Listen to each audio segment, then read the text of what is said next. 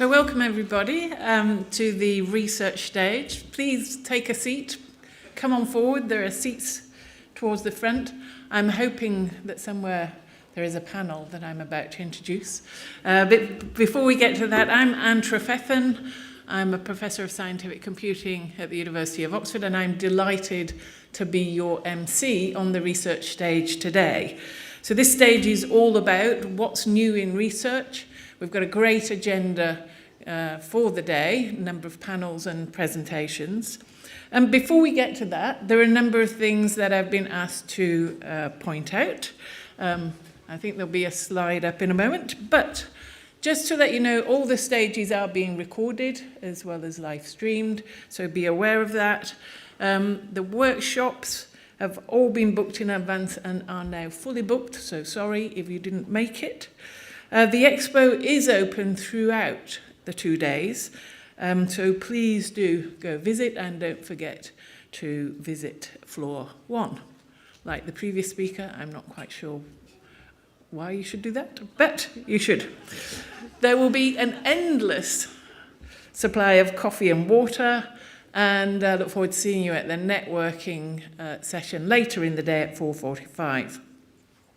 If you want to use social media, please use #AIUK. And if you need any help, there are lots of people in purple t-shirts who can help you. There are a number at the back there, but they will be able to help you whatever your problem. Seats are always on a first-serve, first-come basis, but there are plenty of seats, so please do come in and find a seat. And finally, Q&A in this room will be done on a mix of Slido and mics in the room.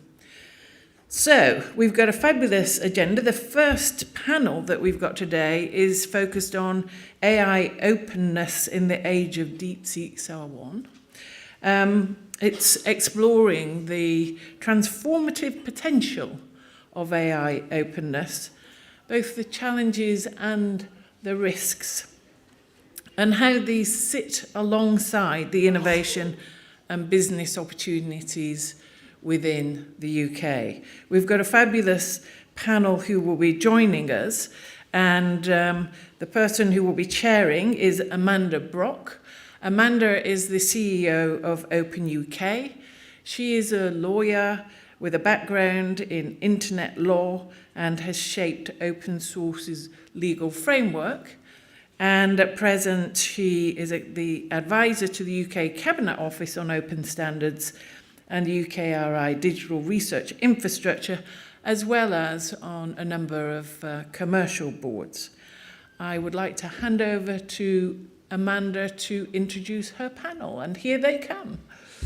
Amanda.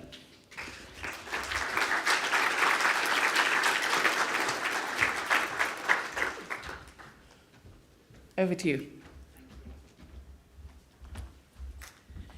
Good morning, everybody. Thank you very much for joining us, and well done for getting upstairs quickly. I know the building isn't the easiest to navigate. So you have us for the first 40 minutes this morning, and we are going to talk to you about AI openness. Now, I say we, and currently you've only got me. There should be 4 people joining us. One is slightly delayed and may join us through the process of the panel session. But for now, I would like to invite Sonia Cooper, who is AGC of Open Innovation at Microsoft, Dr. Laura Gilbert, formerly of Number 10, now of the Ellis Institute, and AI founder Alex Housley of Selden to join me on stage.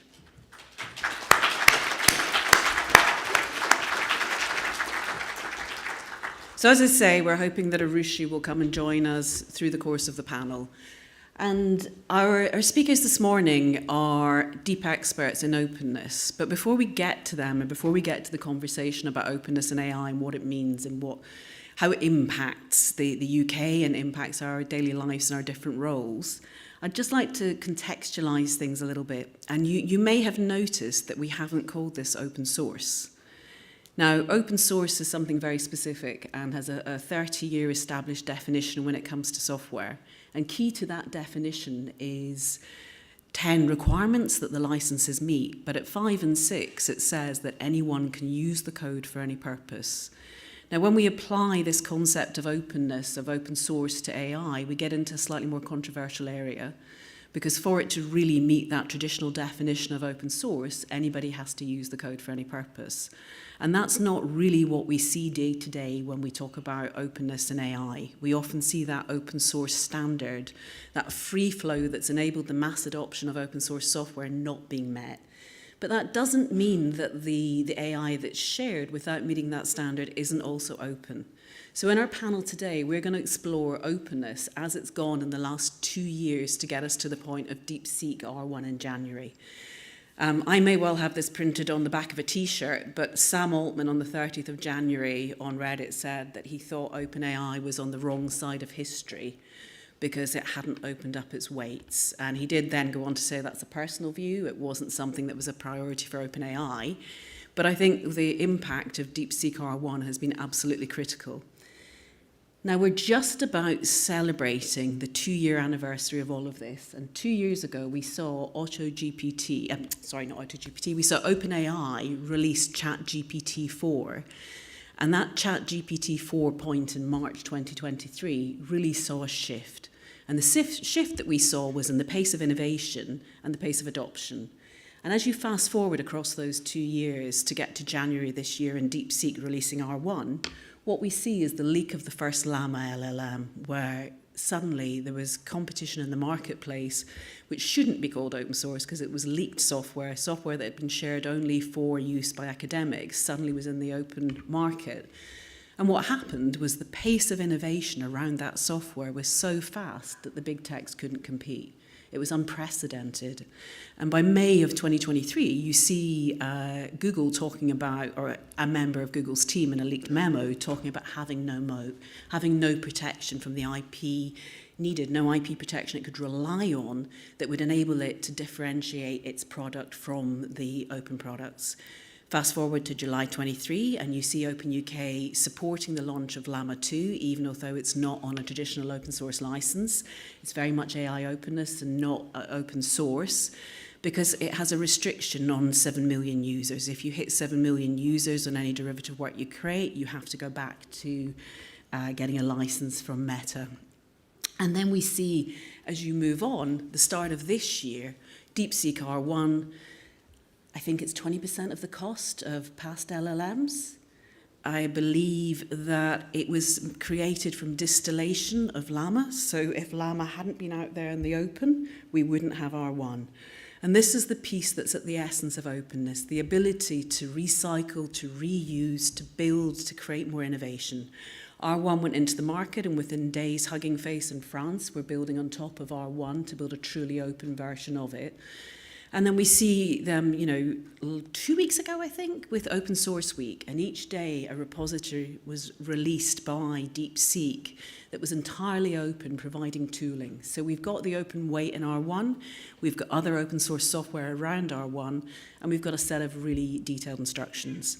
So I'm not going to talk much about me. I'm not going to talk much about Open UK. We're the industry organisation for openness in the UK, software, hardware, data, standards and AI. And we also do a lot of advocacy. You'll see on our website, openuk.uk/reports, you'll find a report from the Action Summit that I was at that brings you all the detail on what I've just given you on the conversation in the last 2 years on openness.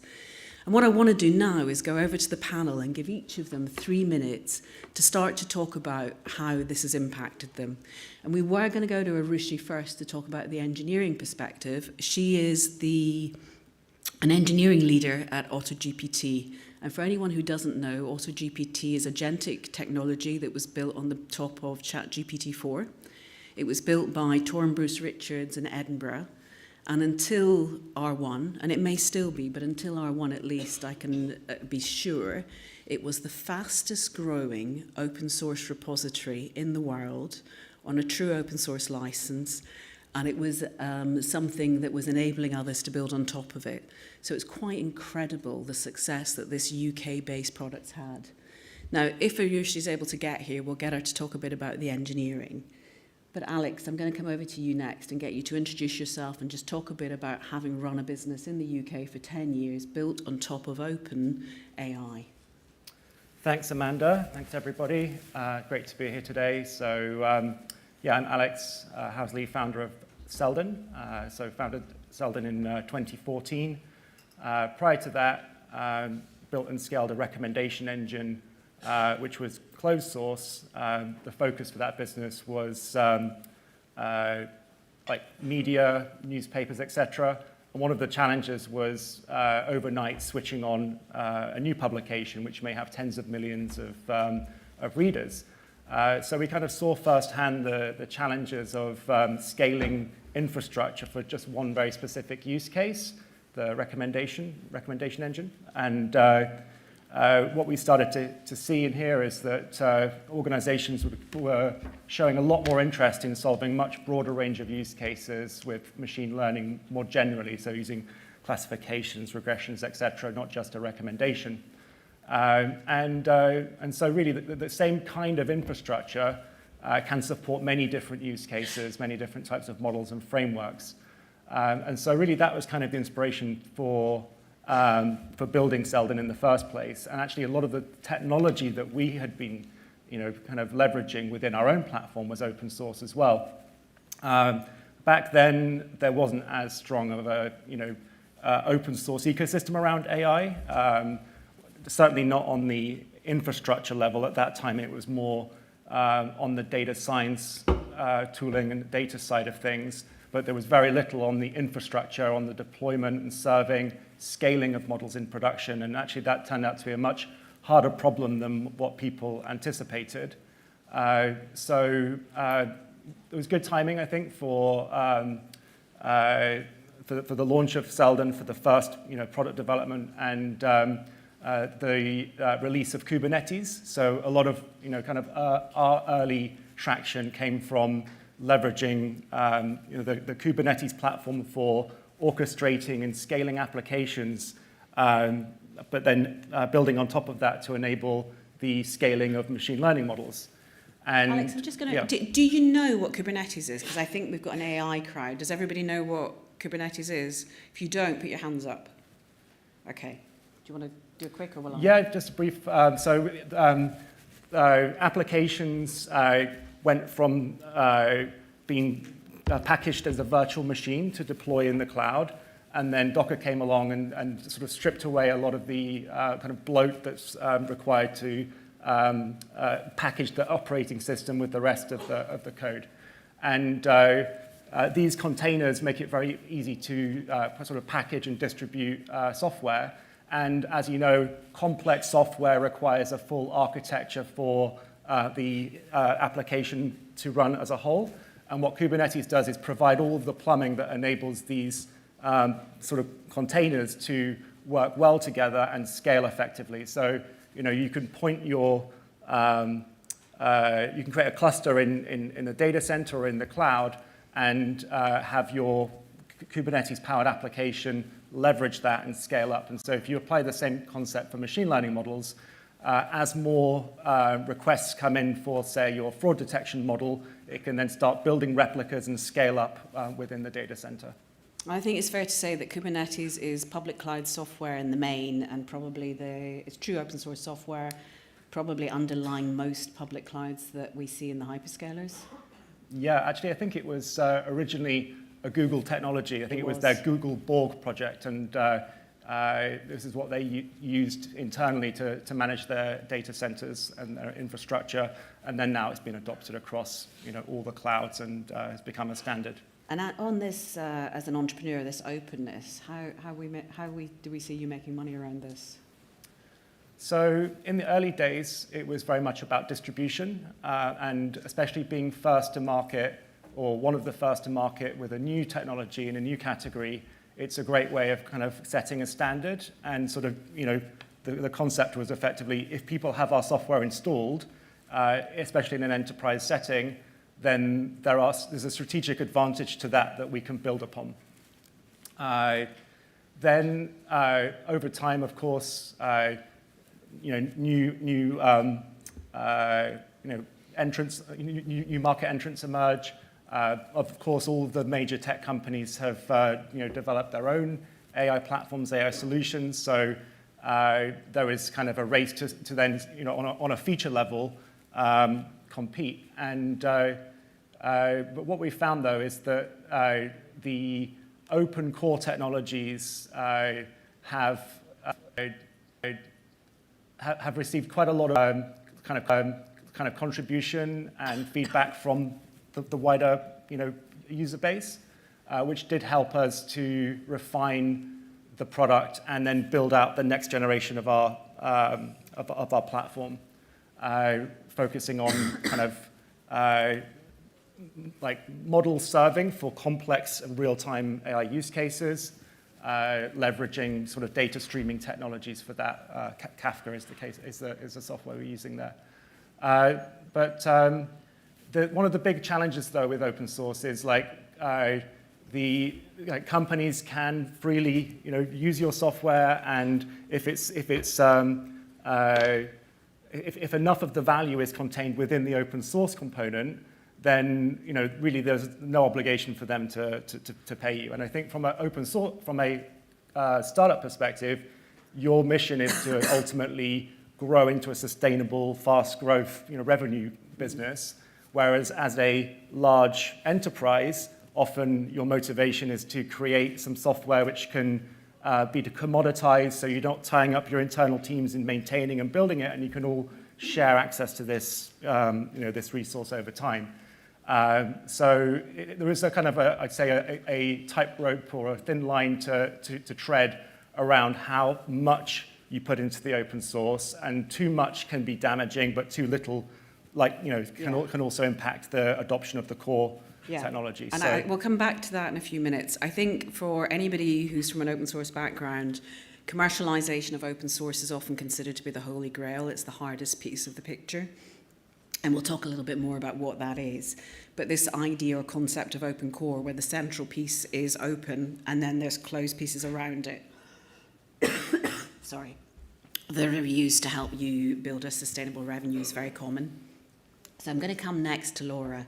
Laura, can you introduce yourself to us a little bit about your experience around the open space, particularly in government? Certainly. Hi, everyone. I'm Laura. I've recently changed jobs, so I'm now the head of the AI for Government programme, which is run jointly by the Alan Institute and the Tony Blair Institute. I also still do a day a week advising the Department of Science, Tech and Innovation. But for the sort of 4.5 years before that, I was the Director of Data Science in Downing Street. And part of that was building up the incubator for artificial intelligence, which you may have seen in the press a little bit. I think they've recently announced Humphrey, a suite of sort of largely open source tools to make the civil service more efficient. There's also a lot of work that goes into improving the delivery of frontline services with AI. And it's very human-centric, so the tagline is to try and make government more human using artificial intelligence. We've gone for we've on open source very early in that journey. In fact, right at the start. When I announced that we were going to build this team, we said we were going to operate with radical transparency. And there's a few reasons for that. One of them is sort of ethos, really. We do believe in open source. A part of it is also public trust, and ensuring that really we can't make mistakes. Because if a team like this, it's very unusual in government to have a team that's more than 90% engineers, with very strong technical backgrounds, but they're building code that will go into public service delivery. And the first thing that happened, of course, when this was announced, is that people went onto Twitter and they either said, well, government's going to do this very badly, they're not competent, or they said, we think that you're going to use this to do things that we don't like, take away our benefits, for example.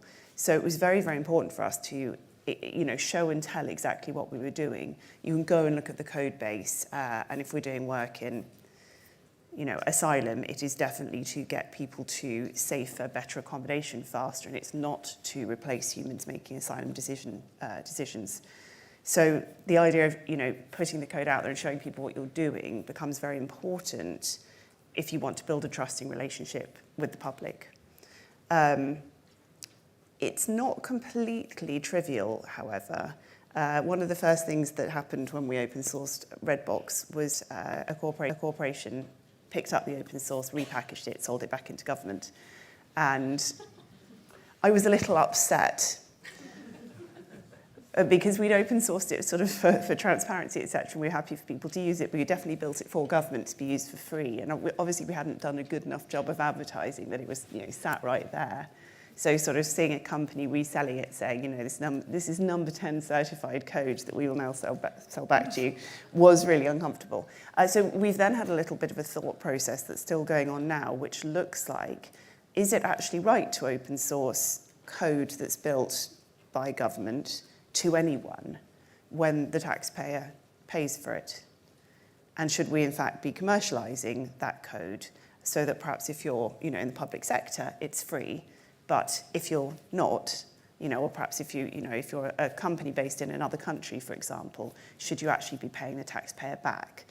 So some of the code will definitely remain open source, but we're definitely also thinking about a model now where the code is in the open, but there are sort of license conditions attached to that. And it's going to be interesting to see where sort of the internal AI community lands on that, because there's two very different camps, and one of them is really we should be deriving value for the taxpayer. This is a reasonable thing to do, and we should put some terms and conditions on how the code's used. Is it really for the public good? And then there's another camp that says, well, it's very expensive to maintain, both the code and the licensing conditions and the business and the contractual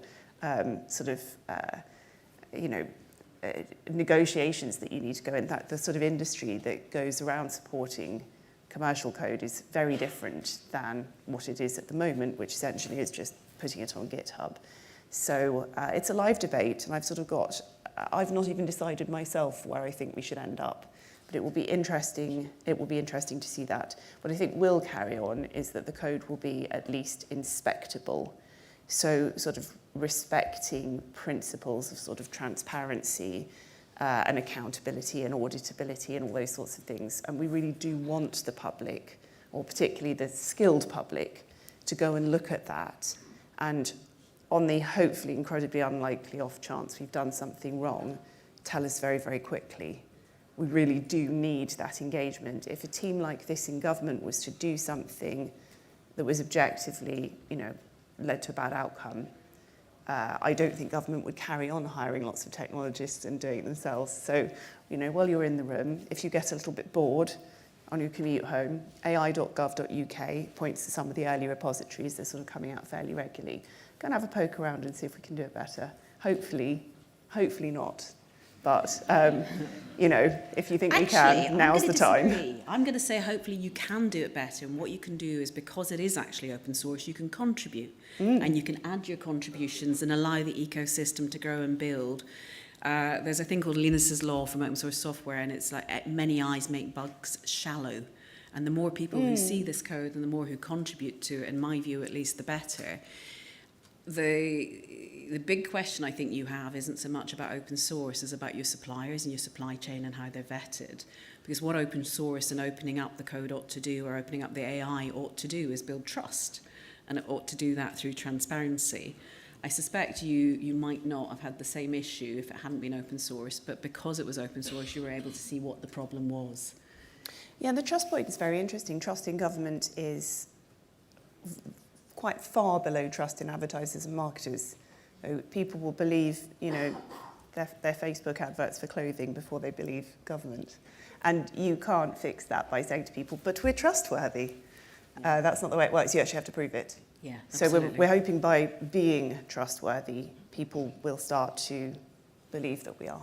And I'm going to come over to Sonia next to introduce yourself. One of the big challenges that we've seen across AI as it's evolved isn't so much that the AI itself has opened up, and increasingly we're seeing, the quote I gave you from Sam Altman about being on the wrong side of history. We're increasingly seeing companies opening up the technology. But the technology alone isn't really much use. We need access to data also. Sonia, can you introduce yourself and talk a little bit about data for us? Thanks, Amanda. Hi, everyone. I'm Sonia Cooper. I'm an Assistant General Counsel in the Open Innovation team at Microsoft, which is part of the Intellectual Property Group. As a patent attorney, I've supported Microsoft research in Cambridge, focusing on their AI development. I'm also a passionate advocate for open data and worked extensively on Microsoft's open data campaign. I think, as we all know, AI is a a foundational technology. It has the capability to actually help us address some of society's most pressing challenges. It can help us be more productive. It can help companies and countries be more competitive. But I think as I think about AI openness, it's not just about open technologies. I think it's really about thinking about the broader factors that enable AI innovation and importantly, allow everyone to participate in AI development and AI use. And access to data is critical for AI development and also AI use if you're going to be able to meaningfully use AI. And what we've seen is a huge disparity in the access to data that companies, even countries, have. And so I think helping to address that disparity, enabling access to data, is really key to enabling AI innovation more broadly and that AI openness. And Laura, it was really interesting to hear about kind of how you're thinking about valuing essentially, the tooling that you're making available. And actually, I think what I've found is actually if you start to try to value the outcomes that you're driving rather than, I think typically I've seen it in the context of data, rather than the data itself or the software itself, I think that enables you then to have the right perspective, because often if you place the value at the wrong point, it can lead to just very different behaviours that you might see if you don't otherwise focus on the outcomes. When have you seen that go well or badly? Go well or bad? Again, I couldn't hear you. I don't know about I'm sorry. Nicholas. I was just wondering if you've got, because that's very interesting. Have you got examples of when people have done that value badly or well? Yeah, in the context of data, I think, we've seen, I think when the Ordnance Survey maps released all of their data, and I think the government actually helped to enable that, I think the amount of applications that were then able to be built on that was, I think, then driving a different value for government in the amount of tax revenue potentially. And I think probably similar with the open transport data. Absolutely. Yeah. And I think, if we are to think about the outcomes that we want to drive and what incentives we want to drive around that, I think if you conversely look at actually what does it mean to actually place value on the specific data, it leads to data hoarding. And actually, you then lose sight of what the important thing is around the value of data. It's not the fact that you have data. I think I've heard it described as data hugging, which is really not particularly useful. It's actually more about how you're using that data. Forget that that there's value in the data or trying to place value in the data. Think about the actual outcomes that you're achieving. So also what we've seen over a number of years, specific to open source software, is a shift in how it was valued. So we saw the European Commission in 2021 do a massive report on the value of open source, looking at recreating the things that have been put into the open. And we saw Harvard do similar work, which got you to the millions of dollars, if you were going to go and replace and rebuild something. And last year we saw them shift. Now Open UK has been doing this kind of values-based research around open source software for 3 years, but Harvard did it for the first time last year, and we saw them talk about a value being generated of 8 trillion. But it's super hard to value the outputs of something that's free, which is one of the biggest challenges we face and something that we need to do a lot more work on. So I have questions that I was going to come to in the panel, but I've allowed you all to talk a little bit longer because we don't have a Rishi. So if you three are okay, I'm going to hop over to the floor for 10 minutes and then come back and pick up on those questions, if that's okay. So the audience, I don't know whether you were expecting this or not, but we're quite happy to talk to you about anything really. Laura may have some restrictions from her past role, but if you want to ask questions around openness, stick your hand up and I will come to anybody in the room. I've got a couple here. Anybody got any questions they want to bring to the panel already? That's unusual. Oh, yep, gentleman over there. Can you say who you are and where you're from, please? Yeah, sure. Francis Woodhouse, Chief Technology Architect at Smith Institute. Your comment about licensing open source models to the private sector, I was wondering, can you comment on the enforcement that would be necessary to make that private sector licensing reliable and achievable with public sector openness at the same time? What do you mean by I mean that if you're going to have license conditions that say you must pay X if you are private sector to use this open source software, then how do you enforce that? I should probably answer this, I think. Go for it. So I have worked in open source since 2008. My name's on the front of the book, Open Source Law, Policy and Practice. I'm supposed to know about licensing. What you're talking about in open source software terms would be called public or distributed source because it has a condition. And your enforcement is effectively the same as any other licensing enforcement. When you get to open source, it can't have those conditions. It cannot restrict the usage and it cannot restrict the person who uses it for any purpose. So it flips it away from that and you enter into what's really just a standard proprietary regime. When it comes to open source software, pure open source software, there are people who do enforcement work in that space and they generally are code holding organizations or foundations who steward the software on behalf of engineering. I think there was a case in the US just last week that was, no, it was in Germany last week that was successful in enforcing that. And there's also been class actions in the US as well as individual cases. So there are routes to enforcement. It's not like it's a wilderness. I think the bigger challenge is understanding what it is you're giving and why you're doing that. So if you look at it from a more commercial and enterprise rather than public sector perspective, and you look at something like the Llama Community License, it has a restriction when you hit 7 million users, which means you go back to Meta for a commercial license. So if anybody is hugely successful on that software, then they get to a point that they have to go back and Meta wins because Meta gets a cut from it. We don't know what that cut would be. And that's sort of counterintuitive generally to the nature of open source, where this sort of open core or service type model will work around it. Does that give you what you probably... Well, I mean, exactly. It's not... Many companies have this sort of problem where they have their code in the open, but there is a license requirement on it.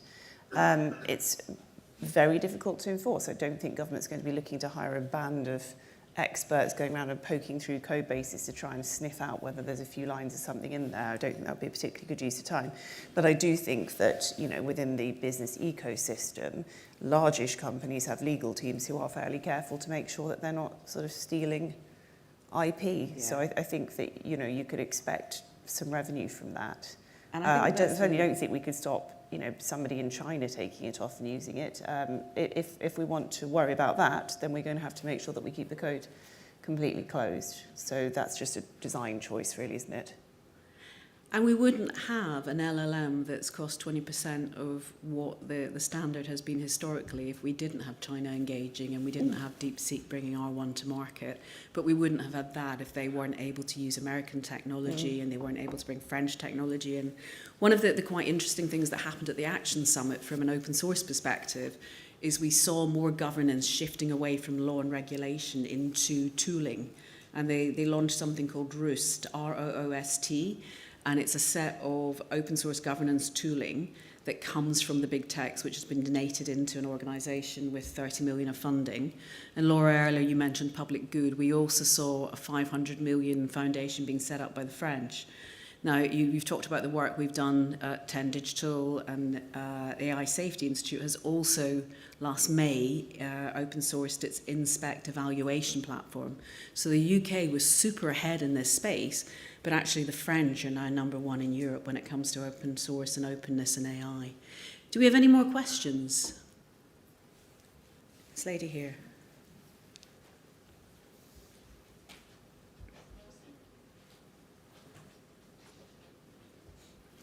Everyone. My name is Sonia Karagani. I'm from Responsible AI UK. I was wondering, how do you help the public understand that it's to their benefit when data is being opened or open sourced, especially when the value is from opening that data for innovation or for the work to happen on top versus hoarding it or charging for that data? Okay. And there's another lady here, I think, had a question, Ariel.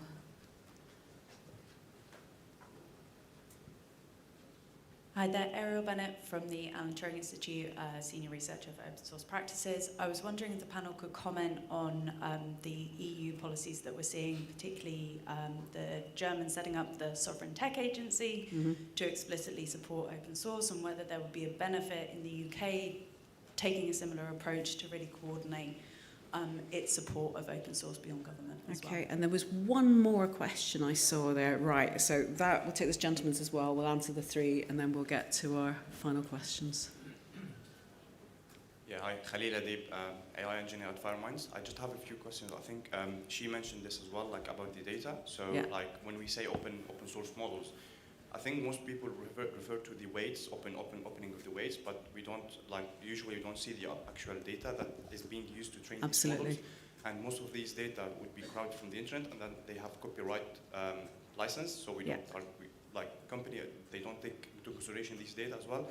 And then one other question is I think I read the DeepSeek paper, but they didn't mention anything about the data that's being used to train. And then I think they mentioned that they installed other models, maybe ChatGPT.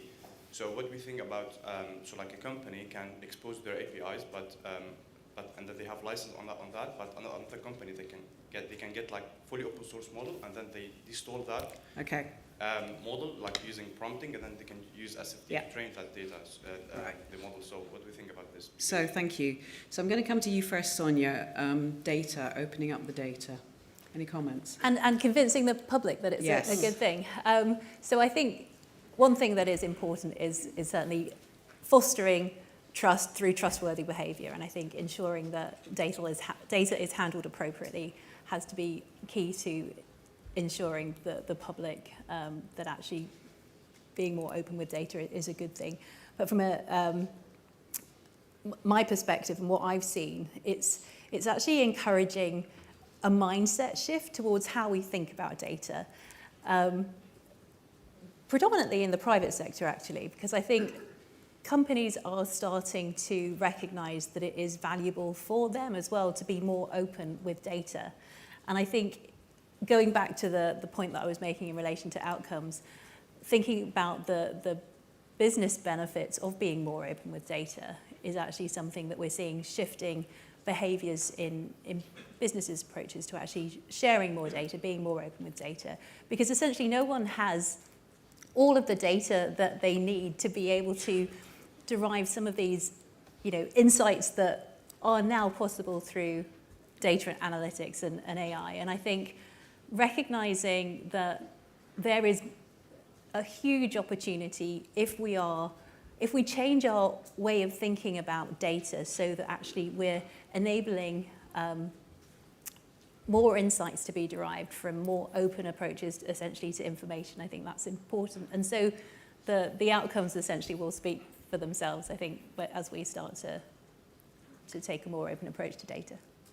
Let's go to, can I go to Alex first? He's sitting very patiently. Yeah, no, thank you. So I just wanted to expand that slightly in terms of why do we want to gather data in the first place? And in effect, it is to create better models, right? And so folks like Meta and DeepSeek and Mistral, etc., have gone through the effort of, in effect, finding the resources to gather the data to create these, exceptional models and put them in the hands of anybody. So, right, so what effectively we have now is a world which a few years ago you needed to have to create a giant research lab with the resources of big tech.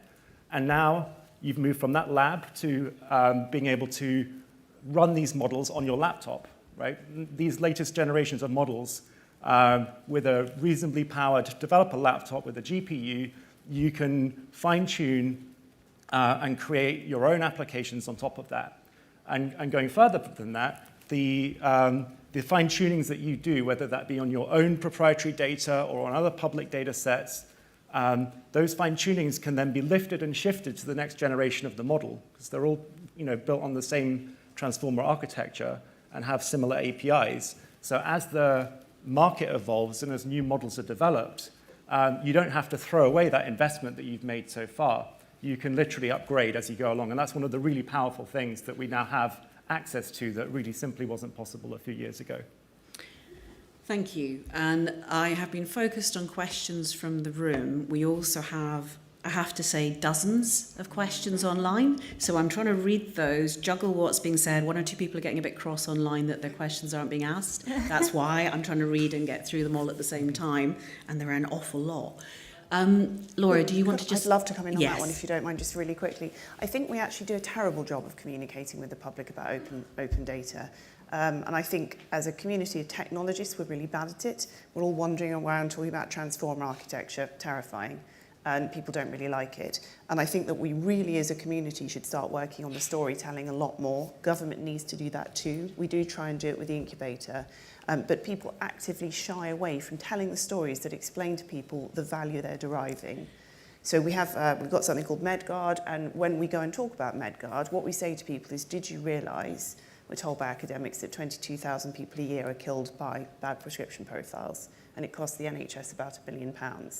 Fortunately, we think we've got a solution to that using your data and some AI that will save lives, and all that money that you can then use on cancer treatments. If you start from the problem, or exactly as you were saying earlier, if you can say to people, do you remember what it was like before we had open data for transport? Do you remember how hard it was to find out where the buses were, and now it's on your phone?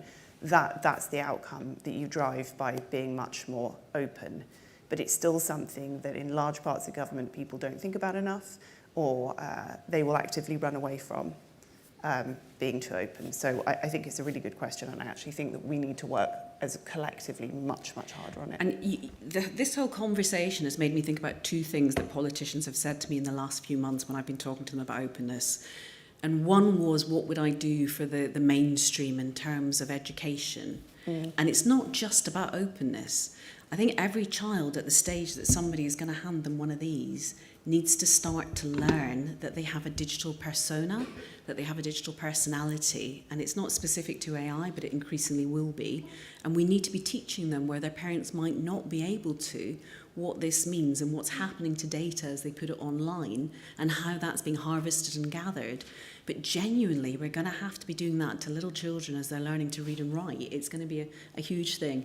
And then Laura... Amanda, we'd like to do that. People talk about children a lot. What about older people? There's this huge equality divide where people of retirement age could genuinely be benefited hugely by advances in AI. They could be made safer, much less susceptible to harm, have more money, have better access to care very, very quickly. And we don't focus on that demographic at all either. And I think there's a second thing that a politician said to me recently, which takes me into one of the many online questions around copyright. They said to me that the creative sector is doing a really good job of telling the stories to show why copyright should be restricted in text and data mining. Now, think about that.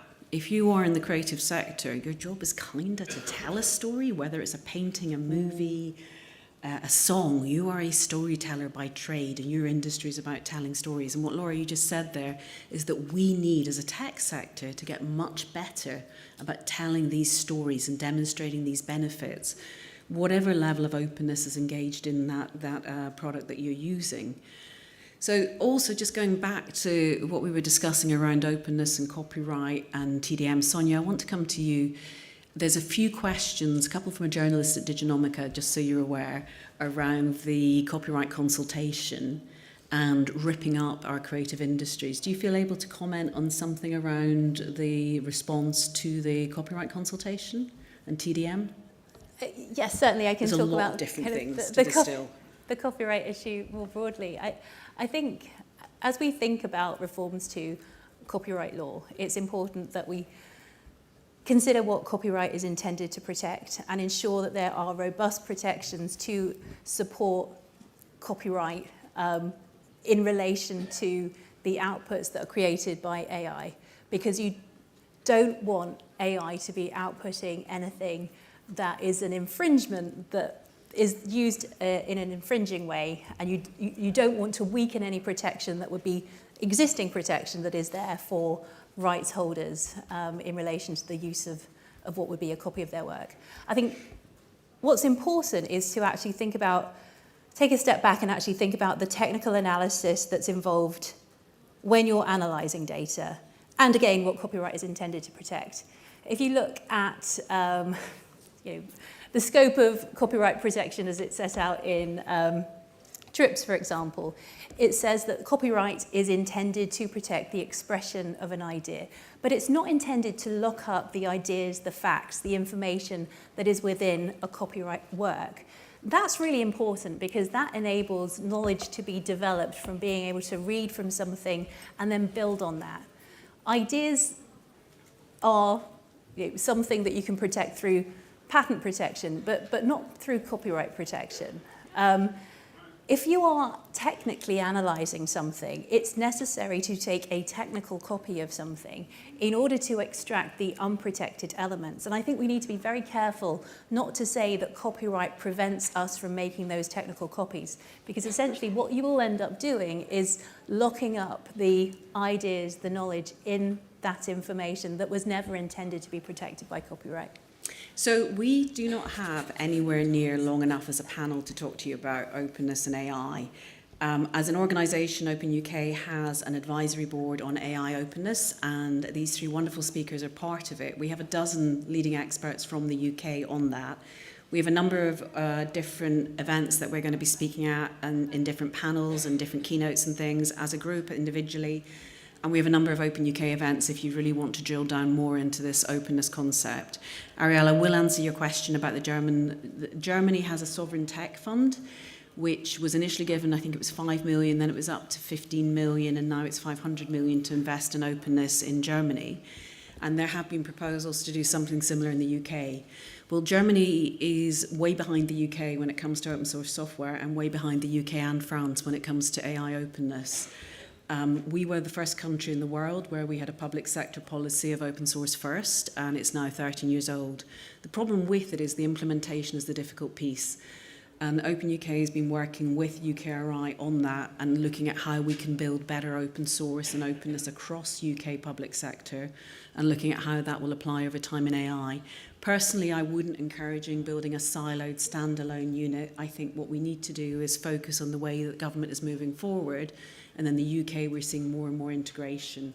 So I think what we want to be is part of GDS and the other organisations as they rise from the ashes later this year under Emily Middleton's steer, and we become part of that, is my advice. Panellists, I can take 30 seconds from each of you on your single ask for government in terms of UK and AI openness. I'll come to you first, Sonia, if that's okay. Thanks, Amanda. 30 seconds. So I think government should be thinking about enabling better data sharing infrastructure, as well as thinking about how the National Data Library can support AI innovation. But again, I think, particularly as the government thinks about copyright reform, ensuring that data analysis isn't prevented through copyright law. Alex. Build strong partnerships with private sector, in particular startups and founders, as well as universities, to really try to nurture talent on the technical side, and fast track the connection of that talent with people building companies and support them through that first phase to get to product market fit.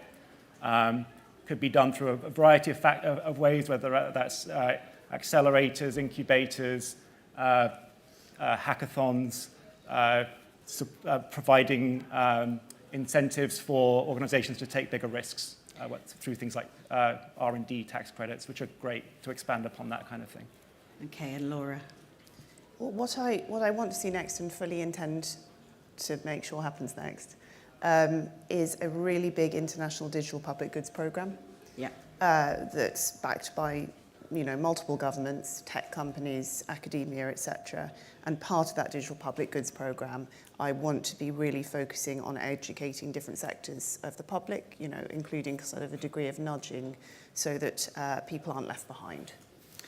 I think that's a great concluding point from the panel. From my perspective, I very much hope that we'll see continuing global collaboration cross-border in what this year is already proving to be quite a difficult time.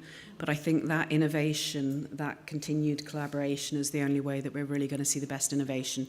Please, I will try and pick up on the questions that I've got on here. People online, I'm sorry we couldn't get to more than a few of them. And anybody in the audience that wants to follow up with us, please do. Thank you very much. Thank you, panel.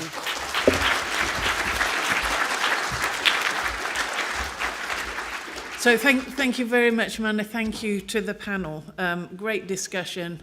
And I'm very glad that Amanda's offered to pick up on the questions online, because I know colleagues wanted to hear more.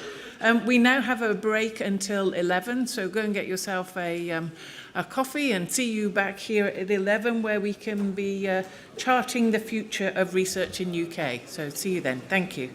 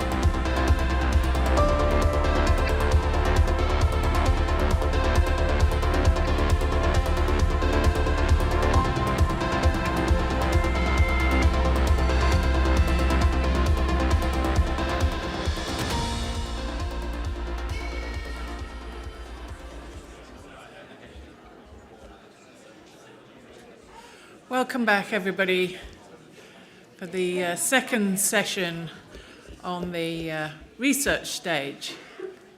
We do have a number of seats down at the front. If you're looking for a seat, please do move down. So the next session is another panel, and the focus of the panel is charting the future of research in the UK. We've got a great panel that is about to join us. I'm just going to give our colleagues a couple of seconds to find a seat. Okay, so the discussion in the next panel is how can the UK foster collaboration between academia, industry and government to accelerate breakthroughs effectively in AI, and what policies and investments are needed to support cutting-edge research and ensure equitable access to its benefits, and how can we cultivate that talent pipeline that we heard mentioned in the previous panel to sustain innovation in this increasingly competitive global market. So the chair of the session is Sana Karigani, and she is a Professor of Practice in AI at King's College London, former head of UK Government Office for Artificial Intelligence, and I would like to invite Sana to come to the stage to introduce her panel. Welcome. Thank you very much. Thank you very much. I can hear myself, so I think you can all hear me. Okay. Good morning, and it is a great pleasure to be here with you today to talk about how we can best chart the future of research in the UK. I think it's an incredibly important question, and the fact that the next 2 days are structured around answering it is a great thing. If we are going to continue to train, attract, and retain the best talent here in the UK, we need to understand what we're doing well and what areas we need to improve and work on. I've just been introduced, so I'm Sana Karigani, and the world-leading Turing AI fellowships are incredibly special to me. When I set up and then headed up the UK government's Office for AI, this was the first policy that we set in place. And now we're in its third iteration. And not only that, the current government has committed to doubling the number of AI Turing Fellows. The success of this program, though, isn't down to the policy, but it is down to the incredible individuals who have received these fellowships and who continue to highlight the legacy and prowess of the UK research in this area. We are so lucky to have all of the fellows. A lot of them will be here over the next 2 days. And I'm incredibly honored to be sitting here on stage with 3 representatives. And I'm going to have a chance to talk to each of them. You also will have a chance to ask them questions. So go up onto that Slido link that you had previously and start thinking about the questions you have for them. And we'll get to those at the end. I'm going to give a very insignificant and small introduction to each of these amazing people, because otherwise we'd be here all day, just me talking about them. And then I'm going to ask each of them to actually talk about their own research and their experience with the Turing Fellowship Program. So I'm going to start with Anna. This is Anna Schaaf, Professor of Radio Astronomy at the University of Manchester, where her research focuses on the use of artificial intelligence for discovery in data-intensive astrophysics. In 2019, Anna received the Jackson Gwilt Medal of the Royal Astronomical Society, awarded for outstanding innovation, improvement, or development of astronomical instrumentation or techniques. Next is Samuel. Samuel Caskey is Professor of AI at the University of Manchester and Alta University. His field is probabilistic machine learning, and he's currently interested in automatic experimental design for research and collaborative AI, able to work well with experts in modeling, design, and decision tasks. And in slightly random order, in the middle seat, we have here Neil Lawrence, who's the inaugural DeepMind Professor of Machine Learning at the University of Cambridge. He has been working on machine learning models for over 20 years and previously spent 3 years as Director of Machine Learning at Amazon. Neil's main interest is the interaction of machine learning with the physical world. So without further ado, we'll start with Anna. Please, can you tell us a little bit more about your research and also your personal experience with the Turing AI Fellowship? Okay, thank you, Sana. So it's a pleasure to be here today.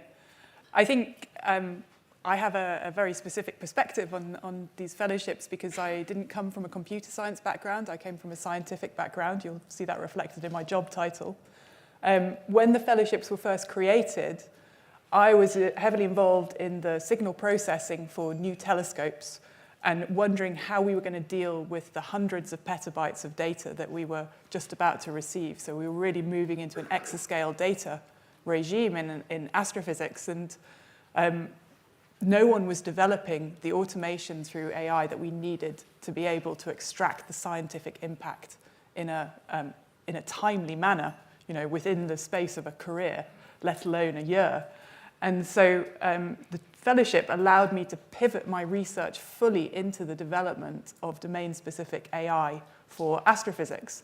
And the timing was just perfect because it allowed us to position ourselves at a place where we were already building foundational representations for astrophysics data when foundation models suddenly became a thing. And so we were able to position the UK as the place where the very first foundation models for both optical and radio astronomy were produced. And we were able to do that in a domain-specific way that made use of the information that we had in our data, not necessarily just the somewhat generic benchmarking data that came from computer science, because obviously our data lives in modalities that aren't covered by text and vision and video. And so we had to develop entirely new approaches to building these representations.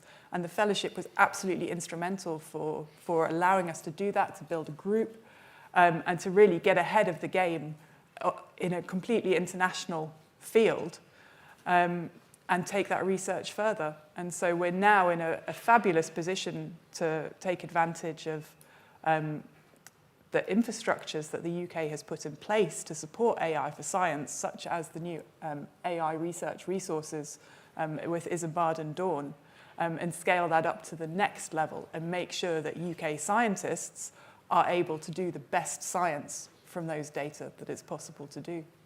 Brilliant. Thank you very much, Anna. Neil.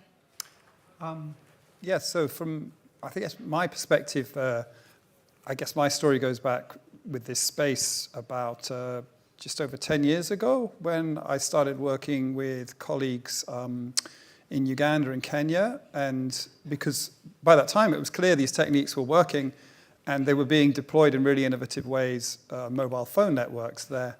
And one of the things I quite quickly noticed is that people were very capable of building their own machine learning algorithms, learning how these things work. You can pick all this up on the internet, and you had increasing availability of 4G networks. People were also very capable of writing mobile phone apps that might deploy these algorithms. But what the real struggle is managing a sort of large, complex system of interacting apps and data centralization. In fact, I remember it being summarized in a meeting we had in Tanzania, I think the third meeting, because we'd started this organization, Data Science Africa, or my colleagues did, where one of the attendees who was looking at tracking cows, he said, well, I know how to sort of make the Arduino board that I put on the cow, and I also know how to process the data off that. But how do I get the data from the cow to the processing centrally? And it's a really interesting and difficult challenge that people don't talk about. And one of the reasons why we're so dominated by such a small number of large tech companies is because to do it at scale, you need access to a lot of software engineers. And even they struggle. They struggle deeply. And there's a phenomenon known as intellectual debt, termed by Jonathan Zittrain, that even if you've correctly implemented your system, you don't understand that. We see that in Mark Zuckerberg sort of saying to the US Senate that he had no idea that they were being, well, he initially said that it was a crazy idea that they were being manipulated by Russian propaganda in the 2016 election, and 10 months later they said, well, something like 75 to 100 million Americans were influenced by fake information placed out by the Internet Research Agency, which was a sort of Russian troll farm based in St. Petersburg. And this failure of digital systems is sort of getting worse. You see it in the Horizon program. You see it all over the place. And with AI, it's going to be even worse. We're currently sort of deploying at scale thousands of Horizon scandals being stacked up. And it's what eliminates, it removes those people we want to use this technology, nurses, teachers, doctors, from getting access to these sort of technologies in a way that allows them to deliver their jobs. And there's so many important features we need to sort of improve this. The last panel was on open source, that's part of it. But a wider research community and making these skills and techniques accessible. So my fellowship was focused on, I guess, the sort of full spectrum of socio-technical things into trying to, what do we need to do in terms of improving our software engineering, improving the tool sets we have. That means that in this wave of technology, everyone will be able to have access to it. And I think, coming to sort of the future of research, we'll come back to that in a moment, but that also, I think, turns out to be critical. I would argue, there's clearly many failings going on in deploying the technology because we see the public are very rightly annoyed that instead of getting improvements in education, healthcare, or social care, they're getting TikTok. They don't mind having TikTok. But, we're not managing to deploy this technology on problems people care about. And that's been true for 10 years. There's Royal Society work back from 2016 saying that. And I think that becomes through the fellowship and also through being on the AI Council, or when Sana was leading the Office for AI, you realize that these problems, they're not just technical problems, but they're social problems. And I think also problems with how we're structured across universities, private sector and public sector. And towards the end of my fellowship's ending, I think in a couple of days. But the work continues, as it were, and a lot of the focus has been on trying to address this failure to communicate technical capabilities to the areas we need it most, which is not TikTok, it's better healthcare, better education, better social care. The work continues indeed. Samuel, please. Yeah, I'm also a special case because I believe I am one of the very few ones who actually came to UK for this, even though this was one of the main goals of this program. The attracting part, yeah. Yeah, hopefully some people who otherwise but would have left. We didn't leave. Right, exactly. But that's a lazy result. I had to actively do something. Okay, so what was the attraction? For me, it was twofold. So first of all, of course, a nice prestigious fellowship is nice for a researcher to do long-term research.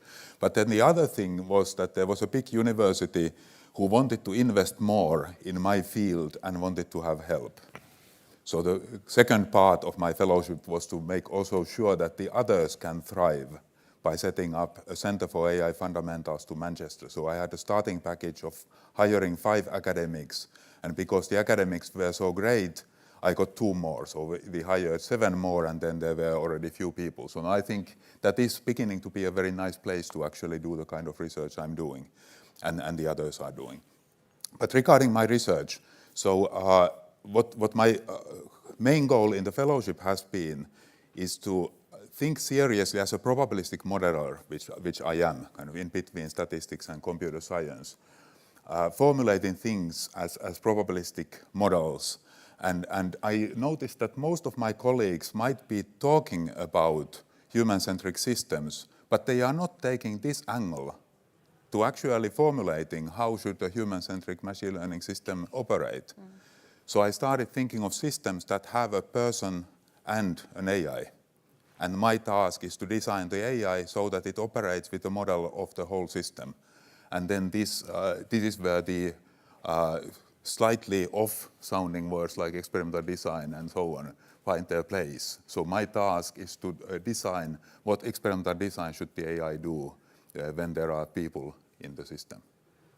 It's amazing. I think these are 3 examples of exactly what we had in mind. This is why we invest in AI fellowships rather than want to see an instant result.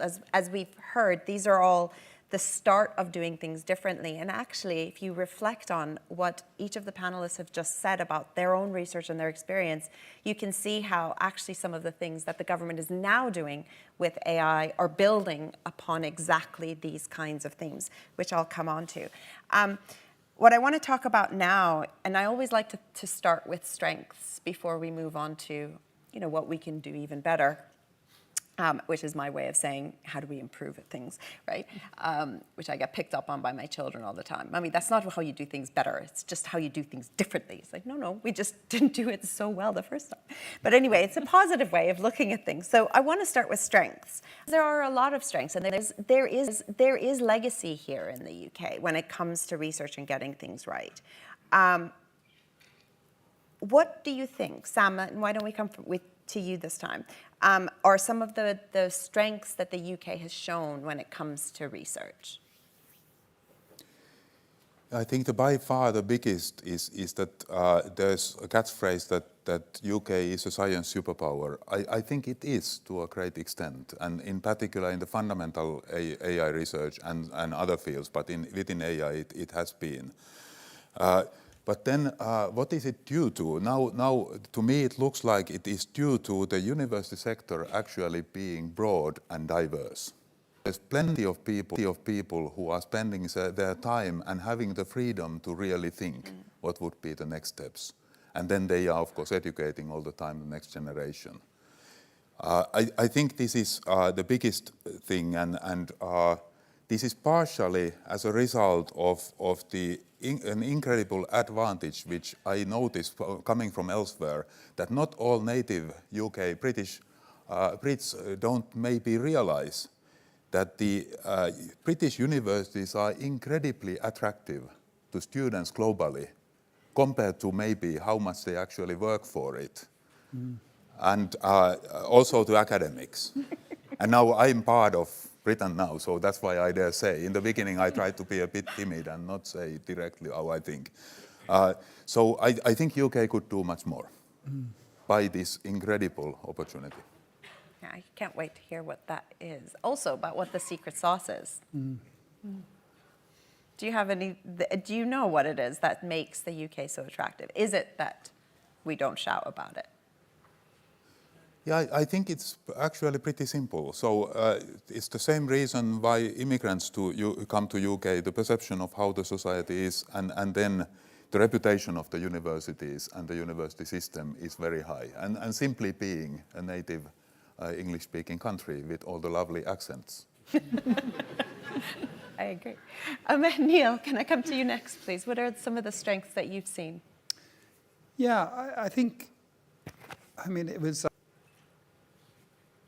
I can't remember the exact quote, but I saw this quote recently that was supposedly from a Japanese visitor to the UK. Sort of said, the UK is internationally leading in its universities and mediocre in its companies. Why is it constantly shouting about its companies and never talking about its universities?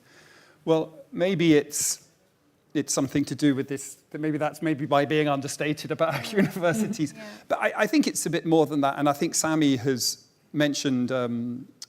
One way I characterize perhaps what Sammy's saying is legacy. We're very lucky. Yeah. It isn't really to do directly with Anna and myself. The legacy of our universities, University of Manchester, University of Cambridge. But having that legacy brings with it prestige. It attracts people globally. And I think like a lot of things, there's a lot of risk there as well, because you start taking it for granted. And you can certainly see that's been happening, I think, over the last 5 years at least, perhaps longer. And I think there's a lot of concern for what this research future might look like and how it's going to be funded. Because what tends to happen is, of course, the university ecosystem has been very involved in delivering this AI future. But once it's coming into the present, that's all being translated. And we'll come on to translation. I think translation is what I'd like to cover in the weaknesses. That's being translated into application domains actually very poorly. Yeah. And yet, instead of acknowledging that and saying we need to think about that, we celebrate a corporate ecosystem that is primarily solving problems that no one ever knew they had, because that's how you make money within the venture capital ecosystem. And I think that there's quite severe misunderstandings about how this works, which is endangering this legacy that Sammy talks about. And when you look at Sammy's home country of Finland, you see very large investments in the university ecosystem around AI there. that acknowledges the extraordinary history that Finland's had in delivering this. And you see very similar things happening in France and Germany. So I think there's a lot of worry that the thing that makes us outstanding is really under threat, and the fact that it's under threat is not even part of a national conversation. I just want us to step back from AI and just highlight the following. You know, when Sami and I were first working on these technologies, no one was talking about them. We both go back more than 20 years. I think Sami even longer than me, probably 30 years total for Sami, because he's older than I am. Thank you. This is a compliment. How much? Maybe a year or so. At least a year. So Sami was already in the community when I joined and when I first came in 1997. Now, basically, no one talked about us for 15 years. No one talked about us. And one of the deep concerns I have is, yes, there's a lot still going on in AI. There's a lot to do on AI. But what are the areas that no one's talking about now that are suffering with the sort of enormous focus on a very narrow set of research areas? Because one of the important things is the sort of diversity of funding. Because, you know, there's a constant temptation, I think, centrally to what's the right bet to place. Well, we know you hedge your bets, particularly where you've got large uncertainties, and that's what we have with the research. And I think traditionally the UK has been very good at this, but you've seen this sort of total undermining of the research ecosystem as if it's somehow failing. You know, restructuring of UKRI, introduction of more and more industrial people on it, as if academics can't do things, the shifting of academics out of academic institutions, and the replacement of people from industry. Yet we know industry in this country utterly fails to deliver on research and development. So that's a really problematic situation, that somehow we believe that by putting people who don't have academic backgrounds and don't have good research backgrounds into controlling the direction of research, that's going to lead to a better future when we know we are where we are, as Sami said, because of that prestige and that luckiness about the history. I think, you know, there clearly are problems, and we'll come on to those, but I think those problems are much more about translation of that bounty into real effects for UK citizens. Because as I say, I think UK citizens should be rightly annoyed that we have not managed to translate the innovation we've got in our universities to things that are making differences in their lives. Thank you, Neil. Anything to add? Yeah, well, I'll maybe bring it back to the fellowships a little bit and to the positive things that I've seen. And I don't have the 20-year timeline that Neil has, because Neil's older than me. Yeah. I think 1 or 2 years you've only been at least 10, I think. Maybe 20. But I think the positive I've seen from the fellowships actually reflects both what Sami and Neil have said about legacy, which is that you don't build legacy through short-term actions. Yeah. And one of the things that I've found extremely beneficial from these fellowships is the community amongst the fellows and how that's been allowed to develop over the course of 5 or 6 years within the fellowship. And I think that is something that you can't underestimate, because there's a huge difference between putting AI researchers and scientists in the same room for half a day and expecting them to come out with joint projects. And the reality of having people build up relationships over the course of several years to get a better understanding of how their research operates. And I think that is how you build legacy, by having that diversity, but embracing that diversity within our research institutions. And I think that's been a huge positive out of these fellowships. Absolutely. I mean, I think I would just add some of the things, it's the thoughtfulness and the responsibility that's taken into the research. It's that stepping back, as all of you have talked about, and looking at this as an end-to-end problem, involving society and involving the other disciplines, and looking at your other fellows around collaboration. It's that thoughtfulness and approach to things, which I think is kind of part of the UK's secret sauce. So here we are. We've landed on the what can we do even better. We are obviously in a different time than we were when we kicked off this program. But the country's aims to train, attract, and retain the best and brightest remains the same, right? And in fact, we hear the same words being used. The government's currently published, or very recently published, the AI Opportunities Action Plan. And for those who haven't read it, read it. But if you haven't read it, there are 3 themes in it. The first is investing in the foundations of AI. So this is about putting in place access to data, increased funding for skills and infrastructure, all within the right regulatory environment.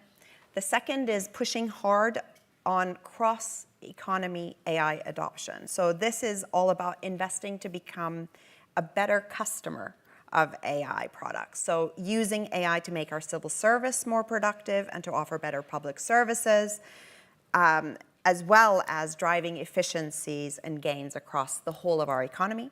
The third is positioning the UK as an AI maker, not an AI taker. So this is making sure the UK retains its legacy of excellence when it comes to cutting-edge research, with true national champions at critical layers of the AI stack, so that the UK not only benefits economically from AI advancement, but also has influence, continued influence, on the future of AI's values when it comes to safety, governance, and ethics, right? So that, for me, seems to cover a lot of the things that we've already talked about around the power of Turing Fellowships, but it also starts to point to areas where we can do better. So I'd like to come back down the line again and talk to each of you. I'm going to start with Neil this time, to talk about what do you think are the critical areas? And remember, after this, we're going to the audience. So what do you think are the critical areas that the UK can now start to work towards to build the research infrastructure to continue this legacy that we have? Yes, so I set with a bit of context setting about how I view that. First of all, I think the notion of artificial general intelligence is absurd eugenic nonsense, right? It's like talking about artificial general vehicles. There's no such thing. You know, the vehicle that you simultaneously takes you to New York and also allows you to cycle from Blackfriars. The fact that that's dominating conversations and has gained mindshare with government is appalling. But it will stop because it's vaporware, right? It's pure and simple vaporware, like Intel Itanium was vaporware. And although I believe that, let me also add, this is still perhaps the most transformational technology, certainly of the last 100 years, in terms of what it means. Because for the first time, regular people can talk to computers. Yes. And that is utterly transformational. To the extent that we have dystopia from these technologies, the dystopia is already here. You see that, like I say, in the Horizon scandal, the isolation of people from the control of information. You see that in nurses having to do data entry. So that's the context I think of. So what does that mean? That means everything is disrupted. Yeah. That means like notions of how we deploy AI are so naive today that in 15 years' time, we'll look back on them and laugh. And that loads of the ways where we're rushing to deploy are undermining existing institutions in ways that we will feel embarrassed about in the future. So basically, we've got to get from this place where we are today, where the information infrastructure has utterly transformed. And that means you basically, all bets are off in terms of how you've separated the roles of society. And this idea that somehow we're universities in our ivory towers doing the thinking and other people are doing other things, that has to stop. It reminds me of a situation in the 19th century where at the Great Exhibition in 1851, there was a royal commission to investigate why the universities of Oxford and Cambridge had delivered nothing at the Great Exhibition. Absolutely nothing. Manchester, Aberdeen, London, Germany, all the engineering innovations were coming out of different places. And I would argue today, you know, pointing fingers at ourselves for how we need to step up, the same is true. We've fallen into the same trap as a community of universities in terms of delivering social value. Now, it's not like someone else has stepped up, but I do think it's our responsibility of universities to solve the problems of society. And that means, yes, we need to do the prestige science we're doing today, but we also need to get closer to the real problems people are experiencing and act as honest brokers to convene better conversations to ensure that when we develop these technologies, we're delivering them for a better future.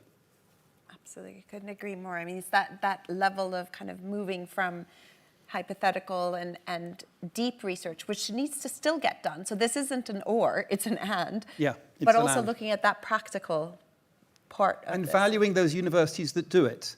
I mean, I was on the REF panel for computer science, and it's appalling how we undervalue those universities that are engaging with their local authorities, their local hospitals, you know, in order to deliver solutions for their local people, like as if everyone's trying to produce a Nature paper the whole time. Yeah. Indeed. Samuel, I'm going to come to you next, please. First of all, I fully agree with the solving the real problems instead of imagined problem of big tech. Some of them, of course, may be real too, but they fully vouched for that.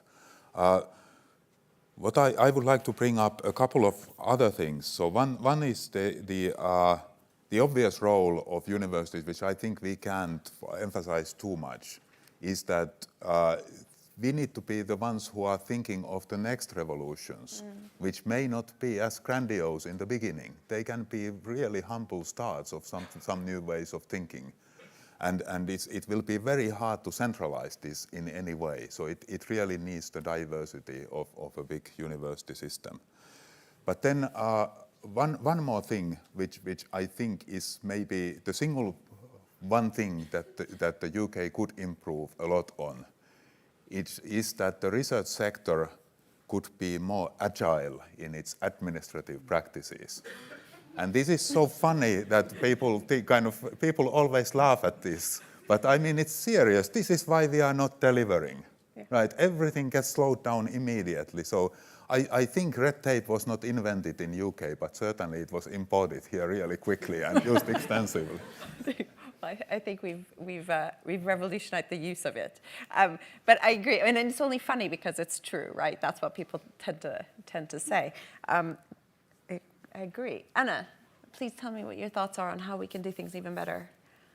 Yeah, so I think that, well, coming back to this notion of AGI, I completely agree that it's a farcical concept.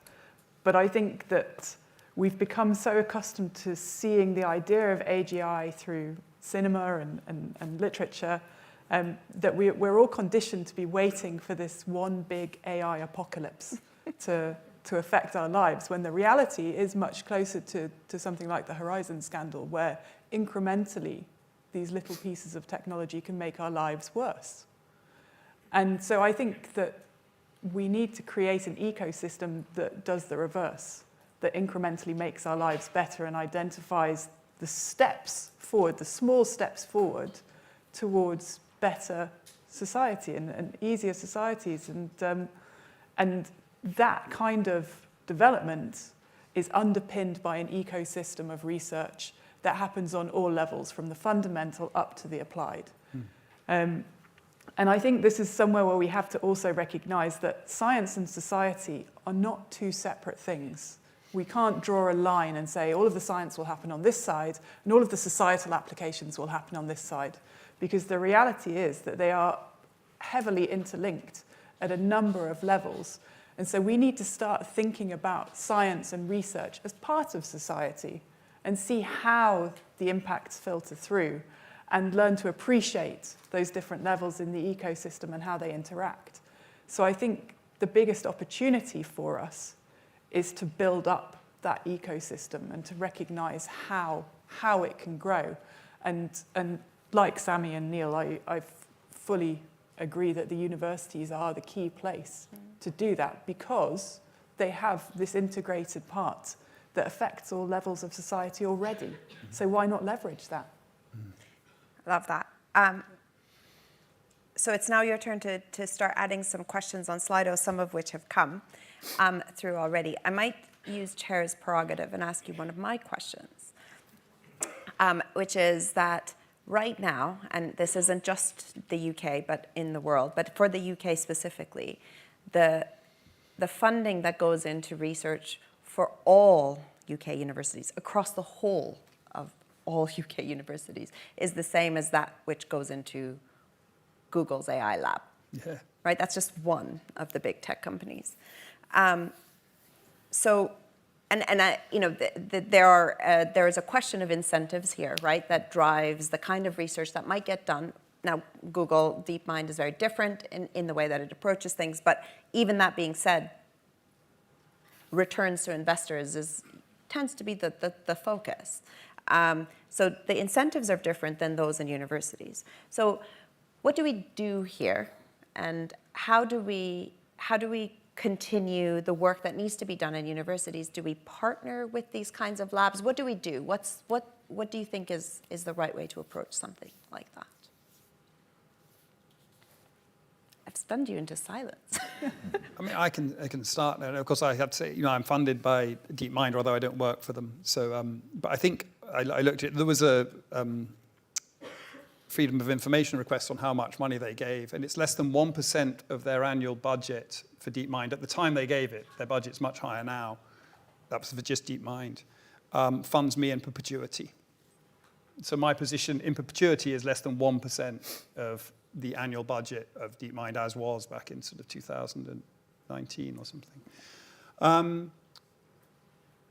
It's difficult because, of course, they are as much as part of the solution as universities are, if not more. But the dominance of their mind share with government and other entities is as if, and they are lining up to sort of claim that's true with their public policy people, as if they are the only answer. And particularly in the UK, we've seen a disastrous turn even from the previous government, which I think had a lot more skepticism about big tech, to this government, which sees them as the route to future growth. And of course, they're part of it. It's been really difficult to respond to that because you don't want to create a us against them scenario. But the slavish way that they've been following the agenda of large companies, particularly with the new government, I mean, it started a bit with the previous, has been extremely disturbing and very undermining of the type of vision that we're talking about, because none of these companies have any track record of delivering on education, social care, health. And actually, their attempts to do it have pretty much universally ended disastrously. Because the nature of these types of work, of course, we want them in there. Yeah. We want them providing solutions, but we also need an ecosystem of local businesses, small, medium, large enterprises that are UK-based, tailoring those solutions, targeted at UK population problems that are very specific to our own ecosystem. I'm going to come to another question because there's loads pouring in. There's a couple which have the same kind of theme, and I'm going to come to you unless others have something to say on this one as well, which is around the kind of intersection between an expert in a sector having no experience in AI, but understanding that they need to work together. So I'll read one out, which is, I'm a neurologist and want to integrate AI in the way we practice medicine. So in terms of translational work, where does someone who doesn't have AI experience start? And there is examples of other people asking the same question. Where do I start? So I think probably the biggest piece of advice I would have is to start carefully. So one of the main challenges that we've seen in developing domain-specific AI, so my domain is astrophysics, but whether your domain is neurology or any other specific domain, is that the big AI models from the somewhat generic computer science applications do not translate well. So you need to bring in elements from both sides. And obviously those models have utility because we are using them, but the amount of adaptation and additional development we've had to use around them has been significant. And there are a number of reasons for that, many of which are that a lot of these models are developed with a commercial application in mind that doesn't have the same level of validation required that we require. So understanding, the confidence of a model or the uncertainty associated with its prediction becomes far more relevant when you're actually using it for, in my case, scientific applications, but certainly in medical applications, I would be very, very cautious. And I think that actually the future of this development lies at the intersection of domains. I think that intersectionality between fields is going to be absolutely key. So caution is my first message, but then collaboration is my second. So start talking to people, start having conversations, and finding the right people in AI. It can sometimes be a bit daunting, but they are there. So it's not a waste of time. And frankly, congratulations on being here. This is the right place to be, right? Talk to people sitting next to you. They probably know a little bit. There's two questions I'm going to pose to the panel next. One is very close to my heart, but I'll say that one second. The first one I'm going to say is, can anybody on the panel provide a tangible benefit of AI uptake that you hope the average UK citizen will notice over the next 12 to 18 months. So bank that one. And the second one is kind of coming back a little bit to this intersectionality and also some of the things both Samuel and Neil have been talking about, which is we have what I call challenge owners and solution owners. And they tend to be in different places. We've got our solution owners sitting inside universities or inside the AI labs in companies, and we've got challenge owners sitting all across the economy and in society. So how can we bring these two together? How can we bridge that gap? And do you think that UKRI might play a role in that, or others? So I'll leave you with those two questions. Who wants to go first? Samuel. Yeah. I can start on the last one. I have some thoughts of the first one too, but they are not particularly good, I think. So I think the crucial thing is to triage it. Is the thing that is needed, is it a completely new AI solution for a new problem? If it is, then there certainly will be both AI researchers and researchers in the other domain who would be interested in tackling this, if it is important and not solved yet. Then there are problems where there already are existing solutions, which of course are not readily applicable immediately and require a lot of expertise mostly, and may also be not particularly reliable, as Anna was pointing out. Then for this, there already are lots of startup companies who are developing exactly these kinds of solutions and would probably be very happy to talk about this. So these would be my starting points on this. And now the UKRI certainly would have a role to play in both how to team up the startup opportunities and the research challenges, and in allowing to team up the researchers in the different disciplines. So typically the calls are very focused on one or the other, instead of having the best expertise in both. Brilliant. Thank you. Neil. So I'll start with the second question, but I'll lead on to some practical examples, because we've actually been trying to deploy our solution. What I've described so far, I think that's coming, most money is being made out of these technologies from what I call the attention capture cycle. So the limited resource in society is human attention, right? That's not going to suddenly increase. We have a limited amount of attention. That's the goal in society. And the way companies have been making money is to capture our attention, and you get a sort of flywheel around that. You get more and more attention, you can start advertising, make lots of money. But unfortunately, the way they capture attention is not through sort of lifting us above ourselves, it's often diminishing us. So what we think is we need to replace that with an attention reinvestment cycle. So what does that involve? So to sort of Anna Sky's point, that we need to get together with people at the coalface. And in Cambridge, we've been convening local government, with the Local Government Association, and pulling people from across the country, local councils, and supporting them in talking to people at the coalface who can use these tools to potentially improve things with the provisos that Anna was mentioning. Examples include in local planning policies, so planning responses, using the tools, sort of bespoke trained LLMs to support planning officers in making the response in such a way that will stand up to judicial review. Some key constraints there.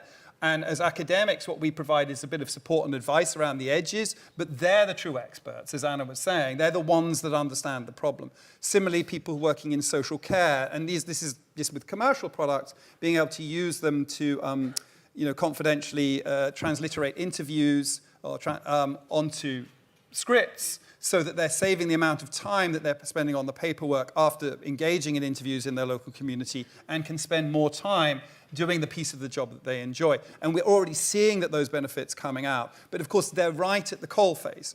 And I think that the problem then is, well, how do we scale this? Because the three of us can't be in every town and country, city and town in the country. But we need to be. We need these skills and capabilities to be everywhere.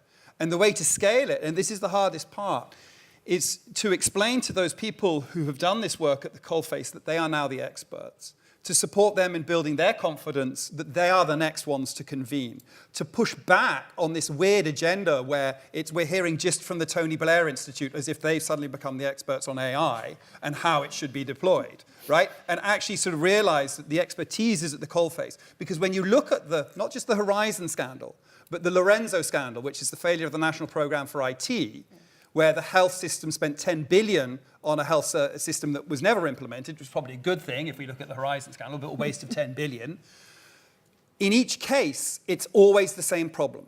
failure to engage with those who are affected by the deployment at the coalface, failure to put feedback ecosystems in, to iterate constantly how you're deploying the solution, to test at small scale. Now, we are seeing some really nice signs from the government. Pat McFadden's unit in Cabinet Office is building everything around a test and learn framework that I think will actually lead in the right direction. So despite the very foolish rhetoric we're hearing, there is some good practical understanding within the civil service and some sensible deployments. And what we need to make sure we do is once we have those successful, that, you know, without having ministers come in and scream about them, that we're sharing that information of how that was done and empowering those people who've successfully deployed to go elsewhere and train others. And that way we scale exponentially. Yeah, brilliant. Do you have anything else? Do you want me to give you another one? Yeah, give me another one. All right. So this is a really good one. This kind of comes to this attract and retain, and this is our last one, I'm afraid, I think. But there's some great questions, so thank you. This is about how do we take technical engineers who are interested in coming back into research, how do we get them to reintegrate and become researchers of the future? I love this question because when I first came into government, we were saying every researcher is leaving the universities because AI researchers in industry get paid footballer salaries. So that was what we were dealing with, which says that actually to me that there is the right policies have been put in place if now what we're having is engineers who are getting the footballer salaries wanting to come back into university and saying, how do I become a researcher? So I take that as a win, which is why I've chosen it. But I'd like to set that back to the panel and say, what do you think? And Anna, why don't I come to you? So, well, I'd like to start by saying that coming from Manchester, they're not quite at the football maybe not anymore. salary level. So this is, but it's a fair Cambridge point. United football, the salary. Yeah. So, I mean, this is a real issue. It's a real issue. And that salaries are part of the problem. So getting people to come back from industry to academia or an academic research environment, I mean, that's a real shock salary-wise. So they have to have a reason to want to come back. But I think there's another problem associated with the salary issue, which is probably part of the same problem, which is that within the university sector, we actually lack a good career trajectory for people on the more technical side of research, because those kinds of people will not necessarily do well against the metrics that we currently measure academia by. And so how do they progress their careers under that university umbrella?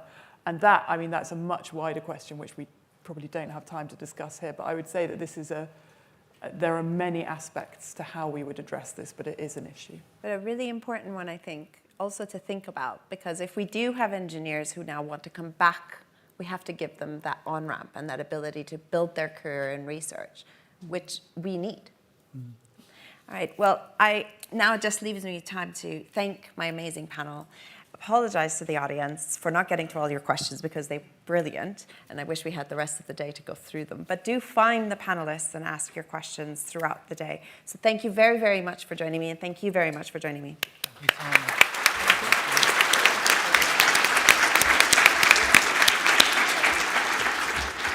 Yes, Rosanna, thank you so much. That was a great discussion. We now have a 15-minute break, and we'll see you back here at noon to talk about human power. So get yourself a drink and see you back soon.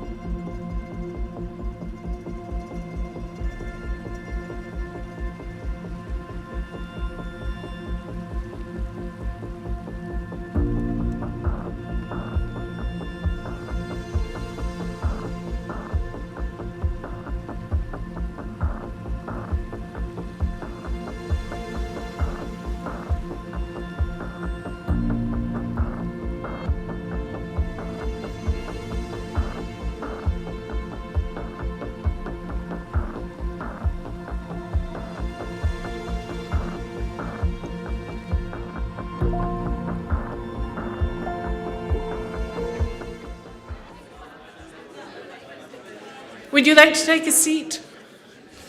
And we will get started.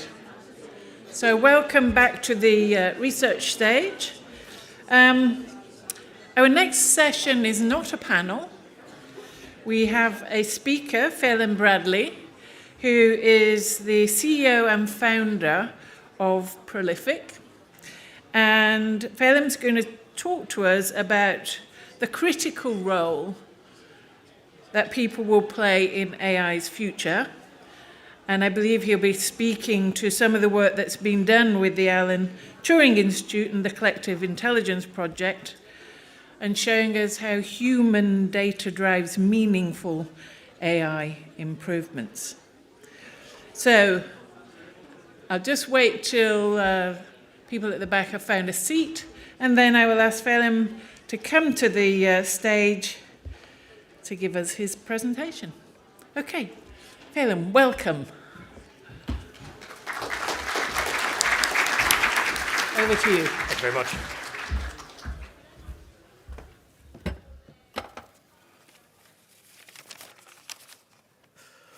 Brilliant. Thank you very much, everyone. I'm delighted to be here today to talk to you a little bit about human data and the critical role that people will play in AI's past, present, and future.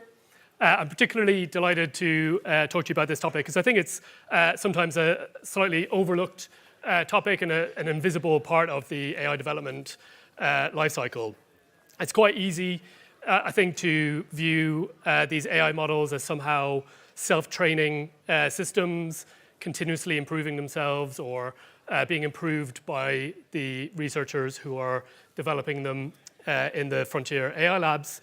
But the reality is that behind much of AI lies an invisible workforce of millions of people globally. The data annotation industry employs millions of people who collectively spend billions of hours labeling data, which ultimately has given these AI models its capacity to see, understand, and interact with the world. I think it's useful to think about AI consisting of three key ingredients: compute, algorithms, and data. And the compute and algorithms are relatively shared across the frontier labs. And I really think it's data which is at the heart of these models and the ingredient, the secret sauce that differentiates your model or your application. And ultimately, not only just data, but human-generated data.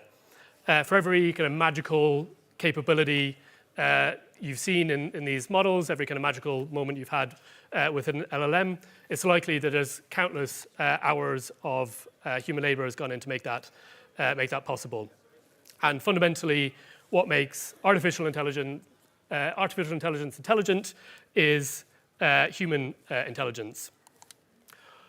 And one of the points I hope to get across to you today is that without intentional human integration, we risk creating untrustworthy, ineffective, or potentially even dangerous AI models or applications. Many of you will have seen, or maybe actually will ask the question to the audience, who's seen these examples of the Google's AI overview advising people to use non-toxic glue on pizza or to eat one rock daily for your health? Is that something that someone's experienced or something similar to that? And although these are trivial and somewhat amusing examples, you can imagine more serious cases. So medical chatbots giving the wrong diagnosis or incorrect advice, or completely fabricated academic citations or papers. And I think whether it's amusing or serious, these examples illustrate a critical truth, which is that these AI models have no inherent factual understanding of the world. They need to be grounded in this reality by humans and by human feedback. Fundamentally, the models are just sophisticated pattern matching systems, even though they are extremely sophisticated now, without any lived experience, and they operate primarily on kind of statistical associations rather than genuine understanding before they're kind of grounded in this reality by humans. And I think it's increasingly important that we get this human data right and the human feedback. And the consequences can obviously range from harmless absurdities to potentially life-threatening misinformation. And before we dive a little bit more into the role that human data plays in the AI development lifecycle, I wanted to introduce Prolific to you and the small but I think important role that we play in this system. So Prolific's a human data platform. We connect over 300,000 globally diverse participants to researchers and AI developers seeking to improve or understand their models. And ultimately, we see ourselves as building infrastructure that makes meaningful human involvement possible at scale. And our ultimate goal here is to try to ensure that both the best and the breadth of humanity is reflected and shapes AI development. So our platform connects both a global crowd and domain experts to these researchers for applications like data generation, curation, evaluating your AI models, providing fine-tuning feedback data to these models, user testing or stress testing the models, and also understanding the impact that these models and applications are having out in the real world. And one of the key kind of differences, and I hope I get this point across later in the talk, is that we really see participants and the people involved in this process as a community of collaborators, not just as data sources. Each person brings a unique experience, cultural context, and a kind of lived experience that I think ultimately is important that we encode into our model development. And I hope I also get across the point that this data infrastructure is going to be increasingly critical as these models become more autonomous, more capable, and more powerful and influential, that this diversity and representative feedback is going to be increasingly important in shaping how AI understands the world. And I've maybe already dropped a little bit of too much jargon into this talk, but I wanted to give a kind of schematic overview of all the plethora of ways that humans are involved in the development lifecycle. And the short answer is almost every step. If we start at the left side, you have what's called a pre-training. So these are the huge, expensive computational runs that people talk about, basically trained on internet scale data collection. But even at this stage, humans are involved in data curation and data annotation. As we move into the middle, we have humans evaluating and providing fine-tuning data to these models.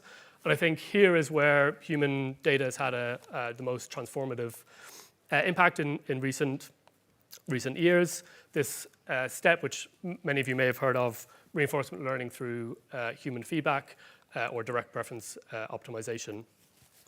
I'm going to ask another question to the audience of hands up anyone who has interacted via Playground or via API GPT, not ChatGPT, but the raw model before it has been instructionally fine-tuned to become ChatGPT.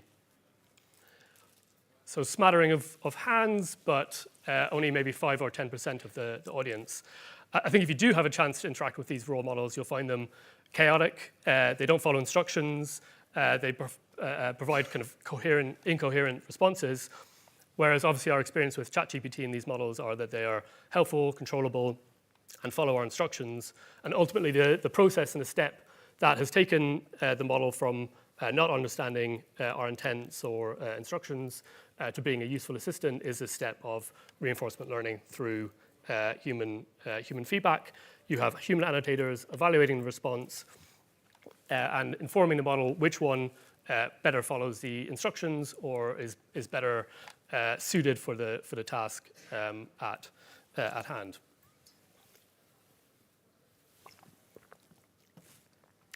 And then interesting, I think the human also now has a role even later on in the AI development lifecycle when these models are being hopefully responsibly deployed into the real world, where you may need continuous oversight or evaluation these models while they're being used in production. You maybe want to sample from outputs or give these models an escalation path to a human being to hand over when it's confused or it's reached. I think a good example of this is driverless cars. If it reaches a point where it doesn't know what to do, it needs to be able to hand over to a human to give it a helping hand.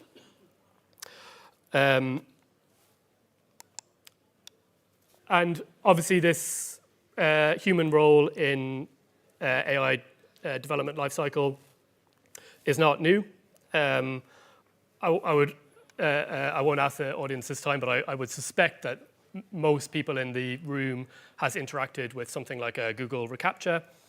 So when you're clicking on these buttons, this is a bike, this is a truck, this is a traffic light, which is an early example of large-scale human data contribution. But I think also highlights let's say, the legacy world of human involvement, which is this simple data labeling and categorization. Tasks are now becoming increasingly complex and sophisticated and requires more skilled human judgment. I mentioned already the impact that RLHF has had on going from these raw models to instructionally fine-tuned useful assistants. And I think there's a very illustrative example from the early days of ChatGPT, whereas I think many of us will have noticed that, especially in the earlier versions of ChatGPT, the responses had a distinctly AI feel about them, right? They just felt like they were an AI-generated response rather than the human-generated response. And one of the telltale signals of this was the overuse of the model's use of the word delve. So I will happily delve into that for you. And what was going on here? Like, why were these models overusing this word that wasn't commonly used in our English? And it turns out that the human annotators who were providing this RLHF data to the models were being hired in Africa. And in African business English, this word delve is more commonly used than in business English.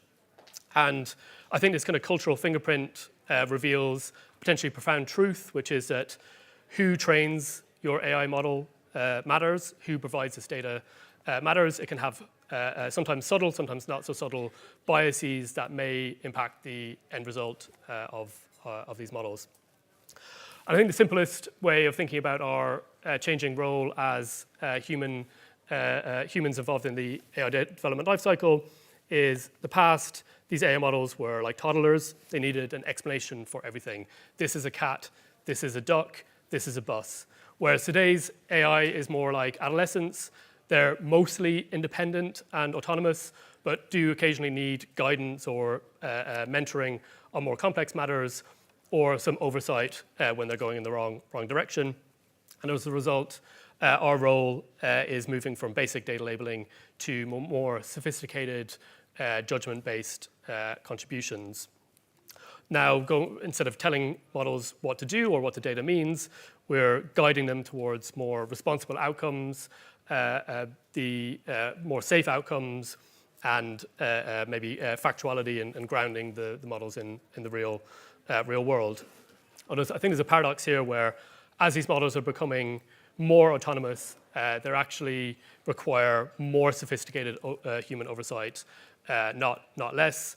And increasingly, our role is moving to this overseer providing vital contextual understanding to the models. And I'm going to dive into three examples of how human data can be used in the understanding of AI, both in the real world and in terms of actually developing the models themselves.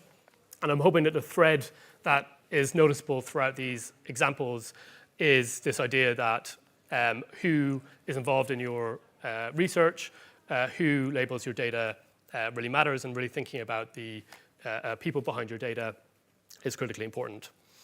The first example is some collaboration we did with Alan Turing Institute, led by Kobe Hackenberg, asking this very critical question, which is how politically persuasive can AI be? I think this is obviously a kind of a background risk as we're developing these models in the real world, potentially bad actors using these models to create ultra-targeted, persuasive messages. And Kobe wanted to understand how these static political messages how persuasive they were perceived by a diverse range of people. It's actually one of the largest studies that we've run on Prolific in terms of unique numbers of participants. I think we required 25,000 people, both to make sure that the research was sufficiently statistically powered, because Kobe was looking at, as these models get larger and have more parameters, do they become more persuasive? So multiple models times multiple persuasive messages. And you needed a diversity of audience. Obviously, if you're trying to understand the impact on the political process, you need people from a diverse range of political backgrounds.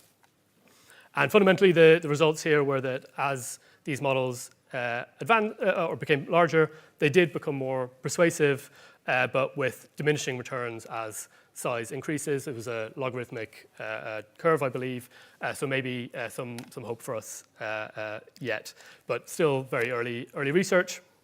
And I do think maybe highlights where this kind of evidence-based approach is going to be critical for understanding responsible AI deployment. The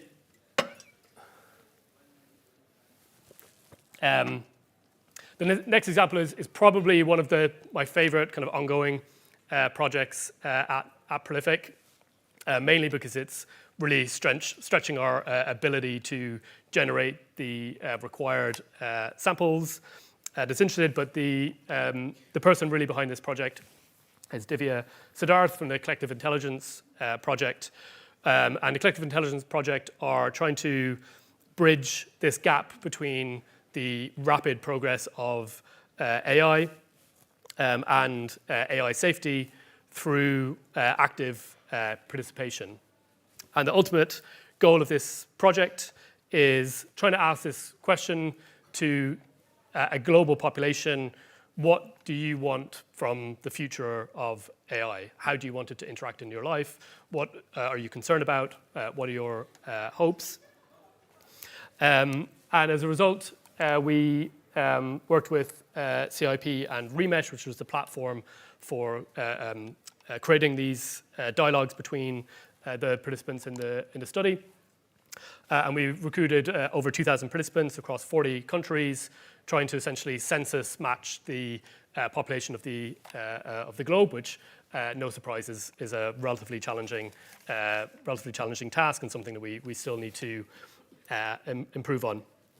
And there's the results of this project are super interesting. I'd really highly recommend everyone go check out globaldialogues.ai. And you can also, while there, ask a question to the next iteration of this study. There's a type form on the website. But I'll highlight a few kind of like key messages that came out of the first iteration of this project. The first was obviously it revealed some strong cross-cultural agreement on fundamental issues, which held constant across all demographics, ages, genders, and regions. One of these was this idea about a fear of homogeneity coming from these models. And there's a quote from a participant talking about, I care about different cultures and languages. I want to preserve them. And I think this maybe connects back to this Delve example earlier. When systems are kind of trained by particular cultures, that there is a risk that you either create this like averaging effect, where I think if you ask ChatGPT now, what's your favorite breakfast? It will tell you oatmeal or some kind of generic like American response. Whereas really you wanted to capture the nuances of your background and your locale. And there's this risk of these centralization of these models creating a kind of a homogeneity. And relatedly, about 70% of all globally participants preferred and wanted a decentralized AI future where these AI models were not centrally controlled by governments or by large tech companies. And I will leave it to you to determine if we are on that path right now. But I think, interestingly, in general, this study revealed that there's some human value that transcends cultural differences, but also many local or demographic differences that is important to encode into these models. The final point I want to make on this is that the other consistent thread throughout the responses was that people wanted to view AI as an advisor. They were very happy, even in some sensitive regimes, to have AI as an advisor, but not as a decision maker, especially in sensitive domains like health or private information. And I really think this is an early version of highlighting that without this kind of global representative input, it's very possible for us to create models or systems that perform well technically, but are maybe misaligned with what people actually want to get out of AI development and these models in the long run.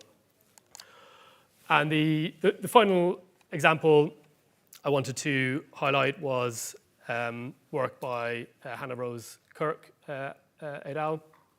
On PRISM, which won a NORP's Best Paper award, and I think should also win an award for Best Reverse Backronym, as what's participatory, representative, and individualized human feedback reveals about the subjective and multicultural alignment of large language models. I'm not sure how they managed to get PRISM from that, but well done. And ultimately, this research was exploring how people's background and demographics influenced how they evaluated the performance of AI models. So typically, AI models, which many of you will have seen from the releases from the big AI labs, are done either on kind of static academic benchmarks where the answers are binary, yes, no, correct, not correct, or in places like Chatbot Arena or LLM Sys, where the models are paired off against each other, but there's no disaggregation of the background of these participants to understand who might evaluate the performance of a model differently, so I'll just aggregate it into one average score.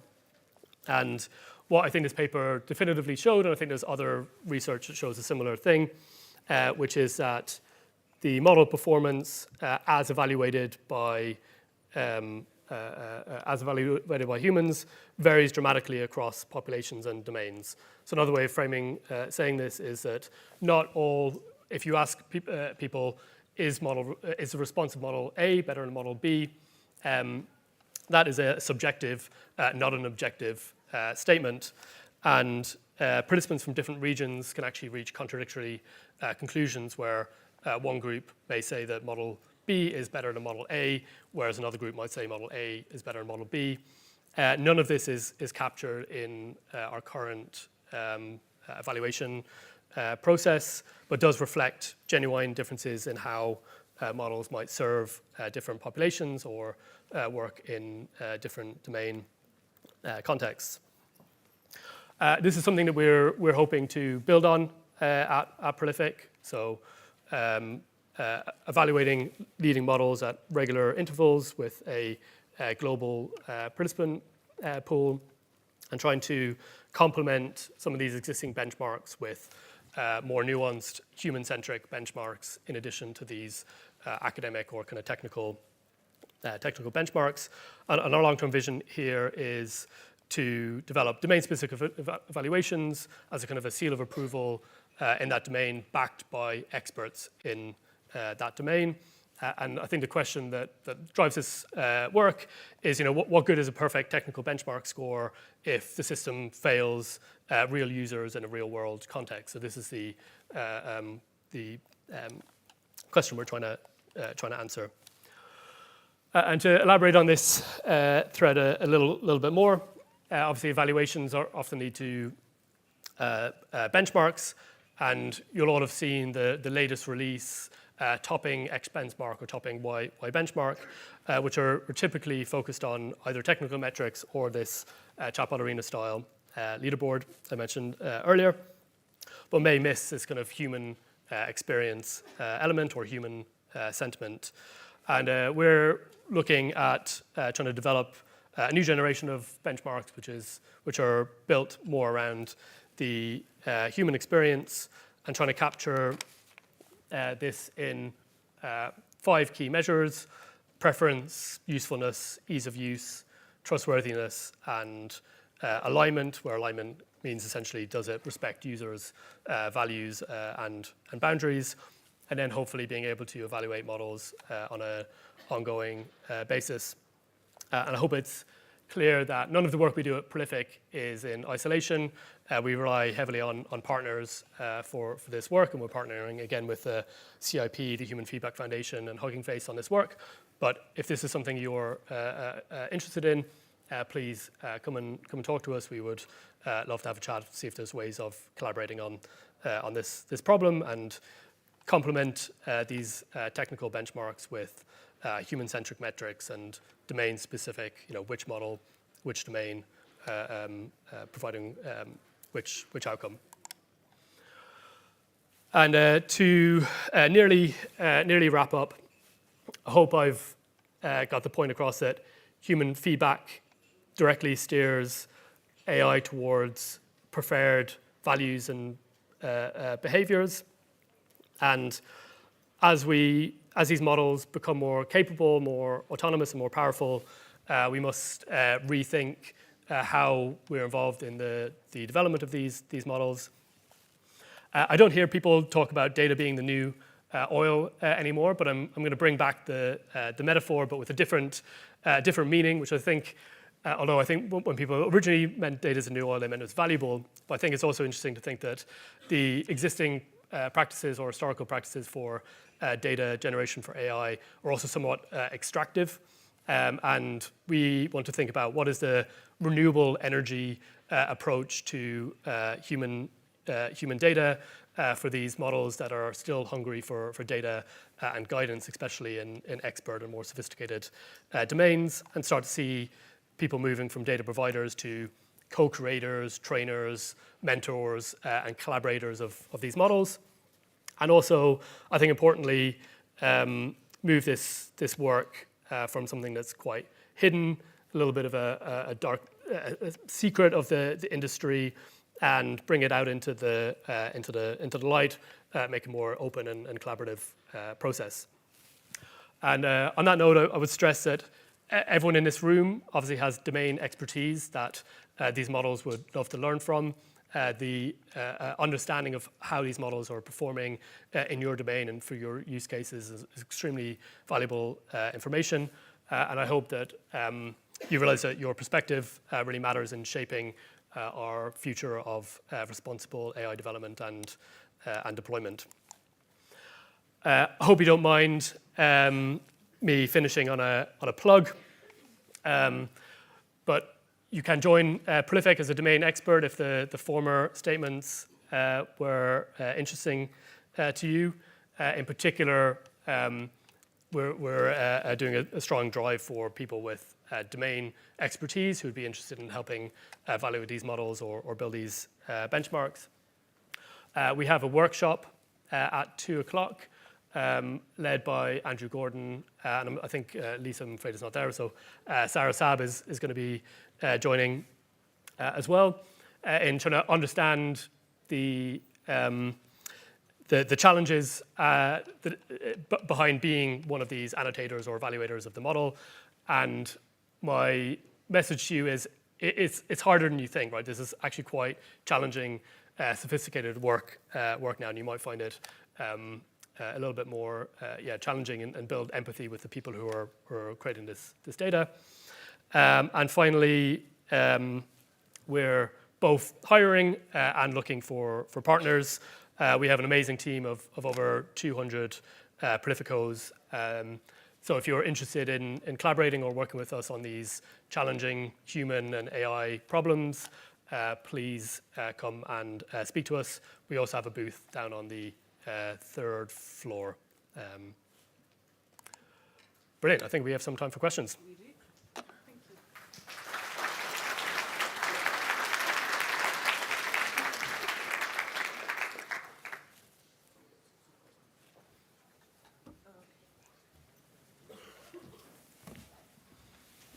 So please do send in your questions. I've got I've got Slido open here, and I'm going to look out for hands going up.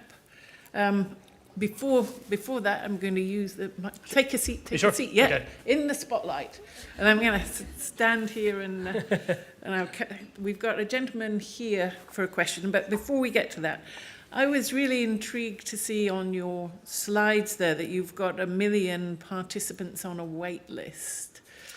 And how do those participants come off the wait list and into that pool of participation?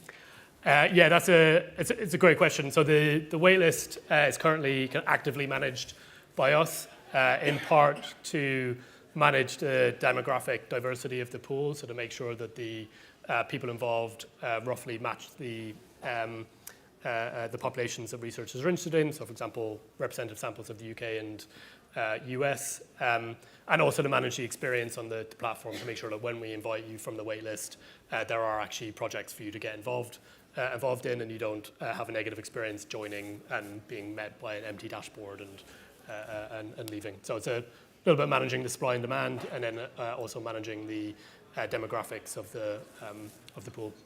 Great. Thank you. I'm Mark Reeder, formerly from the University of Cambridge. What do you think tools like this will do in the hands of people like Andrew Tate, a misogynistic criminal? Do you mean tools like Prolific or the AI tools themselves? I mean, looking at how you get around, people using good tools for bad purposes, more generally than just Prolific. Apologies for addressing the question to you, but you're here. It's a good question. I can only really speak, I think, to the Prolific platform use case, where we do try to take an independent and an agnostic view. We are infrastructure to enable researchers and developers to build and understand models, so we don't want to have too strong a political bias, though where we kind of draw the line is in safety and consent of our participants and the human beings involved, so really making sure that the human beings who are participating in development understand what they're getting into, what their data is being used for, and they are giving consent. So that's kind of how we see our rules. I think we would obviously also draw the line. We do occasionally have to ban researchers or data collectors from the platform who are bad actors. Maybe that gives a shape of how we think about it, at least. But it's certainly a challenging problem, and I think for AI in general, maybe it goes back to my point at the start of the talk on this evaluation and overseeing of these models in production. So making sure that there is ultimately a human being in the loop somewhere, either understanding like how these models are being used, and if people are reporting negative experiences or negative behaviors, ultimately at some point a human being is able to evaluate that response and make sure it is aligned with the ethics of that platform or that tool. I think your point about human-centric benchmarks is really important, and that diversity and voice that it brings in. How can we ensure that the big model builders are looking at that benchmark, that's playing a critical role? Great question. Maybe firstly, I would say try to view yourselves as active participators in this model. I mean, at the moment, there are open benchmarks that anyone can get involved in, like Chatbot Arena, which is already an influential benchmark. And then I guess work with folks like us or people like behind the PRISM project in promoting other benchmarks which take into account more nuanced factors. Okay, I'm going to take we've got questions are pouring in now, so I'm going to take a few off Slido. First one from David, which came in a little while ago, asks, how much influence does fine-tuning have over the initial training biases that were embedded during the training stages? Can it change or even eliminate them? So I think this is going back to your slide where you were showing how we can influence the models. It's a great question. I think one point I'll maybe make is that I would say it's nearly impossible to entirely eliminate bias in your process.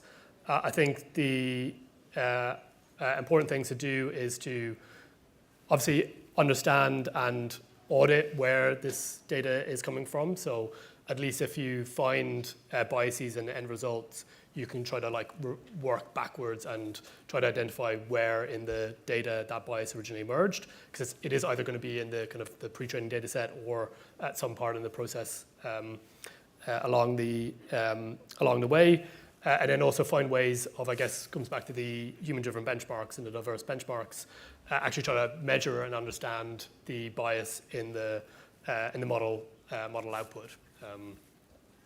So there are a few questions coming in that are around the approaches that you're taking and to inclusion in those. So first one is, what ethical approaches do you take to ensuring that African countries aren't taken advantage of in your data collection process?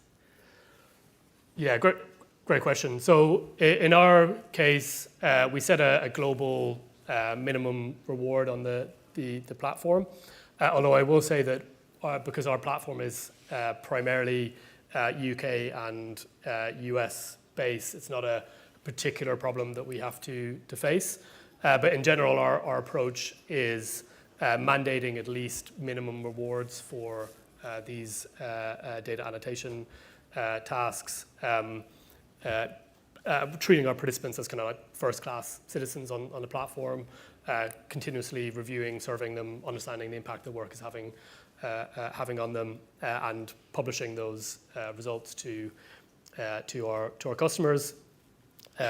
Though generally, I would say, in particular, historically, maybe this has been a problem in the industry as a whole, where a lot of this work was offshored to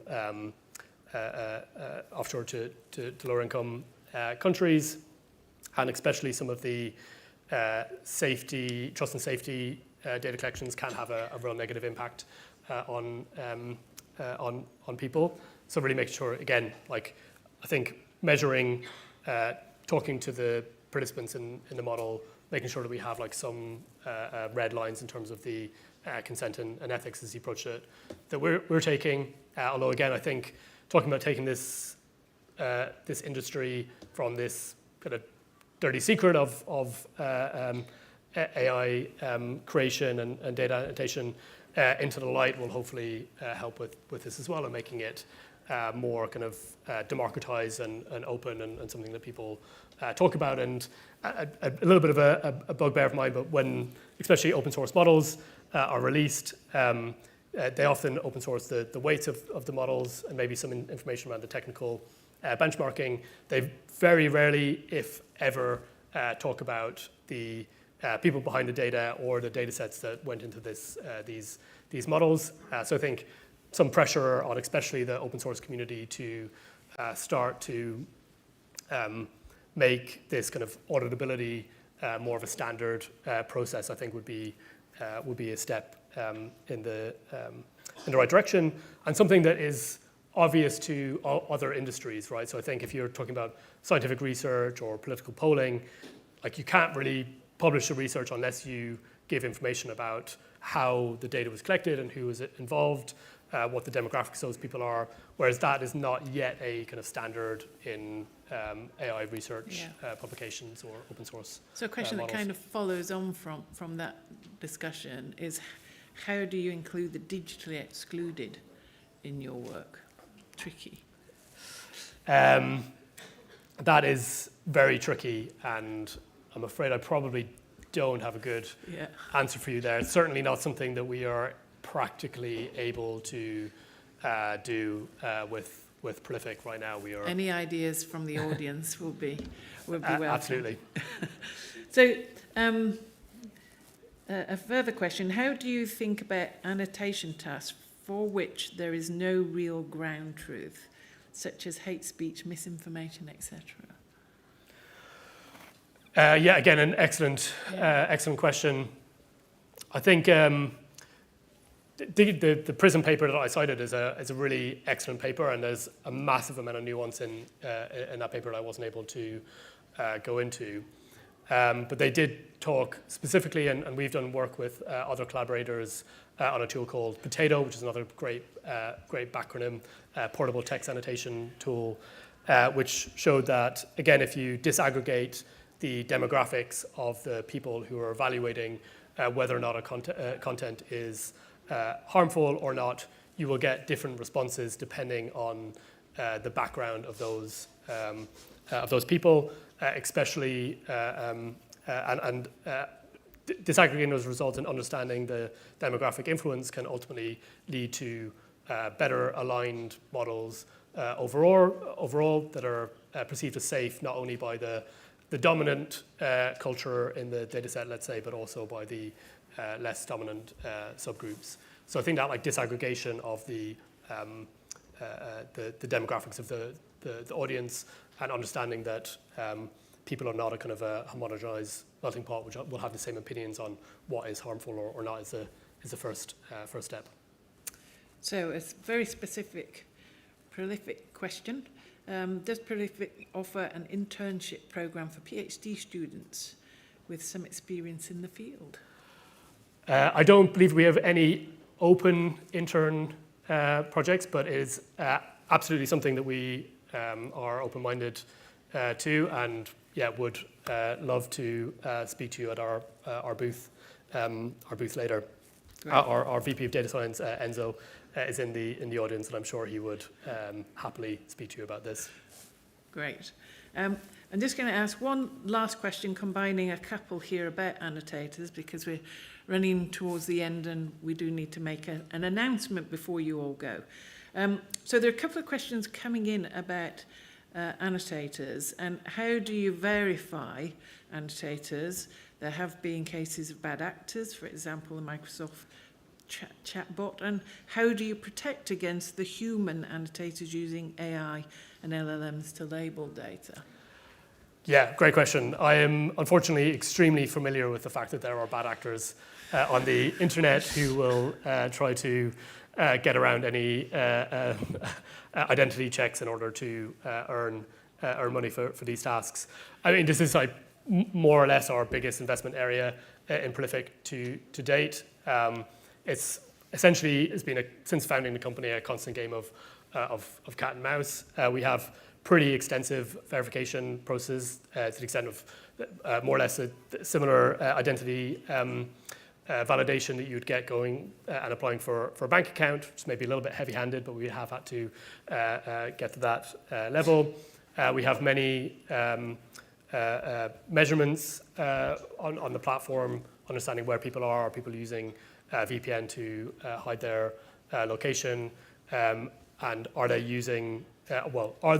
behaving suspiciously in a way that might imply that they are using an LLM, something that we check not only during onboarding, but do continuous spot checks. And these are things that we are continually building out, and hopefully you'll see kind of new features and product launches from us, which help protect against this kind of either identity fraud or bad behavior. But it's something that is core to our mission, and the integrity of the data is our most critical kind of brand promise to people who are using the platform. So we invest very, very heavily in making sure that there are minimal bad actors on the platform skewing the results of the data. Well, with that, I'll just say a huge thank you for a fabulous talk. Thank you very much. well done under the grilling. That was great. And we do have a quick announcement to make. I will get out of the way. Thank you. That sounds so serious, and all I've come to tell you about is presentation karaoke. Because registration is open. I don't know if you saw it last year, but this year we're making it bigger. But basically, there's going to be 7 participants. All they know is they're going to have 5 minutes and 8 slides to present. They have no idea the topic. They have no idea the slides. And I change the slides when I want. It's great fun to watch them on stage, but if you are brave enough, the registration link is at the top of the program link. So if you open the website, there's going to be a paragraph for you to register. And as I said, it's randomly selected. So just because you registered doesn't mean you get a slot, but there will be judges judging you, and the audience will judge you. And it's at 5:45, which means people have had alcohol, which means good or bad things. Either way. So yeah, that was my announcement. Please, if you want to, the registration is open until 4 something. If you have any questions, just stop me and feel free to ask. Thank you so much. Thank you for letting me come and talk about it. Oh, thank you.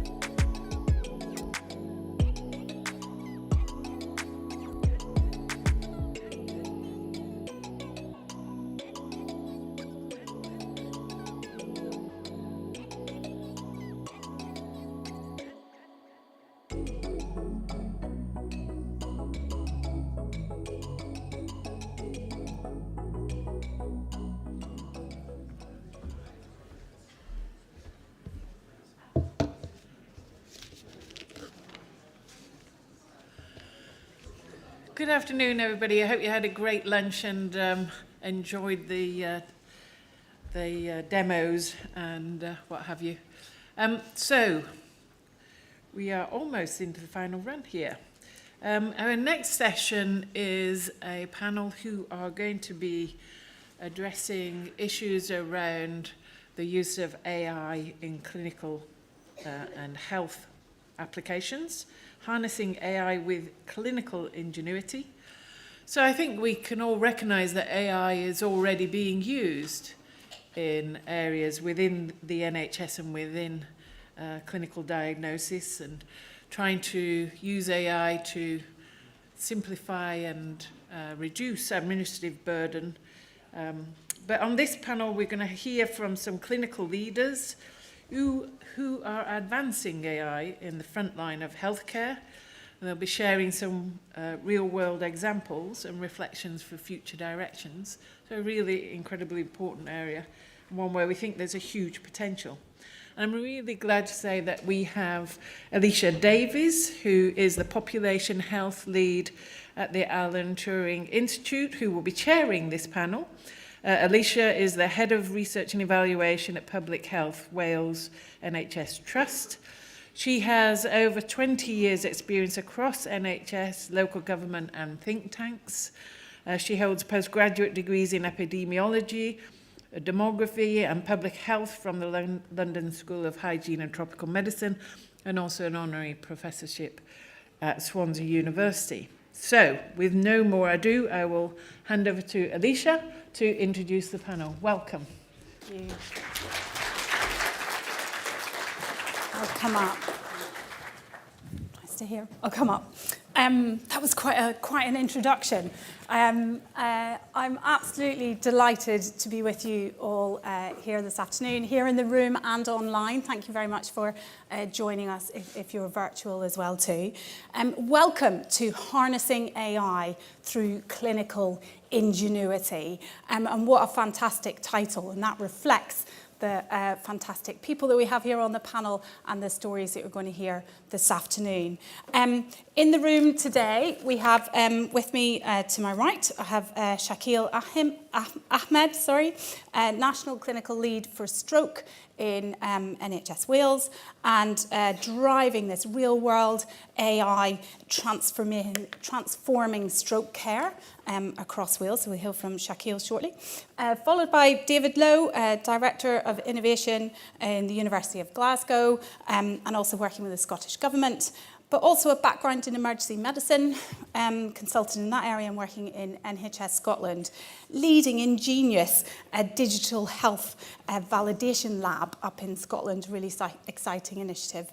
And then lastly is Maik Custis from Great Ormond Street Hospital in London, consultant pediatric immunologist and an innovation officer in that setting, leading initiatives on bringing in ambient voice into clinical practice, and can reflect a bit on that as well too.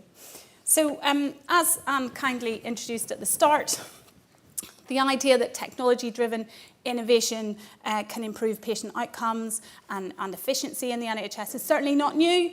It was highlighted over 15 years ago by Lord Darcy's report, High Quality Care for All, and it's really important, continues to be important today as well too. AI presenting a greater opportunity potentially to improve clinical decision-making, reduce inefficiencies, and move to more of a predictive, and in my world, a preventative healthcare system as well too. But let's be clear, harnessing AI in health will not happen. It doesn't just depend on the technology itself, it will depend on clinical leadership and ingenuity. And that's one of the key critical factors for AI adoption into the NHS system. So it's not just about algorithms. Clinicians are the key to ensuring that AI solutions are focused on the most critical challenges, and that it's delivering benefits across the real world and for our patients and populations as well too. So how do we make it work for clinicians and patients? Today we'll hear from my panel with me joining today across the NHS in England, Scotland and Wales. So reflections from across the UK sharing their real world insights on what's driving that adoption of AI across health. So without further ado, Shaquille, if I could come to you first. Could you reflect a little bit, tell us a bit about what you're doing, about how you're using AI to enhance care in your field and the impact that you're seeing that? Yeah, okay. Deliver. Well, thank you, Alicia, and good afternoon, everyone. Within the healthcare settings, AI is being adopted quite a bit within radiology as well. And me being a stroke physician, we need to make sure that we're selecting the right group of patients at the right time to make sure that they have the treatment urgently as well. So when you're having a stroke, every minute you're losing 2 million brain cells a minute. So it's really critical that we make sure that we're identifying the right patients so we can then treat the patients with either a clot-busting drug called thrombolysis or a procedure called thrombectomy, where you go in and you take the clot out of the brain. So what we've done is that we've adopted using the AI technology in all our stroke imaging pathways across Wales. So we've got it embedded in every hospital in Wales. So when a patient comes into the scanner, if they're suspected to have a stroke, the AI system will look at it, and if it picks up what we call a large vessel occlusion, then it will immediately notify all the clinical teams around us that there is a patient here that needs urgent attention immediately. So what it's doing is kind of speeding that pathway up and identifying the patients as quickly as possible as well. So then we can then immediately then go in and act and try and treat the patient as well. Funnily enough, we were just in the waiting room and I had a ping on my phone. So the other thing is that it pings you on your phone and you can immediately see the scans as well. So then having access, as clinicians, having access to the imaging, we can really make that decision much more quicker. So it really, really enhances the pathway. So for me, it's about enhancing clinical pathways as well. With that adjunct technology, that gives me all that extra information so we can make a very quick decision for time-dependent treatments as well. And we are seeing some really good outcomes in some of us. We rolled this out across Wales it started about 18 months ago. All the hospitals are live. And some of the data we've seen from some of our hospitals is where we've seen our thrombolysis rate, which is a clot-busting drug, which is 20% is the kind of the golden target. Some hospitals are hitting above 22% from 6%. And then thrombectomy rate, which is where you take the clot out, you want to hit about 10% of patients would be eligible for thrombectomy. And one of our centres are hitting it nearly up to 9%, so already coming up to that level as well. So yeah, so it's enhancing the pathway, I would say, for the urgent treatment. Fantastic. Thank you so much, Shaquille. It's just really exciting to hear about AI in practice and how that and the difference that that's making as well too. David, in your field. Thank you very much, Lisa, and thank you very much for the invite to speak today. So, David Lowe, and I'm Professor of Health Innovation with the University of Glasgow, and I suppose what we've really focused on is understanding the needs of our clinical teams to be able to answer the question about which AI can we adopt and should we adopt, and really help them build the evidence. And sometimes that's around about working with both industry and academic partners around the usual paradigm of test, train, validate, and accessing to large corpuses of real world data to be able to say how this solution is going to be deployed in that particular setting. But then increasingly, and really the focus and the portfolio work that I own within the emergency department and really unscheduled care is around about an understanding of how these technologies can be deployed into a real world setting. And we start to develop the evidence around about and align it to nice evidence standard frameworks around about clinical effectiveness, cost effectiveness, the performance of the AI in the device in silico, and then in a real world data set, and acceptability. And Alicia and I were just talking about, again, that requirement around sustainability. Yes, cost, but also carbon starting to come into our decision making within government and within the boards around about those solutions we're being able to deploy.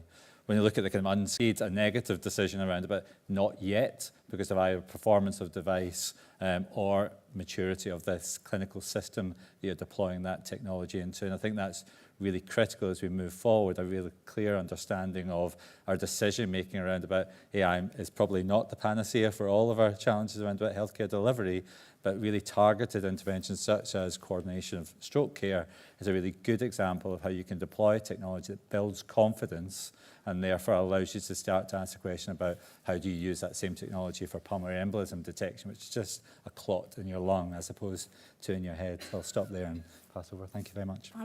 Fantastic. Many thanks, David.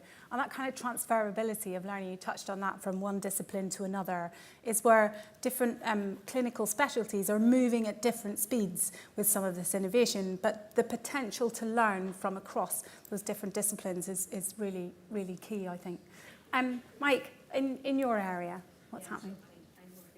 Very specialized hospital, of course, as a tertiary children's hospital with very rare diseases, and I'm doing treatments like gene therapy or bone marrow transplant or thymus transplant. So instead of focusing on like ultra rare diseases in children, we have an innovation center, and we also try to focus on what do all doctors need, not just in Great Ormond Street, where we have this unique sort of ability to have this innovation center and a bit of funding, you know, to also accelerate these kind of ideas, but also like, how does this translate? Why did you become a doctor? Is it because you love to stare at computer screens? Is it because you love to do a lot of admin? Or is it actually because you love to work with humans and you want to understand the body and you want to, you know, treat or even prevent diseases?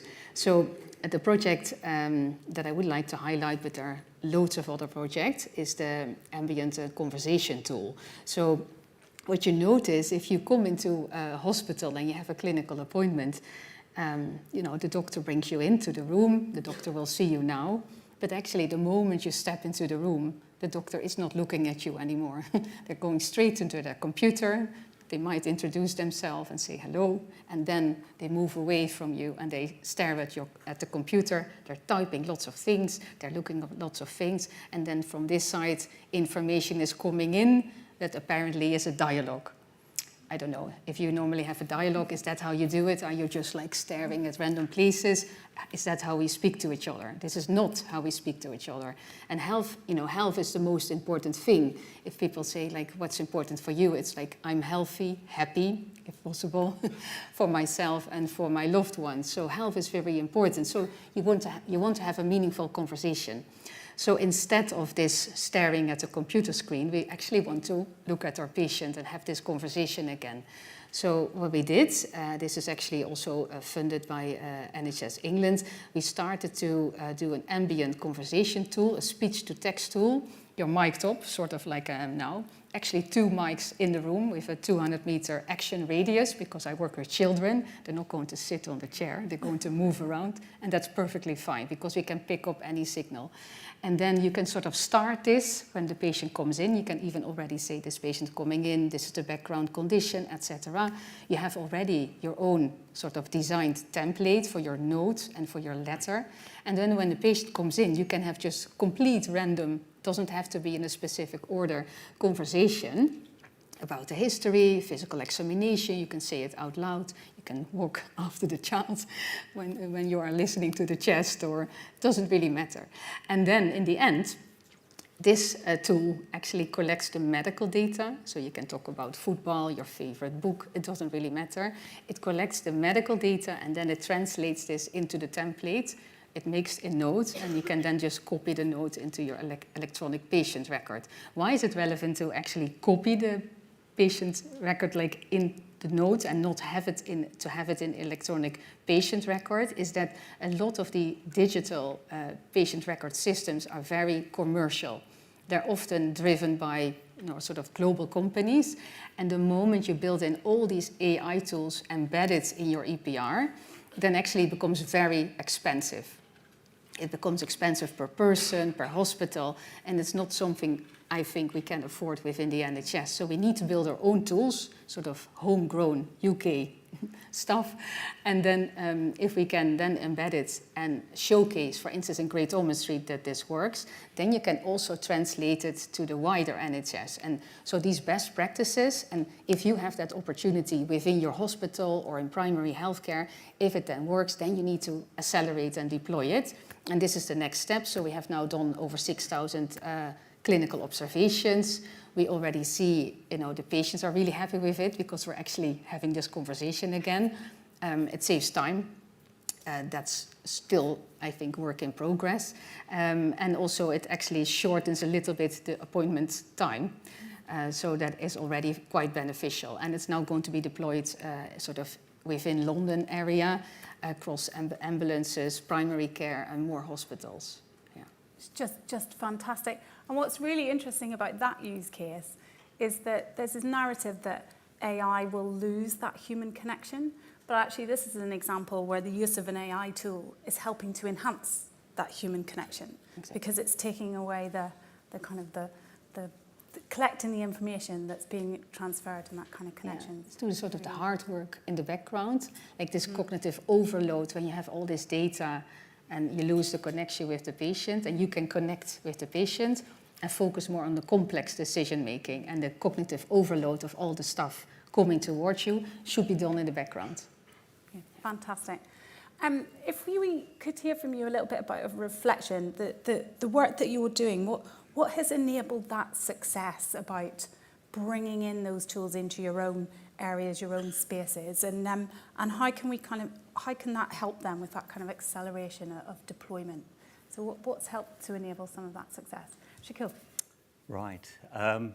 Yeah, well, I kind of describe the NHS as like a big oil tanker, and when you want to make change, it takes a lot of energy and a lot of hard work, And some of the big challenges we had, was around procurement and deployment of the technology. Huge barriers. Within Wales, we've got like 7 health boards. And when we wanted to go in and make the changes, we had to go through a whole load of process 7 times as well. So I think, it's really important to see how we can remove some of those barriers as well that will help to, make this work, such as, you need some resources around that as well for some project management, etc. And then you need the governance structures as well around that for the DPIAs, etc., cybersecurity, data management, to really, so we can have that done nationally, but then also then give it to the local teams as well to work around that. And then I think the other value is, the real key thing is the evidence of value of the system, because if you can prove, so from my perspective, we're showing that, this can make a huge difference to patients' lives. You have a patient with a stroke, comes in completely hemiplegic, and if you can treat them and treat them quickly, and restore their function, that's a huge gain to not just to the healthcare system, to society overall as well. So having that kind of drive and the evidence value around that as well is a key driver to show the clinical effectiveness of the unmet need as well. And then sharing the learning that you have from that, then it brings people on board as well. So I think, it's bringing everybody on board with you around that as well. You need obviously the early adopters to push it, but I think soon as you start seeing some outcomes and some really positive data, and from a clinician's perspective, so Mike was talking about, having more clinical time, it will free more time up for the clinicians to do some of more of the complex work as well, that some of the AI technology can then take off you as well. How did you find your early adopters? You being one of them. How did you bring along everybody else with you? Right, yeah. So started a good few years ago in the sense that, when we were discussing it, there was obviously there's various camps. But I think that for me, at the end of the day, we're doctors, we're clinicians, and at the heart of it is the patient. So if you can bring the patient's story at the heart and show this is the benefit that they are getting, then you'll find that the clinicians will fall behind that, And then if you've got data to prove it and show those benefits, then, then it's, and then you can then show the cost effectiveness and the value around that to get the funding and the resources around that. Yeah. Fantastic. Thanks, Shaquille. David? Yeah, so I suppose great question. I agree, Shaquille, around about infrastructure that takes some of the burden of information governance, data access, and equally is able to demonstrate the offer and the capability to be able to provision 2.2 million chest x-rays or a cut of data that allows you to train that model within a trusted research environment rapidly. I think two other things that go along with that is this kind of concept of porosity of how do you bring, again, the kind of deep science, deep tech capability, clinical academics and the NHS in the broader sense together, and an understanding of prioritization about where we're going to engage in a research piece of work around about test, train, validate of a particular solution that's quite far off deployment at scale within the NHS. And that's got really meaningful, and there's a group of people that will engage with that, and it's how do you signpost to those individuals versus those that are much more focused on the translational aspects of that. And again, that requires leadership, and how do you train that leadership? And we were talking a little about that before, around about we've got 10 innovation fellows and Scottish Government funds and other tranches centrally as well that we host some of them again to build capability, understanding, and be able to go across disciplines and be able to kind of share that knowledge and some of the methodology for evaluation, which is really critical. That sometimes it is a rapid evaluation that's required to give people confidence around about safety and performance, moving into that much deeper requirement around about evidence again. So I think there's a understanding that how do we create infrastructure, how do we give people time and capabilities to be able to engage, and you have to invest in that. And there was a lecture earlier today around about fellowship programs to be able to do that. And then finally leadership and that almost chimeric function and be able to straddle slightly uncomfortably the requirements of your boards, the government and the NHS to be able to start to think about how you build capability for our workforce to adopt these technologies. Thank you. Mm-hmm. Lovely, thanks. Yeah. Maika? I think it's more bottom-up than top-down. So if people say, okay, this is what we're going to do with our NHS oil tanker, then that's not going to work for healthcare professionals because we have an autonomy in our critical decision-making, and we will be stubborn about this because we also will be proud about what we do. So you have to ask us what we want, and not just me as a doctor. My nurses on the ward, they have 12-hour shifts, so they are exposed to lots of technology that works or doesn't work, while they're also looking after a child and the family, and they have to support all this while not making any mistake for any of the IVs or any of the other things that they are doing. These are 12-hour shifts, so what do you need? So I think what we set up is quite nice in Innovation Center, so we have embedding also from industry partners. So, you cannot just bring in an industry partner and just, freestyle behind an NHS firewall with some AI tools. You cannot even install most of the AI tools. And there's a reason, of course, for this. But we also have a CIU, a Clinical Insights Unit. And these are the innovation officers. And these are people like pharmacists, nurses, physio, doctors from across the hospital. And they come up with not just their own ideas, not just like, oh, I want this, for immunology, this little niche. And it goes through an innovation platform. And then there's a sort of a group behind it to say, let's accelerate this, or this has a benefit for the wider organization. And then you get sort of the resources, because often the management layers, it's such a Sudoku, like how to find the right people. And how can I really accelerate this in the limited time that I have available on top of my clinical workload? I need to sort of, I have an hour here and 10 minutes there, and this is where it needs to happen. So we need that support. So we need the governance in place, the framework, the support. I don't have time to do all that. So the information governance, all of these things, other people need to do that. I need to come with the stuff that we need. And also our patients, they have quite a say in these things. So children, of course, are the most open-minded, curious, people out there, and they can really come up with great ideas that I can't even think of, and that's amazing. And that's exactly, of course, why I work with children. Fantastic. Shikil, did you want to come in? Yeah, I think you make a really strong point there. I mean, if you want this technology to succeed, it has to be from bottom up. All the projects I've worked with, if you work from the bottom up and those who are at the cold face and at the interface, then you'll see better adoption and using that as well. And I think that within healthcare, sometimes we get a product to say, here it is, make it work. And we should turn it around. What we should be doing is saying, right, this is my problem. And we should be working with our industry partners and saying, right, how can we come up with a solution? And if we come up with a solution there, then it will be more likely to succeed around that. Mm-hmm. And I think that was the thing, is that, you engage with, so I engage with all my clinical colleagues first before we decide to, go on any sort of journey and see what the test the water really, yeah.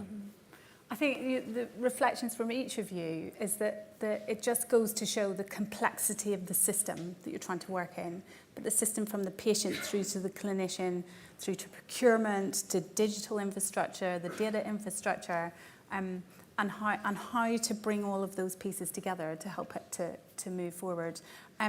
We will have a Slido chat slide that will come up in a little minute. For those of you that are online or in the room, very welcome to pop questions into that.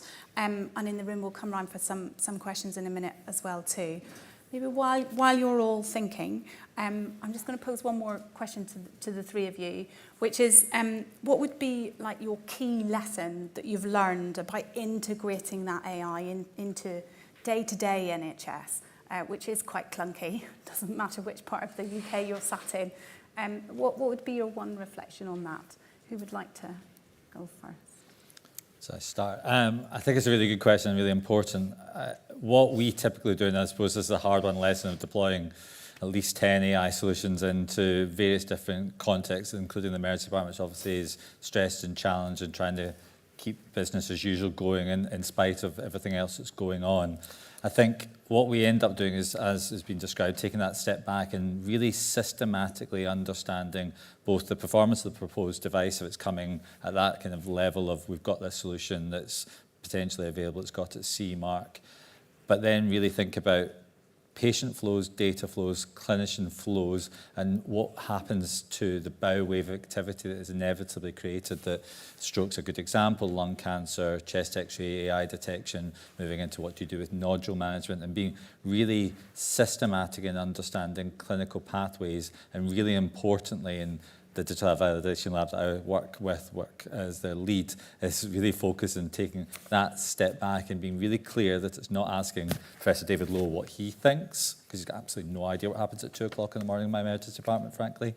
Bad things if I'm there, and I'm usually in a hoodie. So it's therefore being able to sit back and ask the physios, the nursing staff, the healthcare support workers, their understanding of what happens, because that's really critical. They're the people that are going to be using these devices, interacting with them on a daily basis without necessarily the deep-seated knowledge I've developed over the last couple of years of working in this area that allows it to happen routinely as part of practice, and not to be something that's just appended on when I happen to be around and people open up the radiology screen and will look at the secondary capture or do that other thing that I think is augmenting, enhancing their practice, but actually in reality is that creating a burden. So that step back, critical understanding and allowing the voices of all those individuals, including critically the patient, to understand what does that workflow look like within the context of that technology, but importantly either side of it, and taking the stakeholders on either side along with you as well. Thank you. Lovely. Thanks, David. Yeah, for me it's start at the beginning.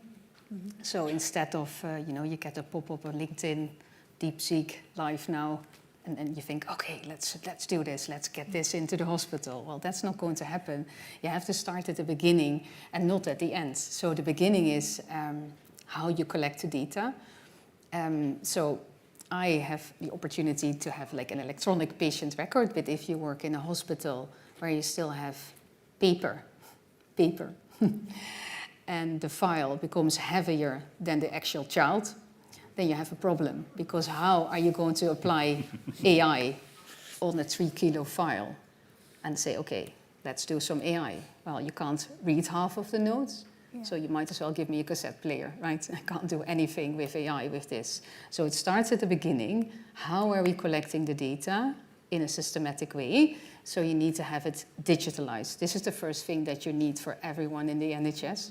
Then the second thing is, I did sort of a presentation about my human phenotype ontology, which I really love, but actually I compared it with a beehive. So I'm sort of in the hospital, this is my little beehive. I can sort of, as a bee, I can sort of collect the right ingredients that are available to me. So that depends on what quality ingredients I can sort of fly into my beehive. But normally in nature, in a beehive, you have a queen bee. This is actually a she, and she decides what goes and what doesn't go, what's the culture, what's the agreed language. But what did we do? Have we actually agreed in medicine what our agreed language is? Like if you look at like the scientific outputs that we make, but also how we collect the data in hospitals or in any part of the system, how do we collect our data is not that systematic as we think it is. So if we haven't even agreed on that, why are we talking about AI? So I think start at the beginning and then work to the end. Lovely. Thanks, Mike. Yeah, and I just agree with Mike and David with where they've covered all the points. It is look at the problem and engaging with the stakeholders and the patient, and then making sure that you bring the team along and and looking at solving that problem actually. And I think we've already covered that area earlier. Fantastic. I've got some questions here on Slido, and I think we've got roaming mics in the room. I'm not sure. Yes, someone waving. So if you want to pop your hand up if you have a question in the room. While you're thinking, Micah, we've a question for you. When can we expect to see the types of tools that you're using in London hospitals and ambulances? And could it be implemented in the care sector as well? Yeah, 100%. I was actually quite keen to implement it in mental health because we have such an amount of waiting lists and backlogs and issues in mental health, especially in children's mental health. And, of course, I work in very rare diseases, but you need to have a holistic approach. You need to try to prevent diseases, but also you need to have that, support for mental health while the child is growing and developing. And it just breaks your heart if you see that the child needs mental health support and then can't reach it or not in time. Like a waiting list for 1 year is way too long for a child. It's not acceptable. So we're now deploying it first in like ambulances, which will also be quite dynamic, I think, and in sort of primary healthcare and in hospitals. But I think the next target to hit, I think, is mental health, mental health care. Okay. So yeah, it's 100% possible. And they were particularly asking about the ambulances. Where can people find out more about that kind of journey, or what happens next? Is that the London Ambulance Trust, or is it? At the moment it is. It sort of sits with funding, but I think it's actually accelerating quite quick, considering sort of started last year. So it has been accelerating, quick in an NHS environment, but over time it would be great to have it everywhere. But it also sits in, again, and then how that data is then coming together. So you also need to have something electronic behind it, and not to record something and then actually it's not used. You have a paper file still. Yeah. So it needs to go hand in hand. Yeah. And in the room, were there hands up? There's one hand over there, yeah. If you could just introduce yourself as well, that would be wonderful. Hi, I'm Prenika. I'm a researcher in AI safety at the University of York. My topic is more on assistive devices and assistive technologies for older people. And there's wide research on structural ageism around inclusion of older people in AI data and also design. So I'm very keen to hear directly from the clinicians on what they think about this issue. So representativeness, really, and older people.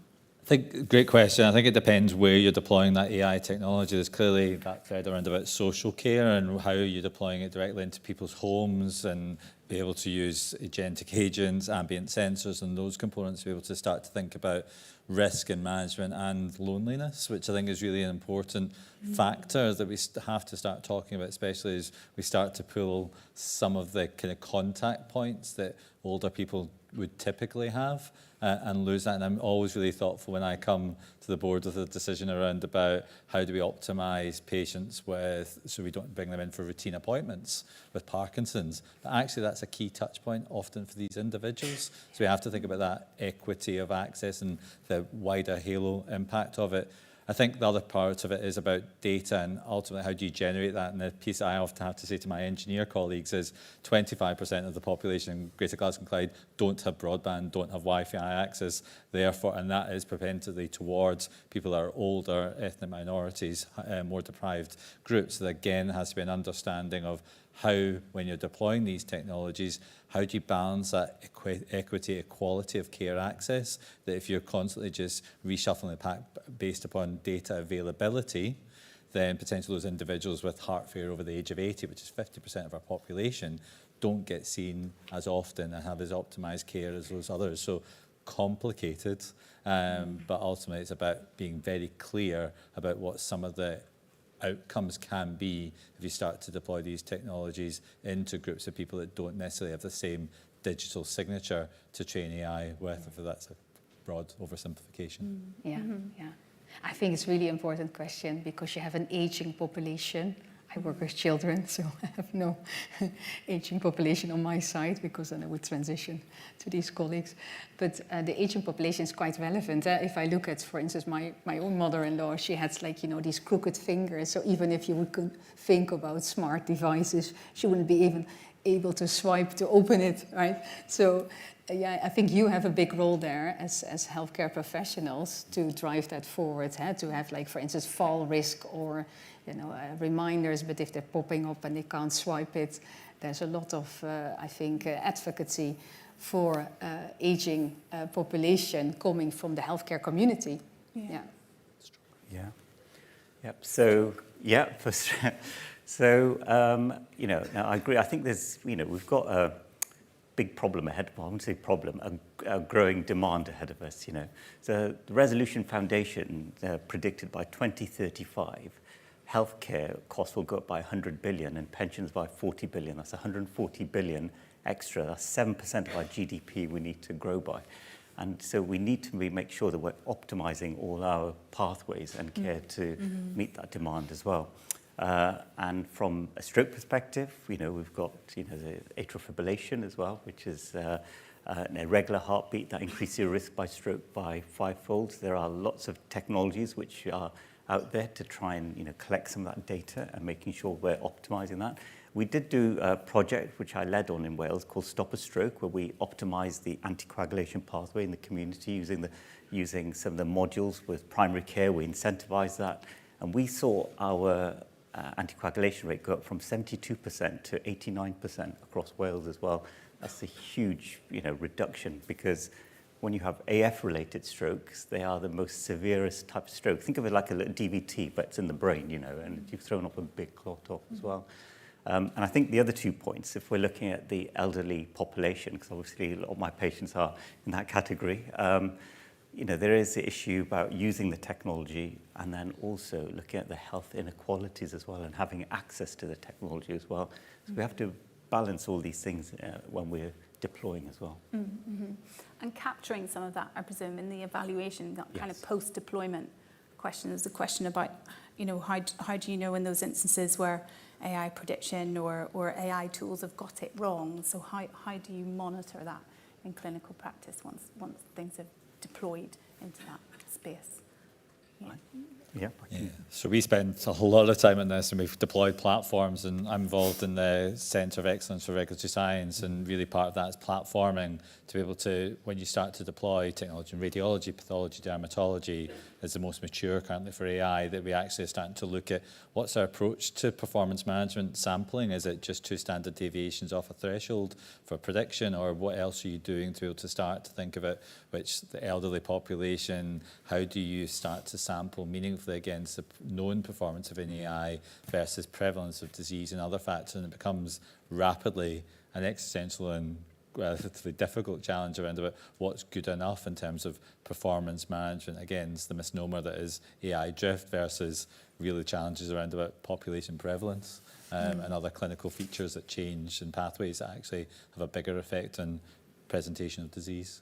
Yeah, and also actually for the elder population, it might not be a real appetite to learn a lot about AI per se, but for instance, you have also a lot of wearables where actually the monitoring is done outside of your own control. But if you, for instance, have a baseline heart rate or specific, you know, vital signs, and you're deviating from those vital signs, this can be an early, you know, sign for, you know, sepsis or something else, or your motion, if you're out of balance, this might be relevant. So you could also think about more like a wearable approach for the elderly population that can actually monitor in the background and then alert, you know, my colleagues to do the next steps for them. So more a community approach, like cocooning almost the patient, or not even the patient, to prevent to become a patient.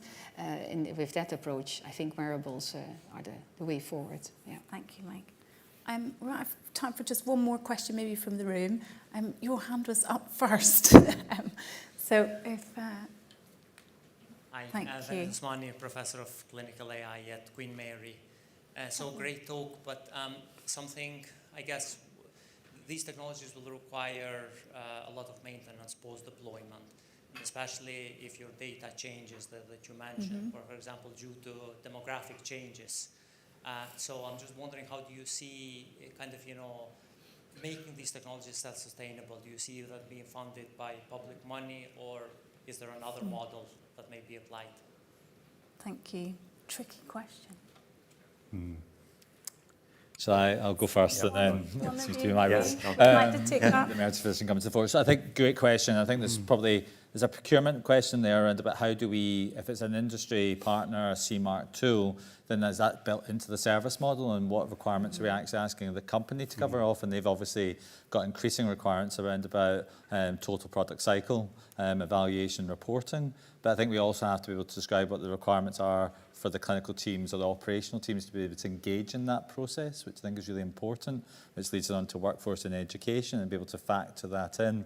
And increasingly what we're discussing about this about stroke is what's the business case for this, and some of it's deriving both clinical and cost effectiveness, what might be in-year savings, which is very hard to manifest in this particular area, versus what that might be able to look at. And again, with our health economist colleagues, it's about describing, yes, qualities, but other more mature, sophisticated approach to reimbursement actually reflect improving outcomes of care, as well as chief execs will often say you just need to save money in years. So I think it's about an understanding of a business case that actually takes in those components of what's the service model when this is running as business usual, not with a wraparound of my research unit and surveillance and pharmacovigilance and all those things that are there when I'm doing research that are not there when you leave it into the wild, but still require the same degree of optimization, certainly in this next phase over the next couple of years. Lovely. Thank you. Thank you for the question. Yeah. We're rapidly running out of time. I've got enough questions on Slido to have a whole day on this topic, but they've only given us 45 minutes. Put that in your feedback forms for AI UK 2026. But before we wrap up, if I could come back to each of you just for a quick 30-second, what does the future look like in 5 years now? And what would be your one thing that would help us get there? Wow. I don't think there's any quick fix like people think. You know, obviously the government would like to use AI for the civil service. There's no quick fix. You know, the technology has to learn itself. For me, the big thing in the future is that if we can crunch all the data, and if we select the right patient for the right treatment at the right time, crunching all that data together over time, and I think that would be really optimizing the care for me in the future. And I think in about 5 years' time, maybe people will be coming along and it'll be adopted around that. Yeah. Optimising data for patient care. David? Yeah, I'm going to be slightly contrary to what I said before around about shared priorities. I think what we're seeing, and this is, I suppose, the challenge to people in the room, is understanding that these technologies, especially generative AI, there's going to be a huge paradigm shift, and therefore there's a requirement for you to educate us around about these technologies and their potential benefits, and then be able to start to think about the clinical use cases. I think, how do we bridge that gap from what is now there in parts of my working and bringing them into the clinical space and be able to democratize that? And I think that's probably the core challenges: partnerships, deep tech, and adoption against the critical challenges that we face in terms of care delivery. Thank you. Lovely. Thanks, David. I think we're still in a sort of hunters and collectors phase. This is where we are.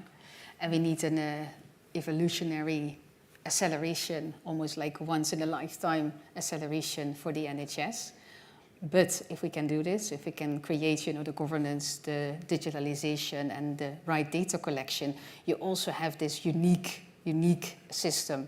Because the NHS, you're born in the NHS, you die in the NHS, you have lifelong data for a whole population, which can basically provide the backbone for all future healthcare, preventive or curative.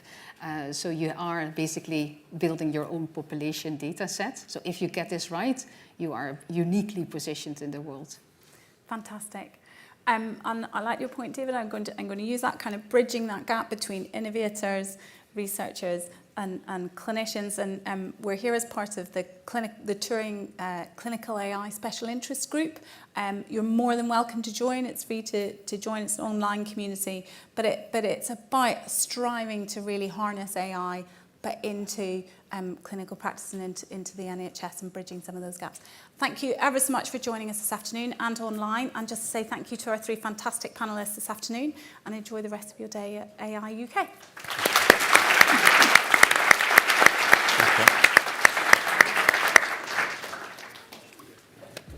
All right, we're off mic.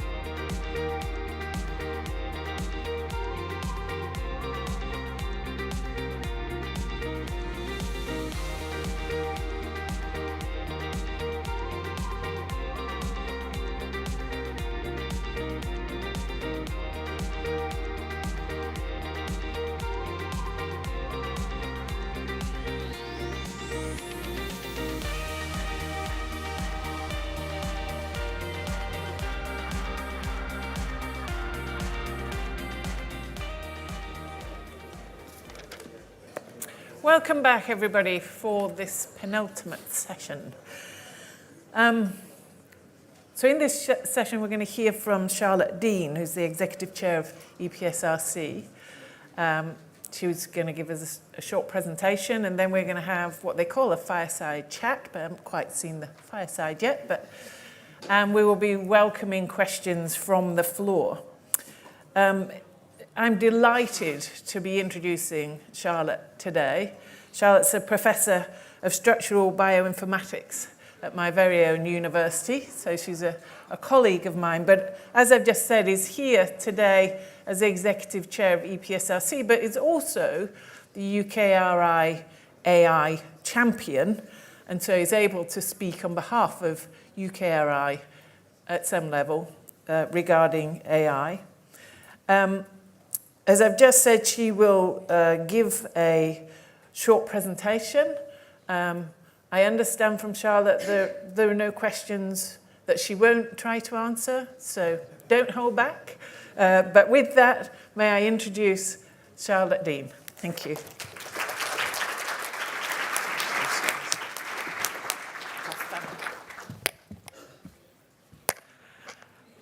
I'm hoping my slides will magically appear now. There we go. I was just about to try and jump up onto the stage there, and then I thought something really bad would happen, so I would do the stairs instead. It is fantastic to be here, to get to talk to all of you. And as Anne just said, I've literally just said this in another room in this building, because I was just doing part of the intro to the Turing Fellows, the Turing AI Fellows, and the funding of them. And I always feel when I'm in an AI situation, I actually am standing here with three hats on. I am the Executive Chair of EPSRC. We do a lot of funding into the AI landscape. I am AI champion for UKRI, so I'm kind of thinking about this across the whole research and innovation piece and how we can make that work. And then finally, and perhaps what makes it most fun for me, this is actually my research area. So I stand here and go, all these things might happen, and a little bit of me is like, maybe I'll get to do some of them too. So I'm going to go, here we go, next slide. Brilliant. I'm going to do a very, very short introduction to UKRI and to EPSRC, just for those of you who are less familiar with all of it, and also because I kind of feel honor bound to do that every single time I talk about this, because I keep meeting people who don't know what it is, and so it's quite important that you do. So UK Research and Innovation, it is the largest public funder of research and innovation in the UK. It covers all sectors and all disciplines. It funds both into academia, but it also funds directly into small companies as well. Has about, depends exactly how you calculate this, somewhere between £8 or £9 billion a year, just to give you an idea of scale. It works with loads of other sectors, loads of other funders to do what it does. And I always think that picture on the right-hand side here, this is one of the UKRI pictures I meant to show you. I don't actually love it very much, because it makes everything look horribly, horribly complicated. When actually what I want to say to you is what we do is really simple. We are here to fund excellent research and innovation that makes stuff happen. Good stuff, hopefully. So when I say make stuff happen, that is both keep the UK as one of the leading places, in this case, to do AI in the world, but also make stuff happen like promotes the public good, does stuff that will help with economic growth, improves our public sector. And all of that matters. And that's what we're here for. That's it. Put money into the system that achieves those things. And of course, then you go, oh, that's very complicated. But it isn't really. It's about identifying the people and making that happen. So this is also one of my least favorite slides, but it's beautifully corporate, which is just to say that EPSRC is one of the 9 councils that make up UKRI. So when people say UK Research and Innovation or say UKRI, UKRI really isn't a thing. UKRI is those 9 research councils. So Engineering and Physical Sciences, that's the one I run, but there's medical science there, there's the BBSRC there, so biology, you can see them. And that's where the funding comes from. And then finally, just because I'm here and it's EPSRC, and probably for all of you in the room, this is the most important one, this is just a very brief attempt to put EPSRC on a single slide. It's just one slice. You can do this in lots of different ways, but it gives you a flavor of what we are and what we're trying to achieve. So EPSRC in 2023-24 had a spend of just over £1 billion. To give you an idea of scale, that's usually about the amount of money we're talking about from us, somewhere around £1 billion a year, that kind of number. And we support all sorts of things through all the career stages and all the different types of people involved in this. And I think that's quite important. So people often think when you talk about a research council, they go to, you support doctoral students. Most of us get that, we know that. And you support these academics and these PIs. But also we support software engineers and technical professionals.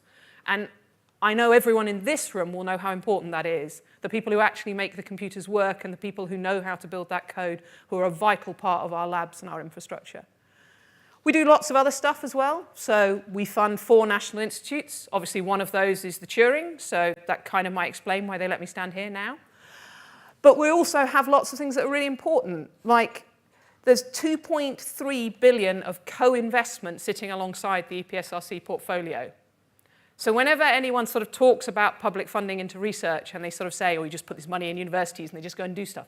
No, we don't. You don't. It's not how this works. This is a massive partnership between what happens in academia, in business, in the universities, in the public sector, and that really, really matters. So now I'm going to try, and it is try because I'm trying to keep this very short, set out a little bit of the strategic context of what's happening around AI. Now, the next 2 slides, I think, might even be the next 3. Everyone in this room knows everything I'm about to say. But you have to remember the impact that they have on people who don't work in this field. So this next slide, I showed this to a group of teenagers last week because I was doing a talk in a school. If you ever want to be terrified, like literally totally terrified, go and do a talk to a group of teenagers. Just try it.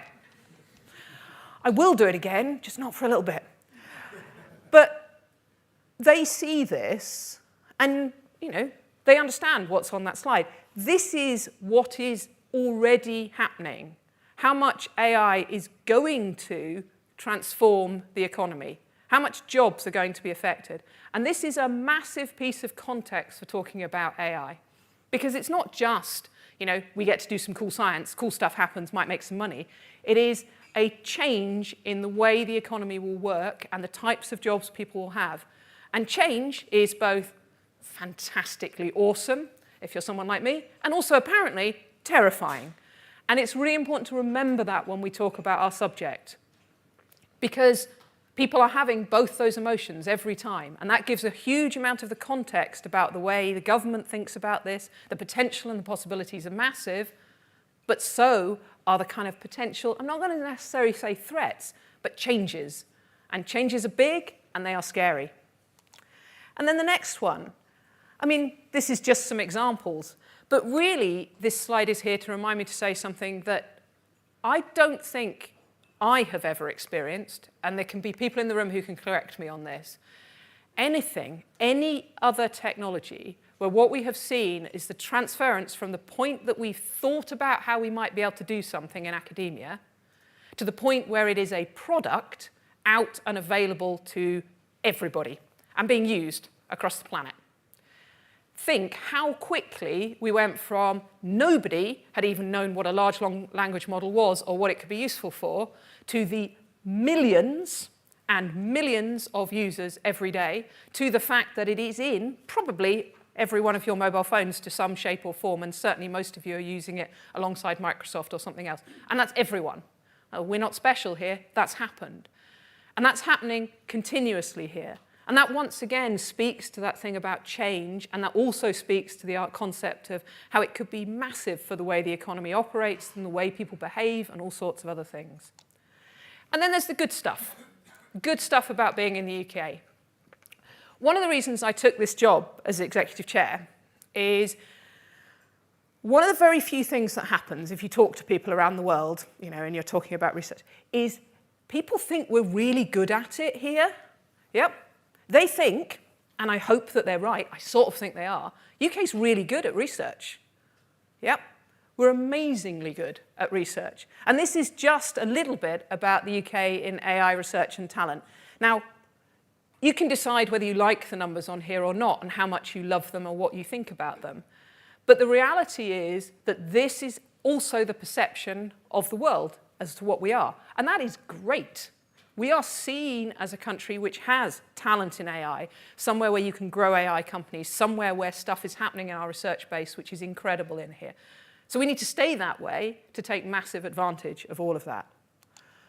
Or I can phrase it in another way. These are lots of statements people make about the UK's AI strengths. So we have huge, strong, fundamental AI research. There's loads of that going on. You can do your measures and you can decide exactly where we rank, but often we'll come out third, which, given the size of our university base and given the size of our population, and I'll say this because I run a funding council, given the amount of funding we don't have, it is amazing. It's incredible. You guys are great. Yep. We have a vibrant startup and scale-up scene. It's there. It's happening. You know, you go out, you talk to people. There's this huge amount of this going on. Lots of leading companies want to have bases in the UK because of this. They want to be connected into that ecosystem and they want to be part of it. So what's the government up to when this kind of thing happens? Well, we have the new AI Opportunities Action Plan. I'm going to guess that most of you have not spent time like I have both reading the original action plan, then the entire government response to it. Headline is, there are 50 things it says it's going to do. I'm really not going to take you through all of those on a slide. But what it says is there's a huge amount of government momentum behind this, a desire to do something, a desire to do the right things and to build on it. And the kind of headline things in this is they do want to keep investing in the foundations of AI. They want to keep that talent there. They want to have a research base that is awesome. But they also really want to push on how do we make sure it gets from there into something that matters. So how do we get adoption? How do we have it so that we can pilot these things rapidly, both in large companies and in small? And this statement, which I think is a tricky one, which is one of the big statements in it, positioning the UK to be an AI maker, not an AI taker. That's hard. If you think where a lot of the very large things are happening in AI, pretty much every country in the world is an AI taker because this is being done in companies, that are throwing these models out that are controlling these. So where does this fit into UK research and innovation? We obviously don't do everything that I've just talked about, but that's kind of the context of the way the government is seeing this, the way this landscape is evolving. And AI across UKRI sort of hits this in all sorts of places. I start from the fact that a lot of my colleagues are sitting there, and I suspect you have this at your universities as well, because you have it in businesses and we have it in lots of places where people are sort of sitting back and they're not really seeing that AI is going to completely change the way we do research and science in every discipline. It's not special to some particular areas. It's not going to be kind of like you can just ignore it and it's over there and those people do AI. It's a bit, and it is only a bit, but it's a sort of analogy that kind of works with some people. Like saying, before the computer came along and then the computer sort of arrived and going, I do research, but I'm not going to need a computer because I work in a biology lab. Now, nobody who works in a biology lab now would say they don't need a computer because it will be a computer that's taking the data off the machines. It will be data storage for them. It will be where they're writing their documents. It will be part of their tool set for achieving what they need to achieve. And AI is going to be very similar. The other really exciting thing for me about saying that statement is it's also going to not just sort of change the way we do it, it's going to change the questions we can ask. You actually start differently if you start by saying, I could do this already with an algorithm. And that's really important. But then you have the other parts of this. We still have to do research on AI. We've got to keep building those building blocks. We've got to keep creating the tools, the things that will make that difference and change. And then we have to go forwards about how do we realize that impact. So one of the other cross-UKRI hats I wear, as well as being AI champion, is I think it's called the lead for commercialization. So I am responsible for trying to make sure we have a plan across all of UKRI about how we get greater impact from the research that is coming out from it. How do we make that happen? And in this context, it's incredibly important to be able to build from that. I'm just going to show you a couple of slides now about the different ways that we are doing this at the moment before I just finish up. So there's lots of investment where we can put this. So we can put money into research for future AI models, so core research there. So I've got some examples on the right-hand side of things that are going on. You also have to put money into that concept of advancing the scientific discovery. And then there is the link into commercial applications. The interesting part there is often for the commercial applications, it is not the forefront of AI you need. It is the AI that is fit for that problem, which sometimes might be the forefront of AI, but sometimes might not be. And there you can have these funny kind of bashings together of, well, if we're not using a large language model, it can't possibly be the best way to do this. And me sitting there going, you'd be way better with just a random forest, please. But we have to get to a space where we can have that conversation. And that's about this education and about people understanding what they're asking for is not the latest, shiniest thing, but the thing that answers the questions that we have. And there is this ongoing question about how do we ensure that all of this happens as safely and as responsibly as we can? Because that will remain a question. And as I was trying to set the context at the beginning, one of the reasons that remains a question is because of that concept of change. Change is scary. And so we have to be able to show that we are managing that change or understanding that change in a way that we can convey to a much wider population. This is just to give you an idea of a few of the investments, so the kinds of investments and funding that we're making across this space already. So there are the AI CDTs, so the Centres for Doctoral Training, training the PhD students. So 2,000 students will go through that. There's the AI Turing Fellows that I've just been getting to speak to a little bit before I came over here. But then there's other things like responsible AI, looking at that, or the Alan Turing Institute. So there are so many different ways to invest in this system, and this is what is already currently happening. So what comes next? Well, there's lots of nexts you can pick. I've picked a few here to try and get people to think about the directions of travel we're thinking about.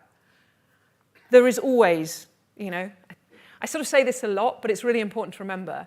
The research councils are the only place that funds directly just to go and do core research. Yep. That doesn't have to say, I'm definitely going to solve the future of the world and save the economy by doing this, but just says, this is really important, this is really interesting, and my peers agree that this is a really smart thing to do. And so continuing to fund into that is a key part of what UKRI needs to do.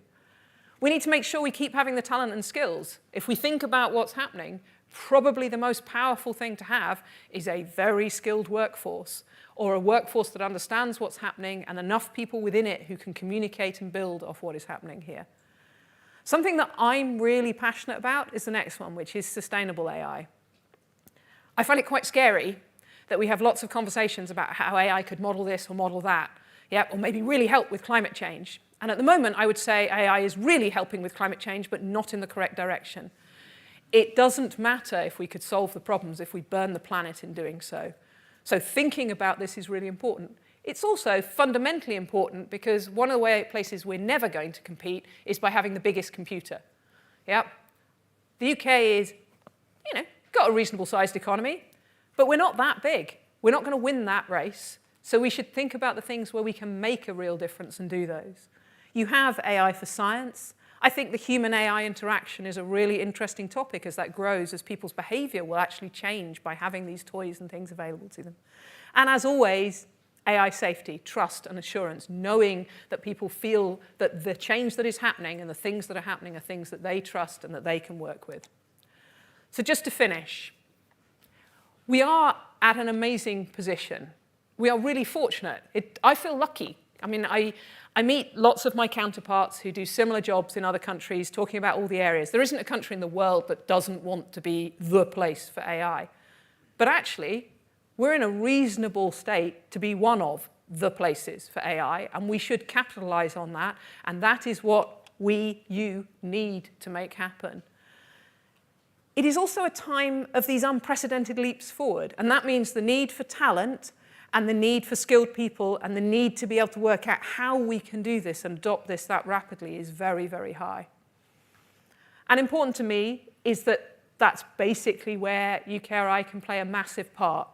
We have to make sure we're developing talent everywhere for this, not just deep AI knowledge, but also people who work close to it, or people who are working in scientific areas so they can have conversations about it. And also, I would say a lot of my job, speaking to people across government so they can have conversations about this in ways that are helpful and help us to build the ecosystem we need.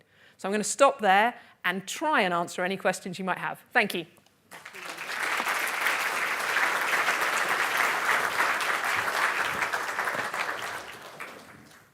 Thank you very much, Charlotte, for setting the scene. That's brilliant. Before we go to questions, but please note the Slido is up there, you didn't say very much about international collaboration. And one of the things that we've seen throughout the day is that, AI is international in every way. And I would say that probably the Paris summit didn't give us a lot of confidence about international collaboration. So what can we as a community be doing with you, the funder, to enable that? Or should we be? I think the answer to that is yes. And I mean, I'd say that in any subject area. In this particular instance, AI not special. Science and research is an international endeavor. And, as with many, many of these things, the best stuff is done by having lots of really smart people and being able to talk to lots of other really smart people. So in the first instance, it is a natural part of the scientific endeavor, and massively encourage that. And being part of the teams that make that up, and access to the facilities and ideas that are happening around the globe, as well as encouraging talent to come here and work on it. But I'm going to put a tiny but on that, because it's important. This is a technology where there are ways to exploit it and things that could be done that we might not be comfortable with sharing everywhere on the globe. And so I'm hoping everybody in this room is aware of things like trusted research and innovation and thinking about those things. For the vast majority of us, it means we have to do nothing apart from be aware. But every so often, it's important that we are aware. And I do think it is a reasonable request by government that we, as a community of intelligent people, should think about those kinds of things as well. Yeah, yeah. You also noted that it's going to change research in all areas. So it's not just in science, it's everything that we do. Does that mean we should be thinking of a different research funding model? So this is a really interesting question, and potentially the answer to that is yes, but I'm not going to say we should think about that tomorrow. There's quite a lot of other things we're trying to think about right now. But I think it might change things like that. Because, well, let's give an example. This is a sort of very basic example, but you can start from here. Imagine the world where we're really good at predicting most things with AI models. Suddenly, your need for very large-scale infrastructure and labs goes down a lot. Not to zero, because there will always be stuff you can't predict, and there'll always be stuff you want to check. But it changes your balance of funding, of who and what you would fund, which kind of speaks to the, would you do different types of research? Or you can imagine some other states where you get to, which is thinking about training now is a big one for me. How do I ensure that the next generation of PhD students who are coming through in the social sciences, the arts and humanities, in the environmental research, have enough understanding of the techniques that might change their careers as they go forwards? Now, I think the answer to that is will change their careers. But that also changes how you would set that up, how you would train them, but also who they should interface with on the way, the timing that they need to know this over, because of the speed of change in the system. Yeah. And then my final question, because they are pouring in. Just go back to your slides where the hope is that we can be the best state partner to those building frontier AI. What does that actually mean? To be honest, I don't know. But I think the emphasis here is the idea of how can the government be and create an environment where AI can actually be used sensibly and can be built. And so some of that is not just the kind of research funding that we get or is handed out. A lot of the thought that is going around the AI action plan is around all the other things you need in order to be able to do this or take it out to being active. So, thinking about the regulations that sit around this. Mm-hmm. So AC thinking about the kind of safety and security of the algorithms that are built. Interesting things. Government procures, so buys, a lot of stuff. Yeah. Yep, writ large. So NHS buys a lot of stuff. MOD buys a lot of stuff, but so does every government department, transport.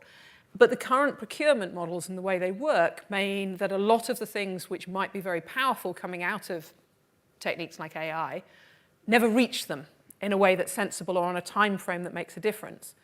So that also stymies growth in this country because, of course, one of the biggest deliverers there is if you have a market to sell into, that helps you to deliver and grow the base. So they're thinking about all of these different parts of the ecosystem to try and make that work. So I think the answer to that question is to try and create an environment in the UK which is much more receptive and able to take advantage of what is happening. Yeah, I mean, one of the things that we heard in the previous panel, which was brilliant about how AI is being adopted within the NHS, seems that one of the biggest barriers there is around the governance structures that we have.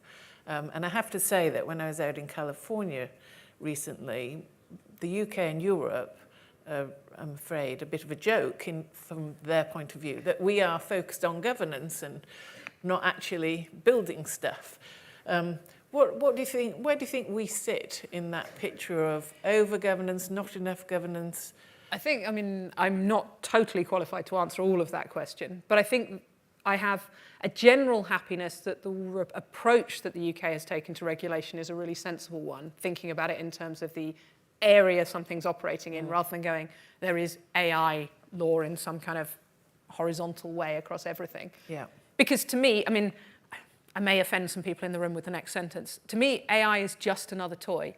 It's a massively powerful, fun toy. It does amazing things. But it's another tool. It's another thing in the toolbox. It's another way we can do stuff. And so the way we link that in is when you are using it in a particular use case, that's how we should think about that.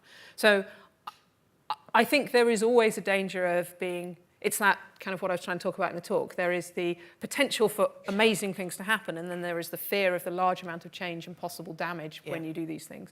And government is always having to play those two off. Yeah. Well, I'm going to go to Slido, but if you want to ask a question in the room, please just raise a hand, because we do have some roving mics. Right, I'm going to ask one from Slido, and then we have a gentleman over there, and a gentleman in front of him, and we'll come to them in just a minute. So the first question that I'm going to pick up is, with academic funding in the UK stagnant and industry becoming increasingly attractive for open AI research, how do we persuade academics to stay in UK academia? And this is something I think about a lot, actually, in my own role. I was going to say, I think about this a lot in my role, both kind of from my own personal point of view, as well as trying to build an academic group, and for myself, and sitting in my role at EPSRC. I think there are lots of parts to this. One, there are still differences between what you get to do in academia and who you get to work with from what you get to do and who you get to work with in industry. And those are not one is better than the other, they are just different. And I think sometimes we do not sell the package of what it is that you can be as an academic well enough.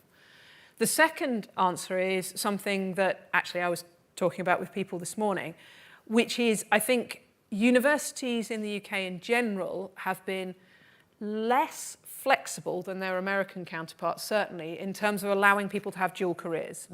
Now, I've had dual careers for a really long time, and will be aware of lots of this. But, for example, before I took this job, I was still an academic at Oxford, but I was also working in a company. I was chief AI officer running that, a team of 100 people there, whilst running my academic group. And I've done lots of other things like that. And I think it's awesome. I think it's one of the best things about having an academic career, that you can do these different things at the same time. And you can, and actually most universities allow you to, but we haven't really made it clear just how much we can do this, how flexible we can be, and how we can make that work.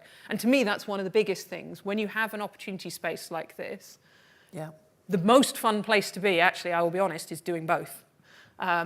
You know, that's the cool place to be. It's a bit like now I get to play with policy and I get to play being an academic. And I think, so that would be one of the things I think we need to think about. And then another thing is, we also need to think about how we fund. So what is it that people come here for? It's not, you are never going to compete on salary. So as an academic, there is no point in going, I should be paid what they're paid. We can't win, we lose. But what we could be doing is ensuring that there is enough talent coming through the system that you can have the best possible PhD students to work with. I mean, I don't know if everyone in the room feels like this, but one of the biggest reasons I enjoy being an academic is the students I get to work with. And that, having enough of those and enough of those through the system, I think is really important for this. Yeah, I'm just going to follow, because there's a question that's coming that follows right up on this conversation. which notes that in one of the sessions earlier, there was a question about how engineers can transition maybe from commerce or from a research lab into academics. Are there plans within UKRI or the acceleration programme to enable that? So we do have already mechanisms where you can do that transfer between, so coming from industry into academia to help with that. So the Future Leaders Fellows is one example of that, where there's a deliberate attempt there to attract people who have skill sets and are interested in making the transition across. There has been quite a lot of work across UKRI in terms of lots of our funding calls to try and make it more obvious, because this is one of those weird things. It's like it's always been the case, but not very obviously, and so people don't feel it's there. The opportunities for people to come in from, the phrase people use, and I don't really like it, is less traditional backgrounds. I would never have described myself as a traditional background, but I think in this case I would be. But ensuring people can see that those routes, so when any kind of fellowship that works for, or coming into the doctoral programs, there have been several of the doctoral training centres that have been deliberately set up to encourage people to come in post-experience in some way. So they haven't done a doctorate before, but they're highly experienced in other things, and getting them to come in. So I think that's going to be something we will see more and more of, partly because I also think it's really good for the diversity of the way we work as well. Yeah, that's great. Okay, there was somebody over here. Do you want to say who you are and then? Good afternoon, Charlotte. Thank you for joining us. My name is Adrian Joseph and I'm a portfolio NED. I was previously on the AI Council a couple of years ago. My question is, do you feel that we're at the stage now where using our resources in the most efficient and effective way? And if I could give an example of, if the Turing, which is a great institution, is the national Institute for AI and Data Science, then why do we need a new AI Safety Institute?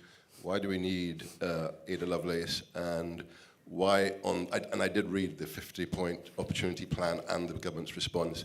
Why is point 50 the recommendation for yet another sovereign AI institute? Can you help me to understand the space, please? And are we really most efficiently using our resources? So the answer for are we most efficient? No. And that is partly because, as with all of these things, you grow an ecosystem. If I had a blank slate and I could start again and I was God, it wouldn't look like this. But then again, I'd also get it wrong, because this is a continuously moving target. Different things would happen, and tomorrow my structure would be the wrong one. So no, we're not. But there are massive attempts, and I think really improving attempts to do this better, actually, particularly in this space, but in other spaces as well. One of the, nobody in the room needs to care about this as much as I have to right now, I suspect, but we are in the middle of a spending review. So you're waiting for the budget. In my world, that's waiting literally for my budget to know how much money I will have to spend. And one of the massive pushes from government this time has been to try and coordinate the science bids across government, far more, I am being told, than has ever been done before, with cross-governmental meetings looking at topics like AI, and I have been there for them. So will we get it right? No. Will it be the most efficient? No. Is the attempt being made to make that coherent and linked up? Yes. And each one of these investments was done with an intention of kind of creating a momentum behind something. And then the question is, should there be as many investments, or should you build them together in other ways? And I really think we are looking at that now. But I also, just honestly, it won't be the right answer when we get to the end. It's complex, isn't it? It's complex. There's a gentleman in front of you, and then there's one behind, which we'll pick up.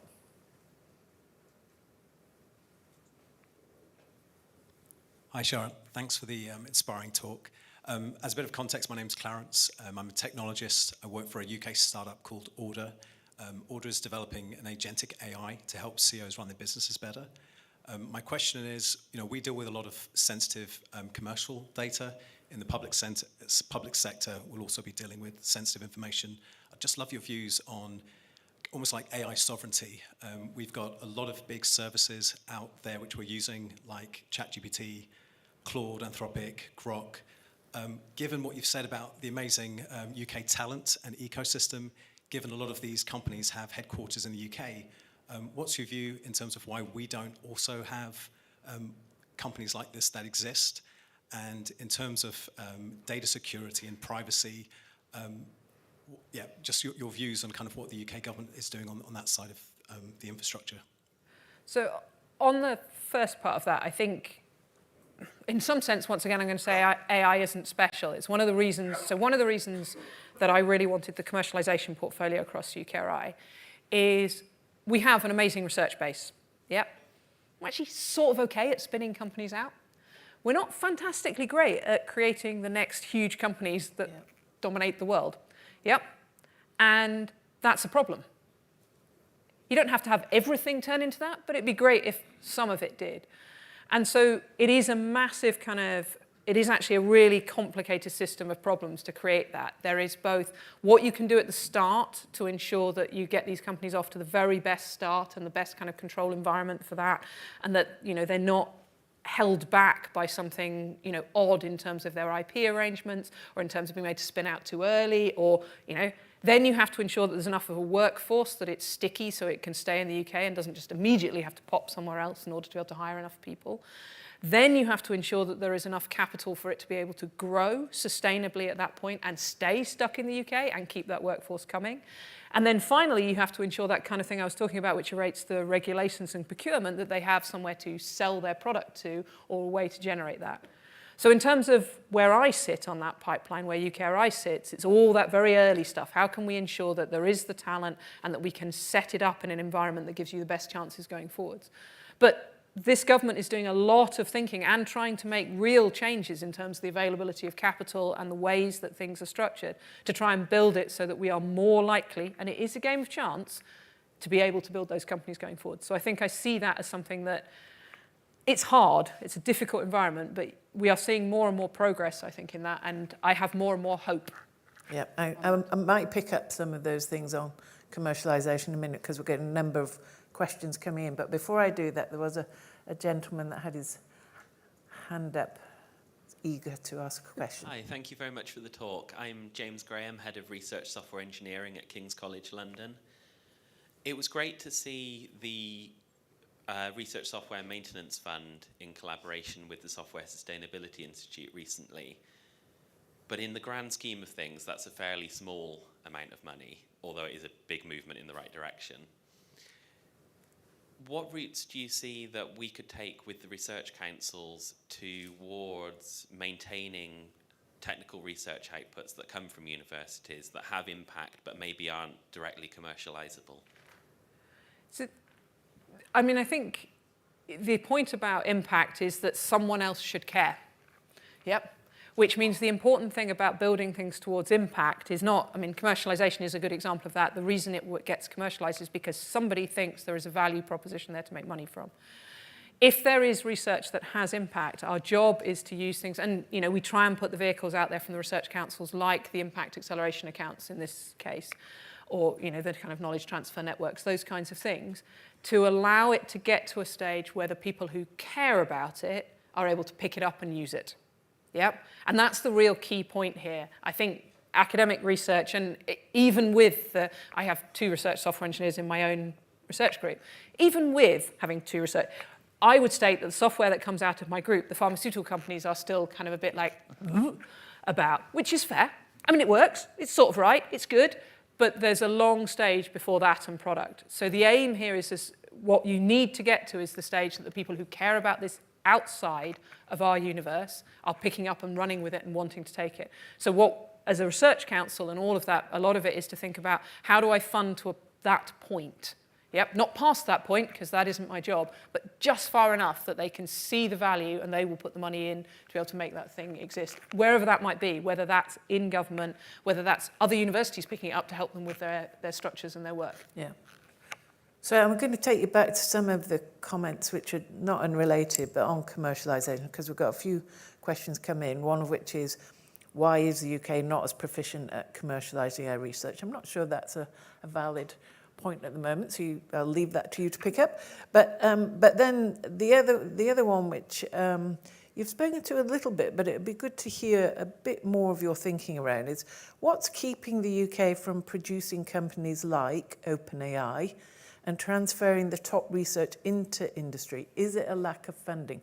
Now, you've mentioned 1 or 2 of the building blocks to enable to do that, but I think that is where we are at the moment. We are lacking, aren't we? We've got lots of spin-outs, but scaling them to something that like OpenAI. So what do we need to do to be able to do that?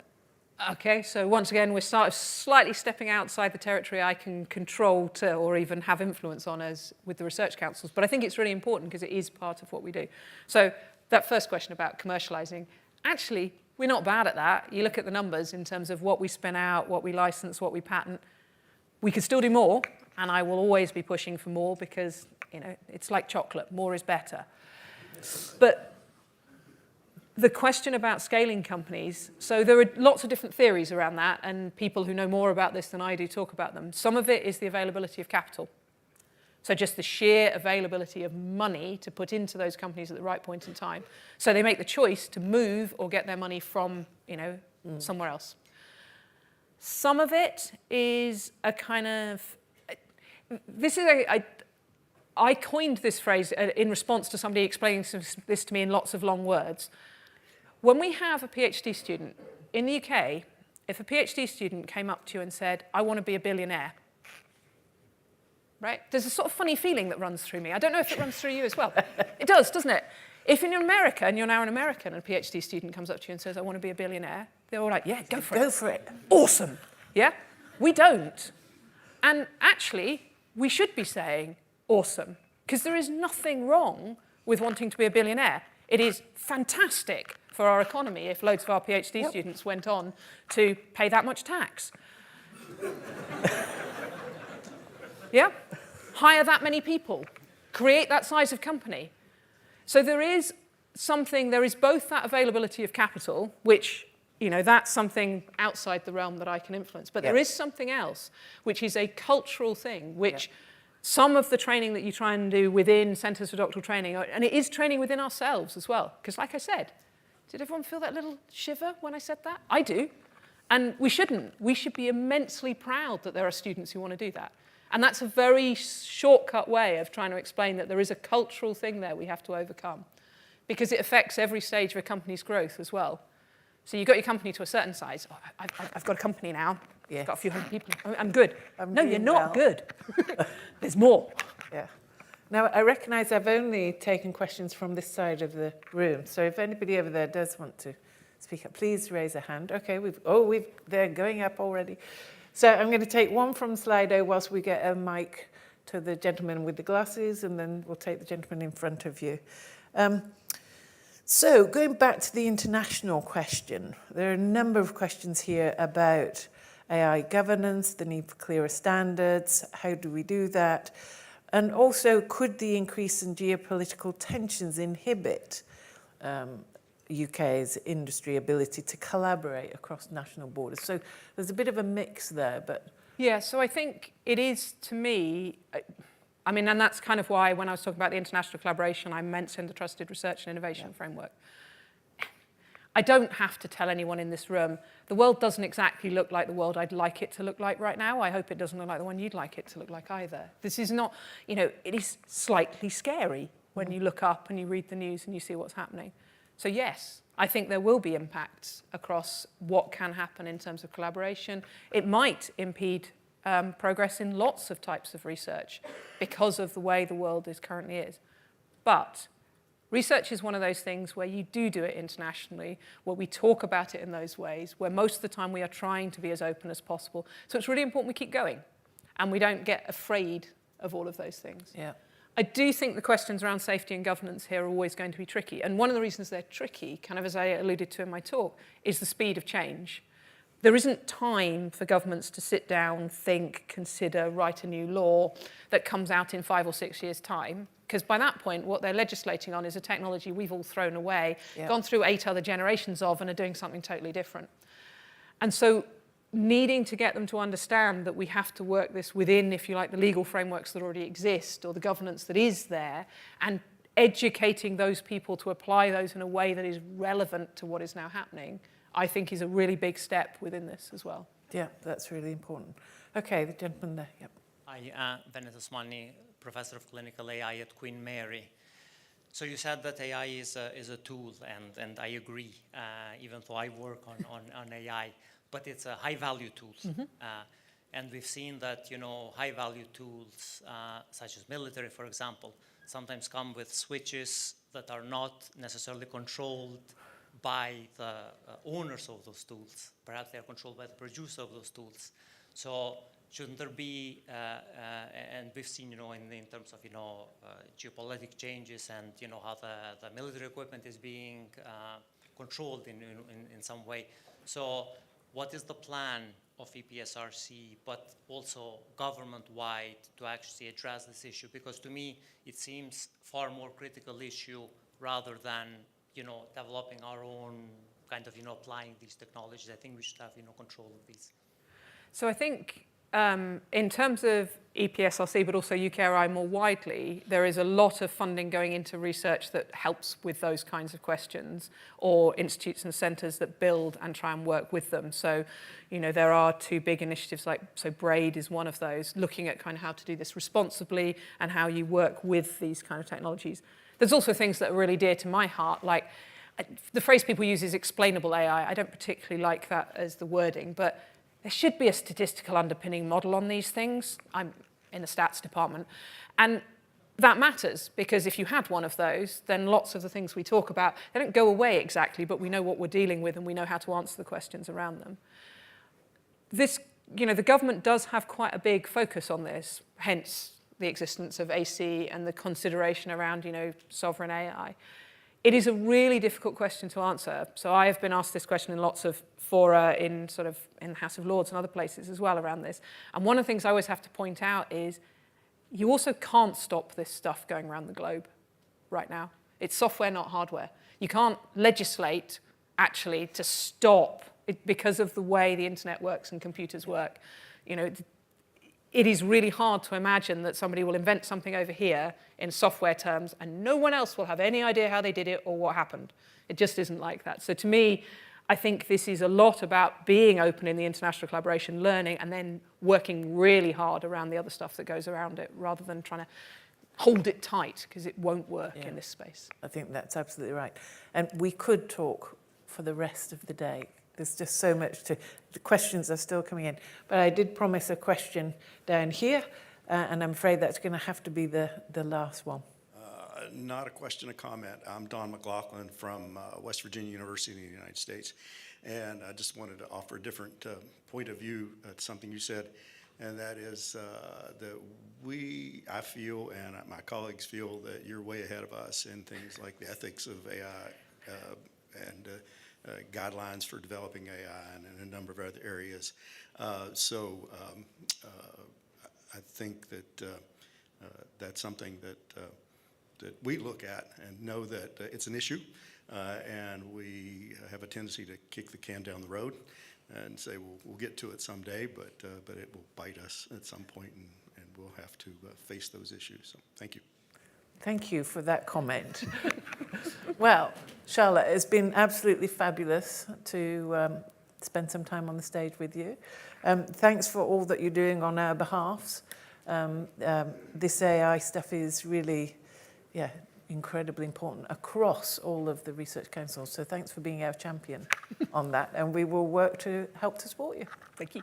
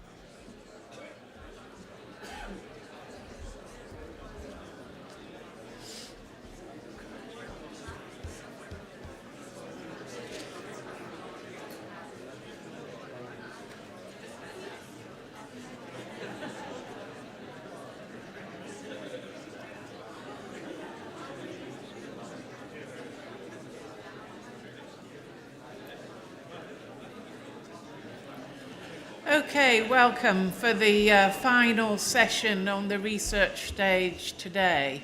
If you want to find yourself a seat, there are some down at the front too, please don't be shy. So this final stage, evaluating malicious generative AI capabilities, is going to be a series of talks, and we have 3 individuals who will be speaking in just a moment. And as we know, the AI safety landscape is increasingly centering on evaluations as a way of monitoring risk posed by advanced AI systems. As this field evolves and best practices in AI safety evaluations have become the top priority for experts. So we're going to have 3 presenters, I think the same presentation, but 3 presenters, and we'll hear the series of talks, and then we'll have a Q&A at the end of that. So the first of the presenters is Adi Janjeva, who's a Senior Research Associate in the Center for Emerging Technology and Security. Do you want to come up onto the stage? And we then also have Anna, who is Anna Gaussen, who is a research scientist at the AI Security Institute. And then our final speaker will be Tuesha Sipi, who's an online safety researcher at the Alan Turing Institute. The Slido will be up. Send in your questions, and we'll have the session at the end of the presentation. But with that, I'm going to hand over to the 3 of them to take us through this session. Thank you. Thanks so much, Anne. Hi, everyone. My name is Tuesha, and I'm a researcher at the Alan Turing Institute at the online safety team. So as you all would have heard today, that there have been rapid advances in AI, whether we're talking about OpenAI's O3 or whether we're talking about DeepSeek's R1. Over the past few months, there have been such rapid advancements, but it's important to also consider what these advancements are going to mean when we talk about the hands of malicious actors. It could very well be possible in a few months or a few years that you would have an AI model being used as a recruitment agent for an extremist organization like Boko Haram or Combat 18 or Al-Qaeda. And it's exactly these risks we wanted to cover in our research paper called Evaluating Malicious Generative AI Capabilities. We set out with answering 2 research questions, the first one being to what extent were malicious actors actually using AI in their operations? And the second one was what was it going to take in terms of inflection points or future possibilities for them to actually increase this adoption. In order to do this, why isn't it going to the next slide?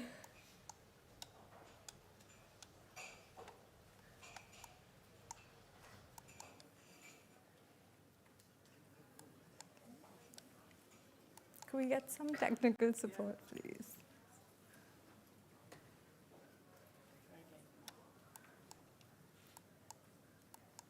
I think it's stuck.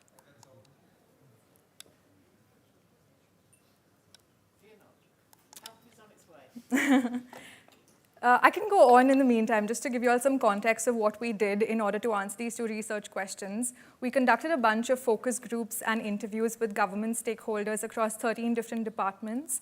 And we also conducted a workshop in November last year, where we had representation from people from the industry, researchers, as well as the government stakeholders who were present there. And we also conducted a bunch of desk-based research to solidify some of our research findings. What we found in terms of our research paper was that we wanted to focus on 3 core aspects. The first one was the evaluation landscape, which is to really look at the evidence of what safety evaluations currently look like. The second part of it was to look at the threat landscape, which is what RD is going to cover, where we looked at 3 different risk areas: malicious code generation, radicalization, and weapons instruction and attack planning.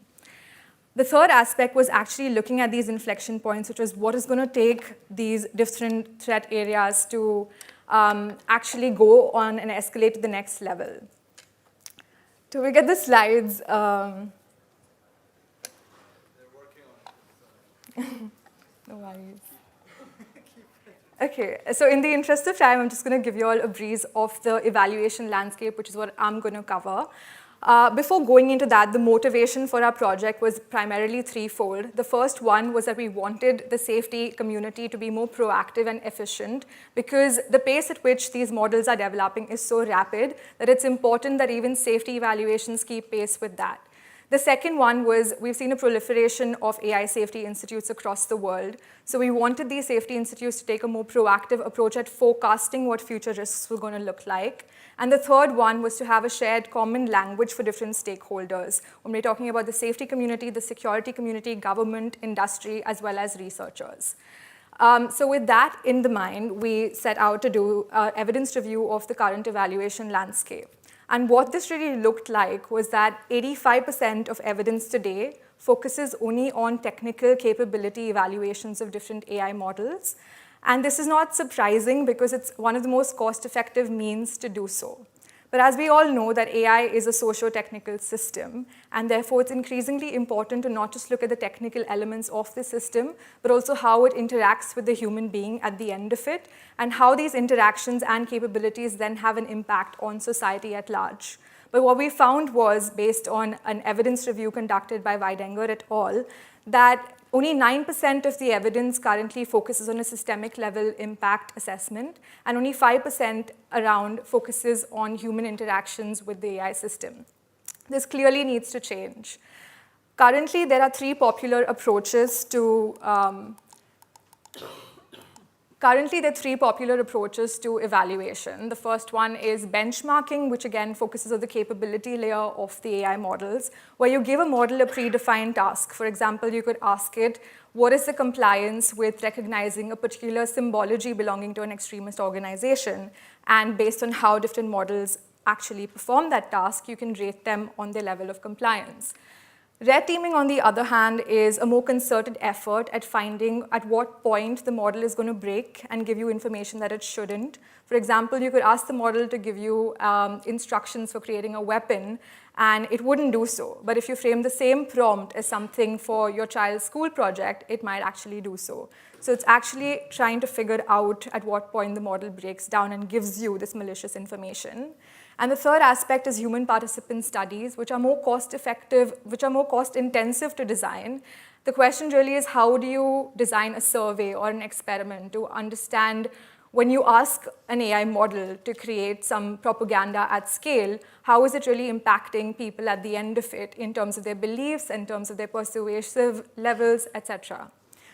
The challenge remains in terms of the evaluation landscape is three things. The first one is external validity. So like I said, a lot of the evaluations today focus on the capability layers, and you have benchmarks and red teaming studies being undertaken.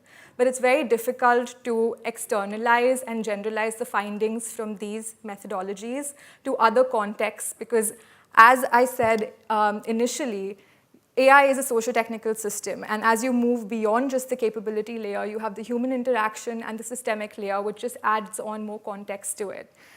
So ensuring that these methods are externally valid is the first problem. Linked to that is the fact that because these are so difficult to make generalizable, we don't really know to what extent in any given risk area we're actually being able to cover the risk that's been defined.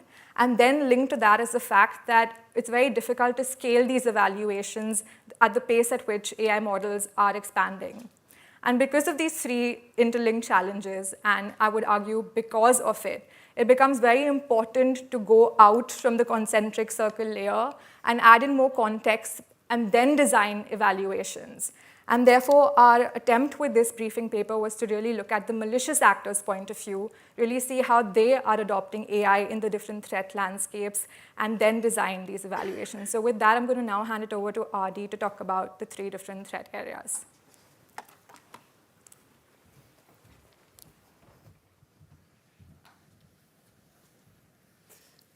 Great. So yeah, with that kind of contextual framework in place, we were able to really start thinking about, thinking through these risks, these three risks that we focused on, malicious code generation, radicalization, and weapon instruction and attack planning, as Tvesh outlined, in a bit more of a kind of calibrated way. And there's this kind of three-way breakdown that you see on the screen there. So thinking about the sources of generative AI risk, which is that kind of those three domains which I've just talked about. Also conducting a more of a kind of high-level scan of the existing evidence, and then using that to kind of forecast anticipated applications in those three areas. And these will tie in with the inflection points that Anna, the kind of future inflection points and risks that Anna will talk about afterwards as well. But I just want to pause, I suppose, here on this pyramid. This is actually taken from an earlier piece of research that Anna, myself, and a couple of other colleagues collaborated on, essentially looking at kind of the implications of generative AI for national security. I think this pyramid is quite instructive for a few reasons. It kind of shows how the threat is linked to willingness to do harm. And obviously for malicious actors, that willingness to do harm is pretty high. But even then, will be divided across a few different kind of categories. You'll be divided across your organized adversaries, which are themselves divided across kind of organized hostile states or organized crime groups, and then also your kind of lone actors who might be working from their own bedroom. But you also have these kind of incidental or unintended risks in the bottom right corner there, and these kind of refer to improper use, really, rather than thinking about malicious capabilities per se. So this might refer to how AI tools might be used improperly in the critical national infrastructure context, in various kind of public sector contexts, in the private sector, also in the kind of DIY context as well, how people might be using AI tools from the comfort of their own rooms in inappropriate ways, which aren't necessarily kind of malicious in intention. And these might be come about for a variety of reasons, people's judgments being kind of clouded by the need to kind of get hop onto the generative AI wave, really. We focus in this case, we focus in this project, as Tvesha outlined, on malicious actors, but we have argued in previous research that these kind of improper use cases, improper use, incidental cases of AI use have kind of necessitated a bit of a shift in the way that the national security community specifically thinks about these AI harms. Because back in the days when the most sophisticated weaponry in the world was reserved for a very kind of small percentage of the global population, the national security community in those days was really programmed to anticipate threat from those who had a particularly high willingness to do harm.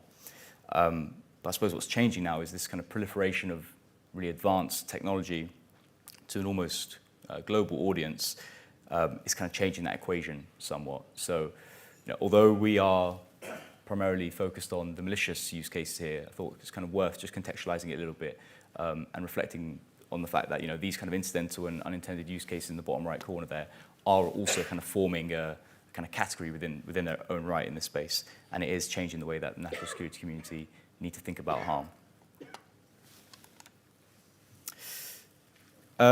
So while the national security community has kind of long been programmed for this adversarial or malicious threat, I think it's probably fair to say that the tech/developer community, perhaps not as much. I think historically there's perhaps been maybe a little bit more naivety around how bad actors will weaponize technology that is kind of ostensibly being developed for the good of humanity, or in kind of OpenAI's words, to kind of automate all kind of economically valuable work.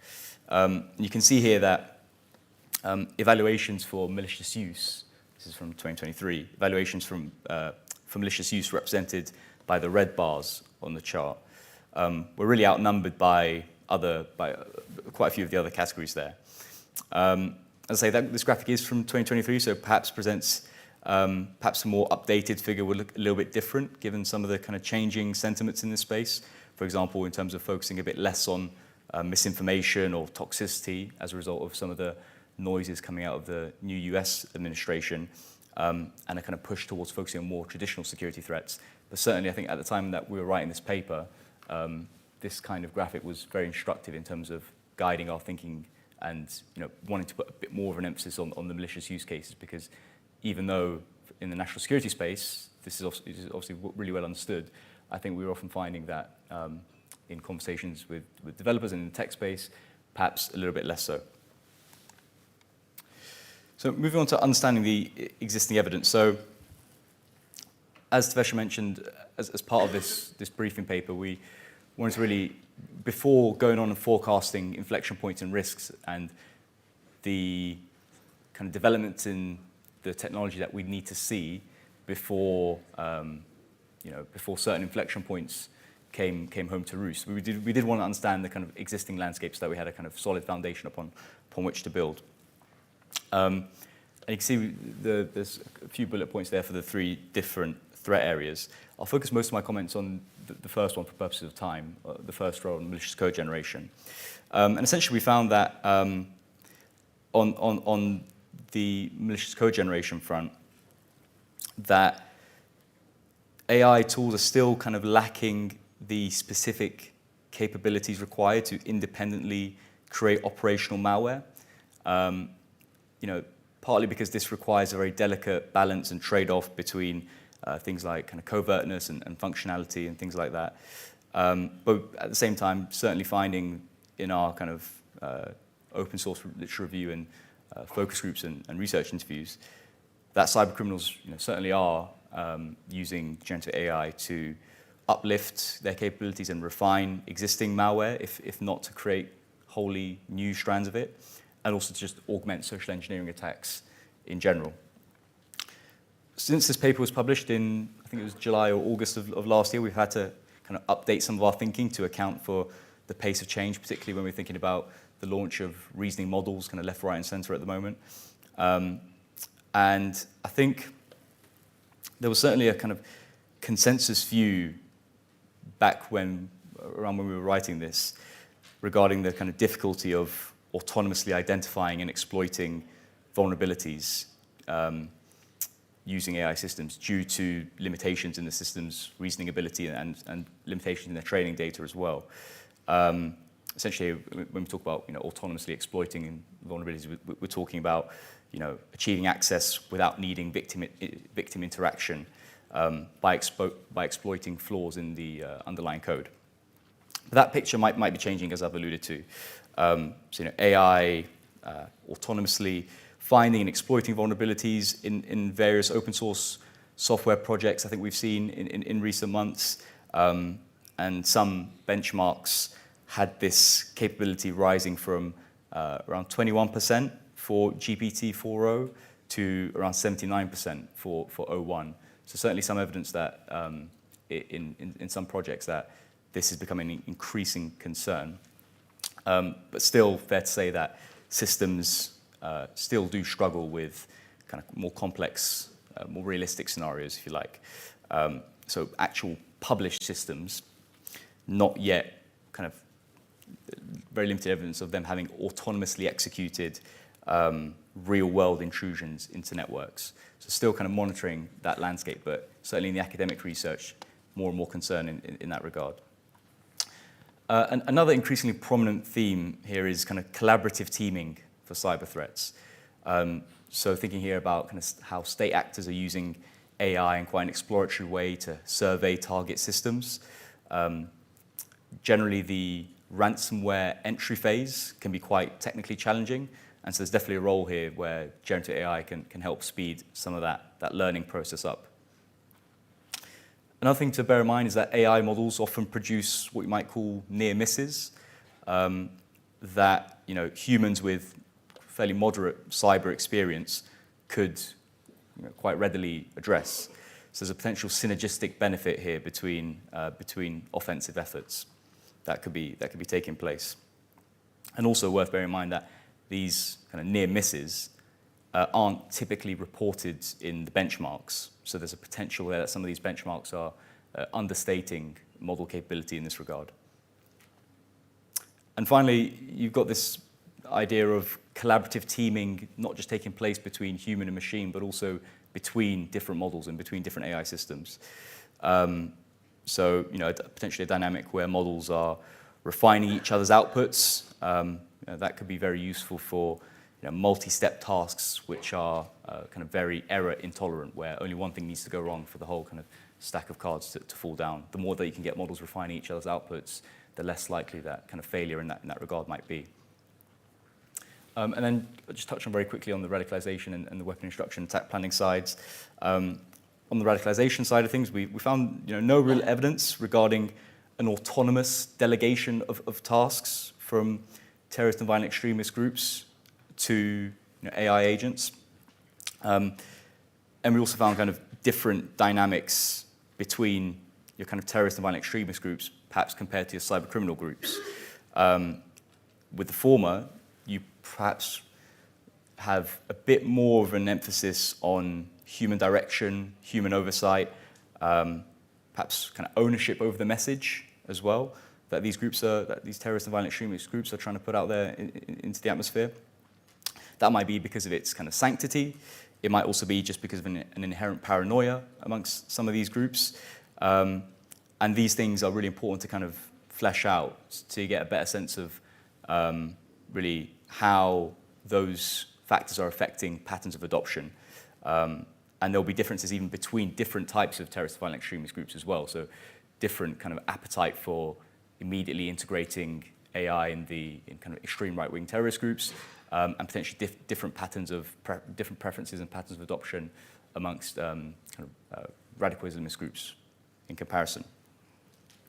On the weapon instruction and attack planning side of things, skill and infrastructural barriers, I think those arguments have been really well rehearsed in the last few years in terms of how they impose some really kind of hard physical limitations on what autonomous agents can do in this space. But certainly uplift in novice capabilities and in providing information kind of comparable to existing sources, comparable to or better than what existing kind of search engines can provide, that also came up quite prominently in our research as well, due to these models' ability to really synthesize information from right across the web. So this slide shows some of the kind of anticipated applications. So we developed a list of anticipated applications which may be enabled by the inflection points which Anna will discuss. And so I'll just focus again my comments mostly on that kind of malicious code generation side of things. So one of the things that we were looking ahead to here was AI for malware detection evasion, essentially. So future techniques which allow malware to alter its code when it executes or kind of rewrite itself entirely. Developments in those regards will certainly improve detection evasion. And utilizing machine learning techniques to identify different patterns and then having generative AI generate kind of upgraded variants, that could all make that a lot more feasible. Also, lots more discussion around the role of generative AI and the kind of malware that autonomously generates its own payloads based on different systems it encounters. So here you could have malware which is identifying the most lucrative repositories, kind of transaction systems, confidential information, and kind of crafting bespoke payloads in order to extract valuable information outside of that. And that sort of data exfiltration could be done within legitimate business processes as well. Masking command and control channels, evading conventional detection. So lots of concern there as well. Also, a theme just worth touching on, I think, this theme of decentralized AI systems and how they affect willingness to adopt. I think this was a consistent theme across our different threat areas. Kind of an increasing focus on autonomous malware and localized AI, I think, in the literature at the moment, and the discussion of transition to on-device, edge computing could have potentially big malware implications. So you could end up with things like malware, acting as an autonomous agent, devising plans, achieving its own goals, advanced persistent threat attacks that are kind of adapting without necessarily relying on outside instruction and feedback, could potentially be quite significant because the current confidence levels that we have in our critical national infrastructure, kind of afforded by air-gapped networks, could, in some scenarios, be perhaps that confidence could be eroded by some of those developments.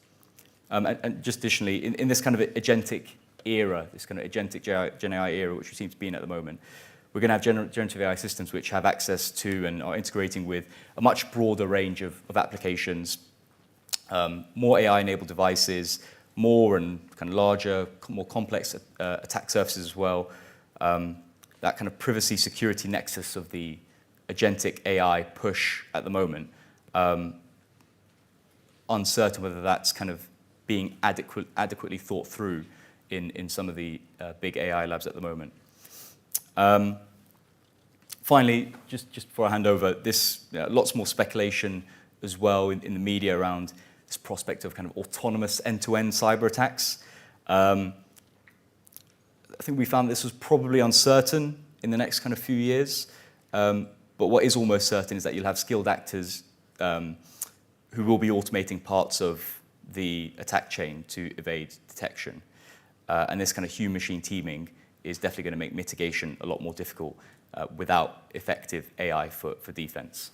I won't go into the other examples, but more information in the actual published paper as well. I'm just going to hand over to Anna now.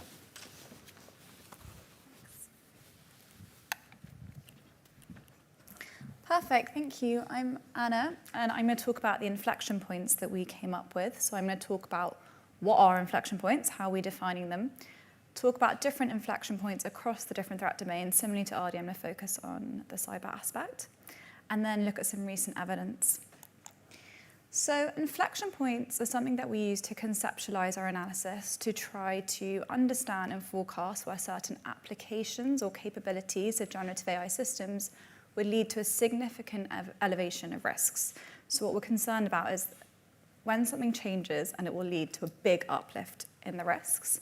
There are different types of inflection points. So there are inflection points that are domain specific. So it could be certain technological advancements, certain contexts, so say autonomous generative AI agents.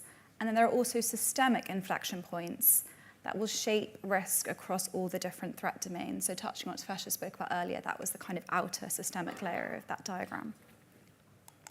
So I apologize for a very text-heavy slide. We thought it was nice in some ways to have a lot of the text up there. But I'm just going to talk through a couple of the examples.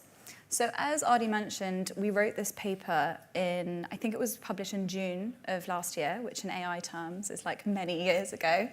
But in malicious code generation, the kinds of things that we're thinking of is when reasoning is uplifted in a way that generative AI systems can maintain a model of code. It might mean that they can improve their strategic decision making and be able to run more end-to-end tasks than they can now.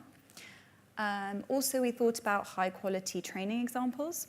So if we got to a place where generative AI systems are trained on better examples of sophisticated malware, we could see a place where suddenly their offensive capabilities could far surpass their defensive. And then finally, teams of agents. So if autonomous generative AI agents can cooperate, learn from, and adapt to one another's experiences, that would also uplift capabilities. And another thing to think about when thinking about malicious code generation is the types of different actors and which uplift we'll see where. So you can imagine already, if you're a highly skilled technical actor, you will be experiencing uplift. However, at the novice end, if you don't have technical coding ability or resource, the ability to fine-tune models, that uplift won't be experienced at the same extent. I'm also going to touch on some of the systemic factors that we have up here. So the two I wanted to think about was what we've called AI proliferation and decentralized training. So there's been big shifts in the AI space over the last few months that mean, one, we now know it's much easier to transform a model into a reasoning model with only few training examples, so I think less than 1 million samples. And that means we're going to have big proliferation of reasoning models. And also, there has been advancements in decentralized training and decentralized learning. And what that means is the people that have the resource to train AI models is changing, and more people will be able to. So I think both of these things will have systemic implications for the other risk areas. So we also just want to run through some examples of tests and evidence of these different capabilities. So the UK and the US AC tested OpenAI's O1 model. And I'm just presenting here their results for cyber, but they found that O1 solved 45% of publicly available cyber security challenges. And when evaluating software engineering capabilities, they found that they reached a success rate of 50% compared to 67%, which was like other best performing models. And it also found that the reasoning capability of this model was kind of roughly equivalent, as you can see, to other leading models. There was also a paper published by OpenAI, which reported on different cyber operations, and this gets an idea of how malicious actors are already using these capabilities, and this was published in October. And what this showed was that actors were using these capabilities, but more for parts of the wider risk chain as opposed to end-to-end. So it would be things like vulnerability search, maybe scripting help, maybe research into something specific like programmable logic controllers, or to build different toolings that might be around malware or scraping the internet. So I'm now going to kind of conclude and talk about the overall implications of our analysis. So we came up with different implications for each of our threat areas. So for malicious code generation, we think the UK cybersecurity community should monitor and track code-generating systems, cyber offensive knowledge, their reasoning abilities, and strategic decision-making capabilities. In terms of radicalization, we need stronger feedback loops between the security community who detect and combat radicalization and the eval community who are running the evaluations. They have an understanding of these risks.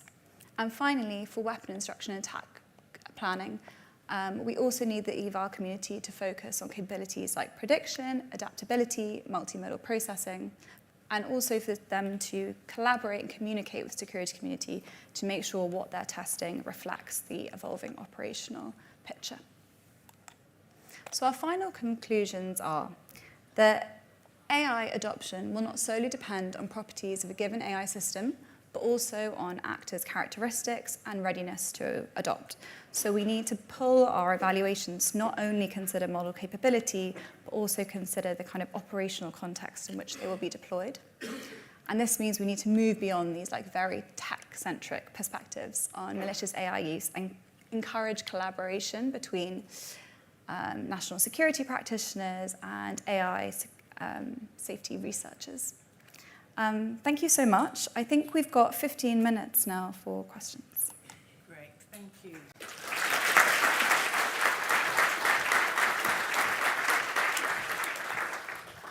Thank you so much, and well done on managing that problem with the slides. That was really well managed. We've got a number of questions coming in, but please do submit them. And if you want to ask a question in the room, just raise your hand and we'll get a mic to you. I'm going to take one that has come in then that says, what's your suggestion to Gen AI researchers about mitigating these risks? You can start. I think evaluations are a strong approach to thinking about model capabilities. So if you're thinking about the cyber context, evaluating the capability of the model to carry out these actions. But I think there's probably other types of evaluations that are less done now, which would be things like post-deployment monitoring of usage data, for example, to build up a better understanding of like how these systems are actually being used and building out mitigations on that side as well as the model capability.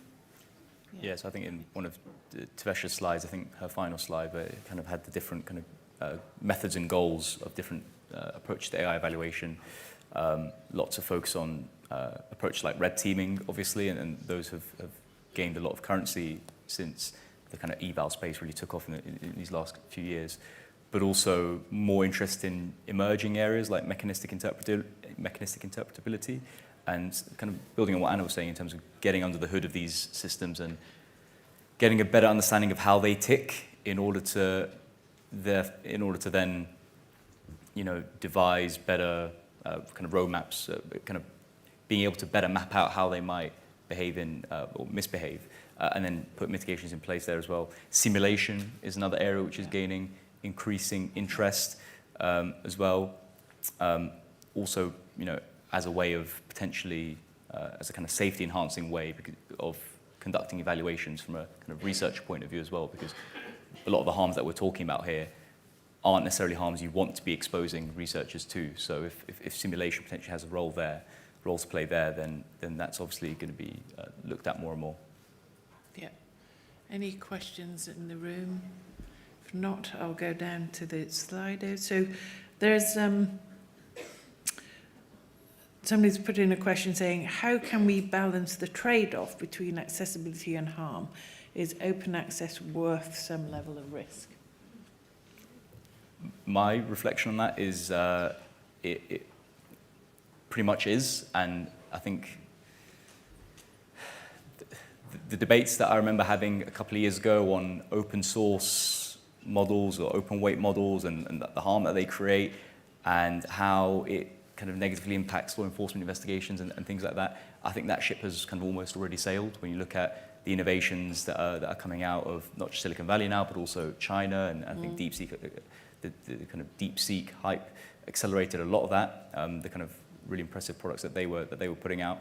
So I think it's almost, I think the open source ecosystem is just way too mature at this point in time to really be, I think, questioning the value that it brings. I think there is an element of needing a bit of both, or kind of accepting that there is a trade-off there. And also bearing in mind that I've kind of touched on some of the national security community kind of context in this presentation. But when it comes to how they leverage some of these tools, for various kind of obvious reasons, national security communities in this country or in other countries are going to be reluctant to be bringing in or sending data back to data centers in California and using kind of commercially available tools from US company. They inherently prefer to be experimenting on, building on stuff that's out there open source already. So it is a bit of a two-way street there in terms of the capabilities that these systems potentially provide malicious actors, but also when it comes to the kind of defensive side of things and how national security practitioners experiment with these tools, they need them as well. So yeah. That's worth bearing in mind. And Anna, you spoke to the fact of needing the security community and the AI community to be working closely together on these issues. How can we achieve that? Yeah, so I'm at the AI Security Institute, which sits within government. So a lot of the work that we do is trying to bridge those gaps and try and build the right empirical evidence that answers the questions that the national security community currently has.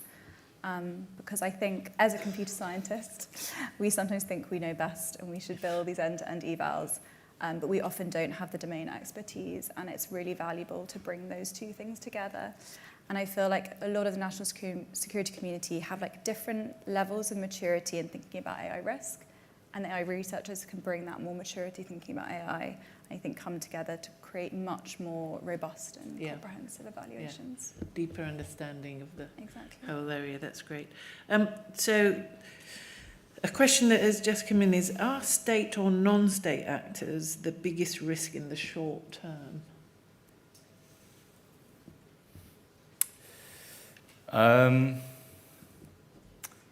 It's a big question. I think in the short term, I think on the state actor side of things, there does seem to be much more of a sense of experimentation. Things seem to be a lot more exploratory rather than kind of imminent. Whereas I think with some of the more individual non-state actor, or firstly, it's probably worth saying that those lines are often blurred in with some of the countries that the national security community in this country might be most worried about. So there is an element of kind of diffusion between the two. But I think if you are going to split it out, then I think the kind of bureaucracy and the kind of the layers of bureaucracy that state actors tend to have to work through in order to actually operationalize these tools, compared to kind of a lone actor just downloading something off of off a Hugging Face and kind of going for it, I think puts the balance slightly in favour of being concerned about your non-state actors, just because of the the flexibility that's now offered and the kind of speed to deployment that's now available. But longer term, I would probably worry about the former, the more more organized efforts, also because of how they're inherently linked to geopolitical dynamics and the kind of race to AGI, and how that might also then be linked into kind of real-world armed conflict as well. Yeah. So those are the sorts of things which I'd worry about longer term. But I think it all has to be part of a kind of holistic response, regardless, particularly because, as I say, those lines between state and non-state actors are often so blurred. Yeah, and just following up on that, another question that's come in that's follows up. It's asking, what's the most urgent of the risks that we've talked about? Which is the most urgent that we should be focusing on at this point in time? Now, that is bound to shift quite quickly, I'm afraid, as new models and new ways of the models working. But today? I think probably today it would be the malicious code generation. Yeah. I think my view is radicalization, having these technologies fully ingrained in, say, terrorist groups' operations, feels like it will be less sure near term because of the operational security concerns. So I think it's what you kind of touched on, which is right now, individual actors, less security concerns with technical ability will be able to use these systems most effectively. I don't know how that will change as these systems become more proliferated, people are much more native to using them, and their capabilities are higher. Yeah, and Tvesh might have a view on this as well, but I think I'll broadly agree on that, and I think in my segment I was trying to really shine a light on the pace of change that we've seen since this paper was published and the implications it's had on our thinking on the cyber threat side of things specifically. So I would agree with that assessment. I think one of the reasons that we focused on radicalization was because it was a bit more of an underexplored area in the literature, and because there'd been so much talk of the persuasive and kind of manipulative abilities of these models, and we wanted to really use it as a test case to kind of see, to get an understanding of how advanced that really was, and then to forecast, okay, what would it really take? So I think some of what we found in the radicalization space was definitely concerning, in terms of if some of those hurdles that we identified were able to be kind of surmounted, then I think you'd be looking at a pretty concerning landscape on that front. But in terms of, I think, the more immediate term side of things, I think some of the stuff that we found on the cyber side was of most concern. Yeah. Okay, we've only got time for one last question. I'm going to take the most voted on Slido. It says, can you share some examples of the most successful attacks using Gen AI? And is there any public information on scale and economic harm? Ooh. One example that comes to mind is pretty sophisticated deep fake corporate fraud that took place in Hong Kong. I think it was a UK company, a financial institution of some sort, where an employee there was confronted with this kind of multimodal AI-generated image, audio, video, all kind of coming together as one, kind of simulating, kind of essentially convincing this employee that they were talking to members of their board, their CEO, their CFO, and ended up kind of authorizing a kind of $25 million transaction to these fraudsters. That is, I think, what's economic and financial harm, fairly high end. And when you consider that these, in the grand scheme of things, these technologies are still at a relatively immature phase of progress, you can only imagine that getting worse and worse. I don't know if any other examples come to mind. The most recent one I can think of is the Cybertruck explosion outside Trump Tower. And that feels like a much more kind of novice use of generative AI, but they used ChatGPT to help plan the attack. So I think you can see like two ends of the spectrum almost, of someone who's really using kind of multimodal capabilities and someone who's using the simple chat interface. But both are concerning. Yeah. Terrifying. Well, I'm afraid there's lots more questions here, but I'm afraid we can't take them. But thank you, all three of you. Thank you again for managing the technical problems. fascinating area, terrifying, but thank you very much. Thank you.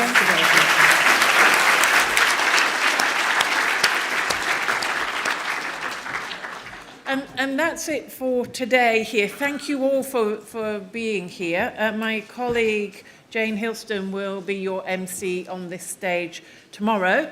It's now for the time for the drinks reception. Gosh, half the room's gone already. But just to let you know that you'll find catering across the venue, but head down to the 3rd floor to meet with the partners. So thank you again. Have a great time tomorrow. See you there.